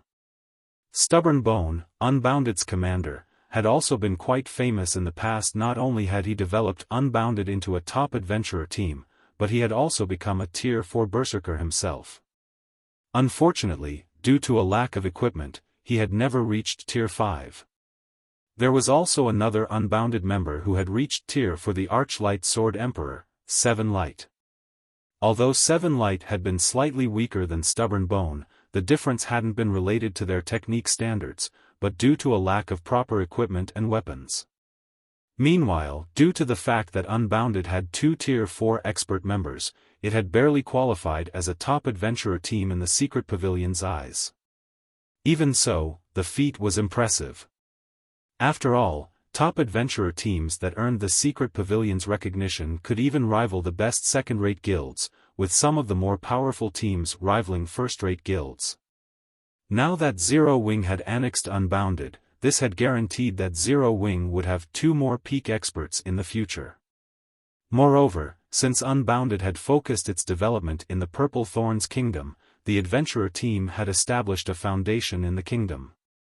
After annexing Unbounded, Zero Wing would have more influence in the kingdom, which would, in turn, make it easier to obtain resources unique to the kingdom. After Xiaofan finished selecting adventurer teams, he made his way to the Candlelight trading firm and started to mass-produce all-round devices. He also instructed Melancholic Smile to arrange the production of advanced darkness resistance potions in preparation for his expedition to Kama Island. Meanwhile, in the second-floor hall of Zero Wings Guild Hall, when the various adventurer team representatives waiting in the hall saw Aqua Rose, they all could not help but grow nervous. After researching your adventurer teams, we have decided that we will only fully welcome the teams on this list. For those not listed, Zero Wing will accept a portion of your members, Aqua Rose said as she passed a list to the various adventurer teams present. Also, every adventurer team that agrees to join will receive 20 internal member slots in Zero Wing. If you agree to these conditions, you may see me to sign a contract, becoming one of our guild members. Currently, more than 60 adventurer teams were interested in joining Zero Wing, but the guild could only afford to recruit a limited number of players. If Zero Wing recruited too many, it would only hinder the guild's development. Hence, including the adventurer teams Xiaofan had handpicked, Aqua Rose had only decided to allow 11 adventurer teams to join Zero Wing, all of which had relatively strong Tier 2 experts and resources that would be crucial to Zero Wing's development. After checking the list, some of the adventurer teams celebrated, while others were frustrated. "Commander, this is great. Our adventurer team can join Zero Wing as a whole," Seven Light exclaimed after reading the list. After witnessing Shifeng's fight with the evil dragon, his desire to join the guild had grown. Despite being at a disadvantage in terms of strength and speed, Xiaofan had relied on his extraordinary techniques to render the evil dragon powerless. He had been utterly mesmerized. When he thought about how he might be able to seek guidance from Xiaofan after joining the guild, he couldn't help his excitement. "Good. For now, I'll go and apply to form a 1,000-man legion with Zero Wing while you head back and prepare our players to migrate to Zero Wing City. From now on, we'll operate out of this city." Stubborn Bone was just as elated. Even before applying to join Zero Wing, he had heard that Zero Wing offered amazing benefits to its players. When he had stepped into Zero Wing's residence, he had learned that the reality was even better than the rumors. Not only did Zero Wing's members have priority when using the battle arena's combat rooms, but they could also rent advanced combat rooms in exchange for GCPs. As long as they had enough GCPs, they could even learn all kinds of combat techniques. However, what surprised him the most was Zero Wing's guild warehouse. There were even level 55 and 60 dark gold weapons and equipment available for purchase. Of course, guild members had to have enough GCPs and sufficient status to buy these items. Only core members were allowed access to top-tier items. Even so, elite members could purchase level 55 and 60 fine gold weapons and equipment. Moreover, Zero Wing's members had a variety of methods to earn money. Not only were a ton of high-ranked quests available in the guild's various residences, but there were also plenty of guild transportation quests available in Silverwing City. These guild transportation quests awarded far better remuneration than the transportation firm's quests for non-guild members. With all of these resources, Stubborn Bone even had hope of becoming a peak expert in God's domain. However, he wanted to get Unbounded's member settled in Zero Wing City first. Then, he would do everything he could to raise his position in the guild. He could only secure more resources to grow by doing so. All of the adventurer teams that joined Zero Wing would start as normal members, and commanders were no exception. Meanwhile, in the Fairy Country, a neutral map far away from Starmoon Kingdom. Under Melody's lead, Cola and the others finally arrived at the Fairy Country's Forest City. This place is so prosperous. It seems like there are so many more players here than in Starmoon City. Shadow Sword was a little surprised to see half-beastmen and half-elves filling the streets. Fire Dance and the others nodded in agreement. In their opinion, very few players should choose to play as a neutral race, but Forest City's streets were packed. Moreover, all of these players were very high-leveled, with most having passed level 55. Many of them had even reached level 57, which only expert players could do at this stage of the game. In fact, Forest City likely had more level 57 players than Zero Wing City. Forest City is the fairy country's capital. 1/3 of the country's half-beastmen and half-elves are here. Although it can't compare to an empire's imperial capital, it's more prosperous than an ordinary kingdom's capital. Fairy Country is a hub for players seeking individual strength. Players come here from various kingdoms and empires. If you gather all these players in a single location, it is only natural that you'd get a frightening number. Moreover, more players continue to flood into the city. This is why so many large guilds have set their sights on the Fairy Country. Some guilds have even converted all of their players into neutral races, Melody explained. There are as many as 5 first-rate guilds operating in Forest City, and everyone is competing over the position as the city's overlord. 5 first-rate guilds are competing over this city? Fire Dance was astonished. During the game's early stages, the competition in Star Moon Kingdom had been intense, but only 3 first-rate guilds had participated.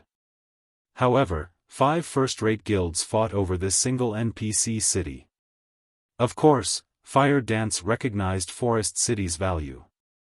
Not long after Melody introduced Fire Dance and her team to the mesmerizing Forest City, she received a message. As she read it, Melody's expression darkened. Has something happened? Fire Dance asked when she noticed the change.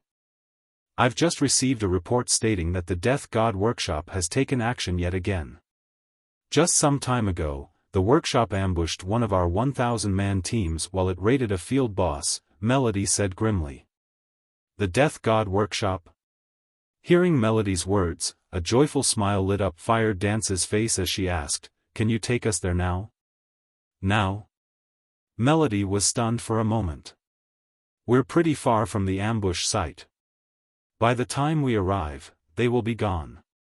Moreover, the Death God Workshop only dispatched a 100-man team this time, and every member is an expert.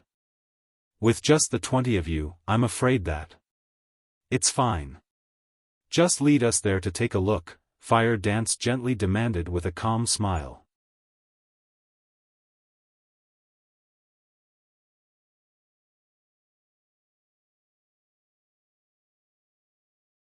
Chapter 1919, Battlefield of Monsters. Hearing Fire Dance's confident tone, Melody sent one-arm Rashomon to organize a team. While she understood that Fire Dance and the others were extraordinarily strong, the Death God Workshop was not a simple opponent otherwise. Forest City's various first-rate guilds wouldn't have such a massive headache over the workshop. It should be known that the Death God Workshop had ambushed those guilds' teams many times, but the workshop's members were quite cunning. Despite doing all they could to retaliate, their efforts had been wasted on a few small fries. They couldn't reach the Death God Workshop's core. This was also why only the super first-rate guild, Setting Sun, of all the guilds she had reached out to, had been willing to help them. However, the Setting Sun's price was just vicious. Accepting Setting Sun's offer was no different than giving the guild, which she had gone to great lengths to develop, away. She would never agree to such a thing. Meanwhile, with how many members the Death God Workshop had mobilized to ambush Ninth Heaven's 1,000-man team, they'd suffer a massive loss if Fire Dance and her companions actually found the workshop's members. Hence, as a precaution, she had decided to take some of her people along. She couldn't afford to let Fire Dance and the others die so soon after reaching Forest City. It would be hard to explain to Zero Wing. Due to time constraints, one-arm Rashomon was only able to gather a little over 200 experts from the guild before Melody led Fire Dance and the team to Wisp Cemetery, a level 60 to 75 map some distance from Forest City. Dark clouds covered the sky above Wisp Cemetery throughout the year, and although lush forest occupied the area, it gave off an oppressive and gloomy aura. However, since this was a high-resource map, many guilds often grinded and collected resources here. Melody and her group carefully advanced down a forest path as they made their way towards the reported battlefield. Although not many monsters called Wisp Cemetery home, the wandering wisps in the area were incredibly troublesome. Once they spotted living creatures, they'd call upon a small force of undead creatures to eliminate the intruders. These little monsters could easily summon hundreds and thousands of undead creatures with its call. To make matters worse, not only did the undead creatures provide very little EXP, but they also almost never dropped good items. As a result, players grinding in the Wisp Cemetery tried to avoid the wandering wisps and undead creatures as often as possible. After traveling through the Wisp Cemetery for about half an hour, Melody's group finally reached the ambush site. The Death God Workshop had ambushed Ninth Heaven's players at the entrance of an underground tomb. The tomb contained a level 63 field boss, and the Death God Workshop had killed both Ninth Heaven's members and the field boss during its ambush. Traces of combat were evident in and outside of the tomb. It was clear that the recent battle had been intense. Players' blood had been scattered across the ground, filling the air with its stench. They must have executed the ambush during the boss fight. They must have stationed some players outside of the tomb to stop anyone from escaping. Were there any survivors from the 1,000-man team? Thoughtful Rain turned to ask Melody after observing the bloodstains. Not one person managed to escape. The Death God Workshop always operates this way. Whenever the workshop launches an ambush, it uses a magic scroll to seal the area, preventing players from using instantaneous movement scrolls and return scrolls, Melody said, gnashing her teeth. Although the ambush team wasn't the guild's main force, it was an elite team led by expert players. Losing the entire team had incurred significant losses. Not only had every player died, but they had also all lost a piece of equipment. The lost weapons and equipment were far more of a problem than the lost levels. Big Sis Fire, too much time has passed since the end of the battle. The players from the workshop have already left the area, and their tracks have faded. I'm afraid that chasing after them is impossible, Flying Shadow said after getting no results from his tracking skill. Your Tier 1 tracking skill isn't enough. Fortunately, I recently learned Mana Perception, a rare Tier 2 tracking skill. I can now perceive traces that aren't visible to the naked eye. To put it simply, I can see the mana fluctuations players leave behind. It's been less than 3 hours since the battle ended, so the Death God Workshop players are still within my perception range. Not even a Tier 1 anti-tracking skill will have any effect against my skill, Fire Dance said, smiling faintly. Why else do you think the guild leader sent me? Hearing Fire Dance's words, Flying Shadow grew a little excited. He had thought this job would be difficult, but it seemed that they'd be able to complete the task quickly with Fire Dance's new skill. Fire Dance then proceeded to use Mana Perception, tracking the ambushing players. If the Death God Workshop members had used a return scroll to leave the area, she wouldn't have been able to track them. However, she'd find them as long as they simply walked away. These people haven't left using a return scroll. After lingering here for some time, they headed north, Fire Dance said as she watched the mana fluctuations lead into the forest. Hurriedly, she said, they only left about an hour ago. We still have hope of catching up to them. Let's move out.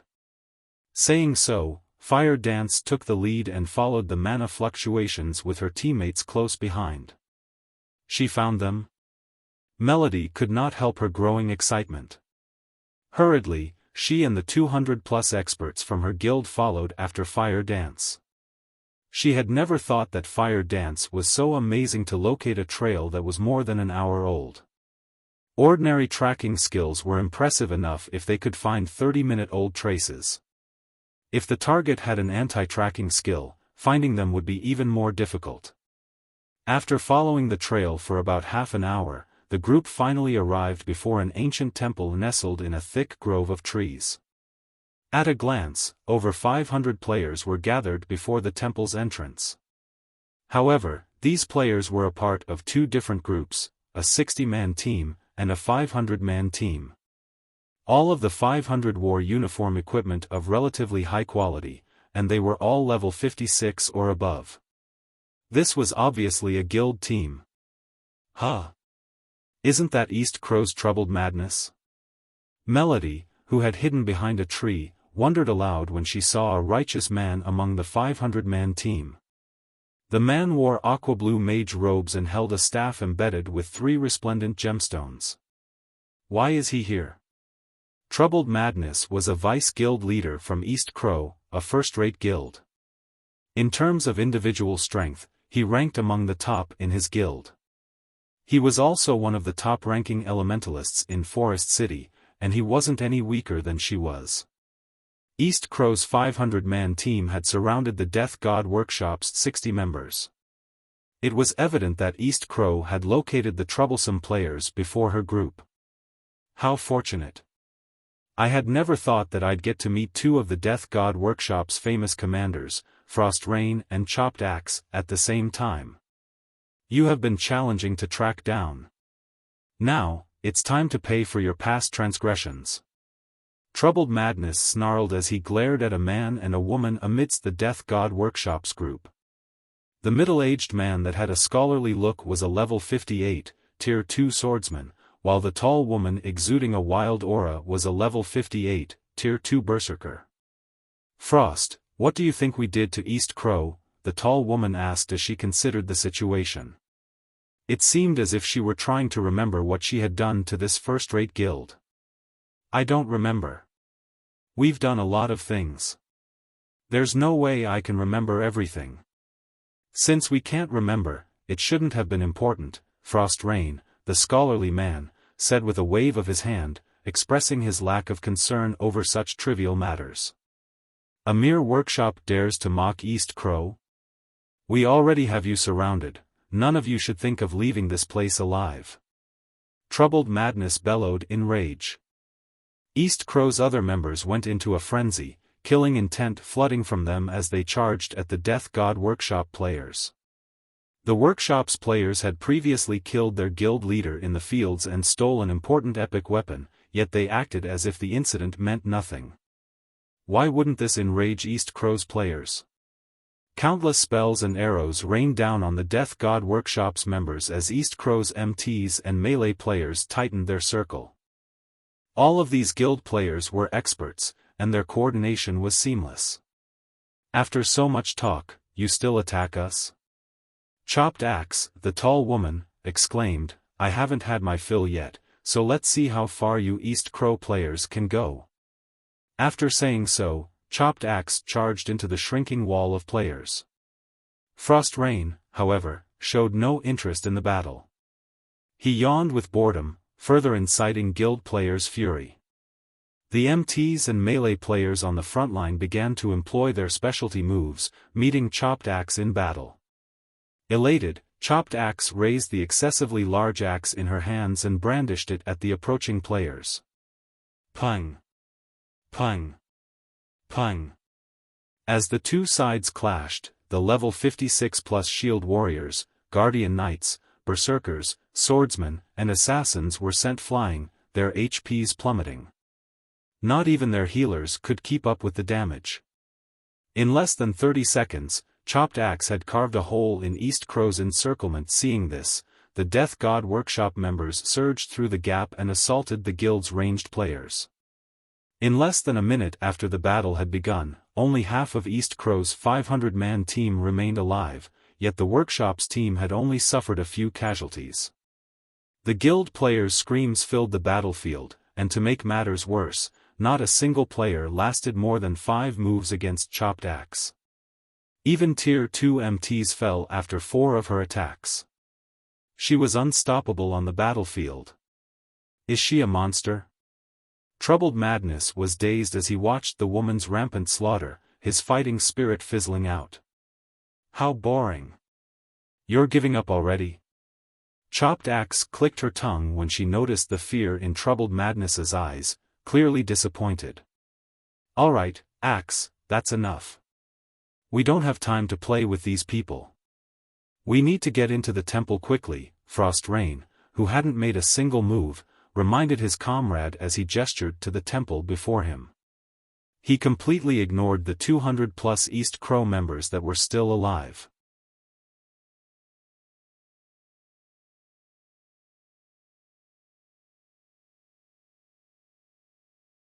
Chapter 1920, Zero Wing vs. Death God. As Troubled Madness and the other East Crow members lost their fighting spirit, they started to pull away from the Death God Workshop's team, trying to avoid the axe-wielding Chopped Axe in particular. Fear overwhelmed the guild players. No matter how they looked at it, this one-sided battle felt like a nightmare. They were all experts from East Crow, a first-rate guild, but they were nothing more than powerless children before the workshop's players. If they retold this tale in Forest City, no one would believe them. As neutral race players, their Tier 2 promotion quests were more difficult than human players. Of course, after completing their Tier 2 promotion, their racial traits were boosted, as well. They were even stronger than ordinary Tier 2 classes. But despite so many Tier 2 players on their team, they had no hope of resisting Chopped Axe. Moreover, the female berserker hadn't used a single skill, relying on her techniques in this battle. As East Crow's members retreated, Death God Workshop's members lost interest in the fight. They didn't even bother to chase down the guild players. Instead, they turned and walked toward the temple. Vice Guild Leader, what should we do? A Tier 2 cleric asked Troubled Madness when he realized that the workshop's players were ignoring their guild. There's nothing we can do. These people are monsters. Chopped Axe, in particular, has the strength of a 1,000-man legion. We have no chance against her. Most likely, only Setting Sun, which is interested in Forest City, can stop them now, Troubled Madness said as he balled his fists, fear and frustration filling his heart. Although he was a powerful expert, he could only take on 24 experts at the same time. Against a 100-man expert team, even he would have to flee. In contrast, Chopped Axe had just rendered a 500 expert team powerless. With such strength, it would take 1,000 experts to defeat the woman. In other words, Chopped Axe had the strength to single-handedly change the outcome of a battle of several thousand players. Be an absolute nightmare in the fields. Meanwhile, Melody and the other Ninth Heaven members wore grim expressions after watching the battle from their hiding spot in the forest near the temple. How can the Death God Workshop have such a powerful expert? Melody watched Chopped Axe in a daze. Although the Death God Workshop members her guild had encountered were impressive, there hadn't been anyone as strong as Chopped Axe among the group. East Crow's experts were much stronger than independent experts, and while independent players would be considered experts after reaching the early stage of the Trial Tower's 5th floor, East Crow's experts had reached the 5th floor's late stage at the very least. And still, those experts were helpless against Chopped Axe. Although she had brought a little over 200 guild experts with her, these players' overall strength couldn't compare to Troubled Madness's 500-man team. Moreover, Troubled Madness was just as strong as she was. So, they're the Death God Workshop's members? Fire Dance asked Melody. Emicham. They are. Melody nodded. It seems this trip wasn't a complete waste of time after all, Fire Dance said as she watched the group of players approach the mysterious temple. She then turned to her guildmates and announced, "All right, time to get to work." Saying so, Fire Dance emerged from the grove of trees and approached the players from the Death God Workshop. "We're getting to work?" Cola and the other Zero Wing members grinned before following after Fire Dance. "What are you doing?" Melody's anxiety peaked as she watched Fire Dance and her companions leave their hiding place. "Didn't you just see how powerful those players are? With our current team, we won't even serve as a warm-up. We should return and organize a stronger team." The Death God Workshop's commanders were its strongest players. She had assumed that while these commanders might be strong, they shouldn't be much stronger than the workshop's other players, but it seemed that she had been gravely mistaken. Moreover, this Death God Workshop team was led by 2 commander-level existences. When she considered the possibility of the scholarly man, Frost Rain, being as powerful as Chopped Axe, she shuddered. Fighting the 2 Death God Workshop commanders at the same time would be suicidal. However, despite Melody's advice, Fire Dance stepped out of the forest's cover as if she hadn't heard Melody at all. "Guild leader, what should we do?" Scarlet Heart asked nervously. "We have no choice, we have to follow them. We are responsible for requesting Zero Wings' help. We can't sit here and do nothing while they fight." Melody sighed as she and her guild members followed Zero Wings' team. The temple's entrance was an empty clearing, void of any obstructions. The moment Fire Dance and her team appeared, they attracted the attention of East Crow's members. "Who are they?" "Huh? They're human. Why are humans here?" East Crow's members softly discussed the approaching players. Aside from merchant players, human players were rare in the fairy country. Naturally, spotting a group of 20 human players would be odd. Shortly after Zero Wings members left the forest, Ninth Heaven's players revealed themselves. Since Ninth Heaven was a local first-rate guild, East Crow's members recognized the expert players, especially Melody. For a time, a commotion erupted among East Crow's members. What is Ninth Heaven's guild leader doing here? Did she come to take revenge for the Death God Workshop's recent ambush? That shouldn't be the case, right? Didn't she see the fight just now? Even with our numbers, we were no match. And she only has around 200 experts with her. With so few players, they won't even be a warm-up for Chopped Axe. They must have missed it. Why else would they make such a foolish move? East Crow's members were shocked as they watched Ninth Heaven's team approach the Death God Workshop members. They could not figure out what Melody was trying to do. Troubled Madness agreed that Melody must have lost her mind. Even if she hadn't seen the battle, she should at least notice the corpses littering the clearing. "Oh? Aren't you from Ninth Heaven?" Chopped Axe recognized Melody's group immediately. Smiling, she asked, "What? You want revenge for the trash we killed just now? Feel free to try. I can use this chance to stretch before going into the temple." Guild leader Melody, don't mind Chopped Axe. She is just joking. Don't take her seriously, Frost Rain, who stood beside Chopped Axe, said, smiling at Melody. If Ninth Heaven is willing to hand the item over, the Death God Workshop will stop targeting your members. I hope that you have carefully considered the matter. Don't even think about it. I will never hand it over to you. Melody growled, rage burning in her gaze. It seems guild leader Melody still doesn't understand us. Since you're here, then, I'll show you the difference between us personally, Frost Rain said. Turning to his team members, he said, "Go. Remove these players, but leave guild leader Melody alive." Hearing Frost Rain's command, the several dozen Death God Workshop members pounced on Ninth Heaven's members like wild beasts. They treated the 200-plus experts before them like prey awaiting slaughter. "Everyone, prepare for battle. Do not fight alone," Melody said, her expression grim as she glared at the 50-plus players charging towards her. Although these Death God Workshop members were not as monstrous as Chopped Axe, they were extraordinarily powerful. She knew from watching the previous battle that they were far stronger than ordinary experts. Just before the workshop's players reached Ninth Heaven's members, a black-clad figure appeared before one of the level 57, Tier 2 Guardian Knights leading the charge. This figure then transformed into a shadow as it pierced through the Guardian Knight. Without time to utter a scream, the Tier 2 Guardian Knight collapsed to the ground, his HP bar drained to nothing. The workshop's players slid to a halt after seeing the shocking attack, turning towards the figure.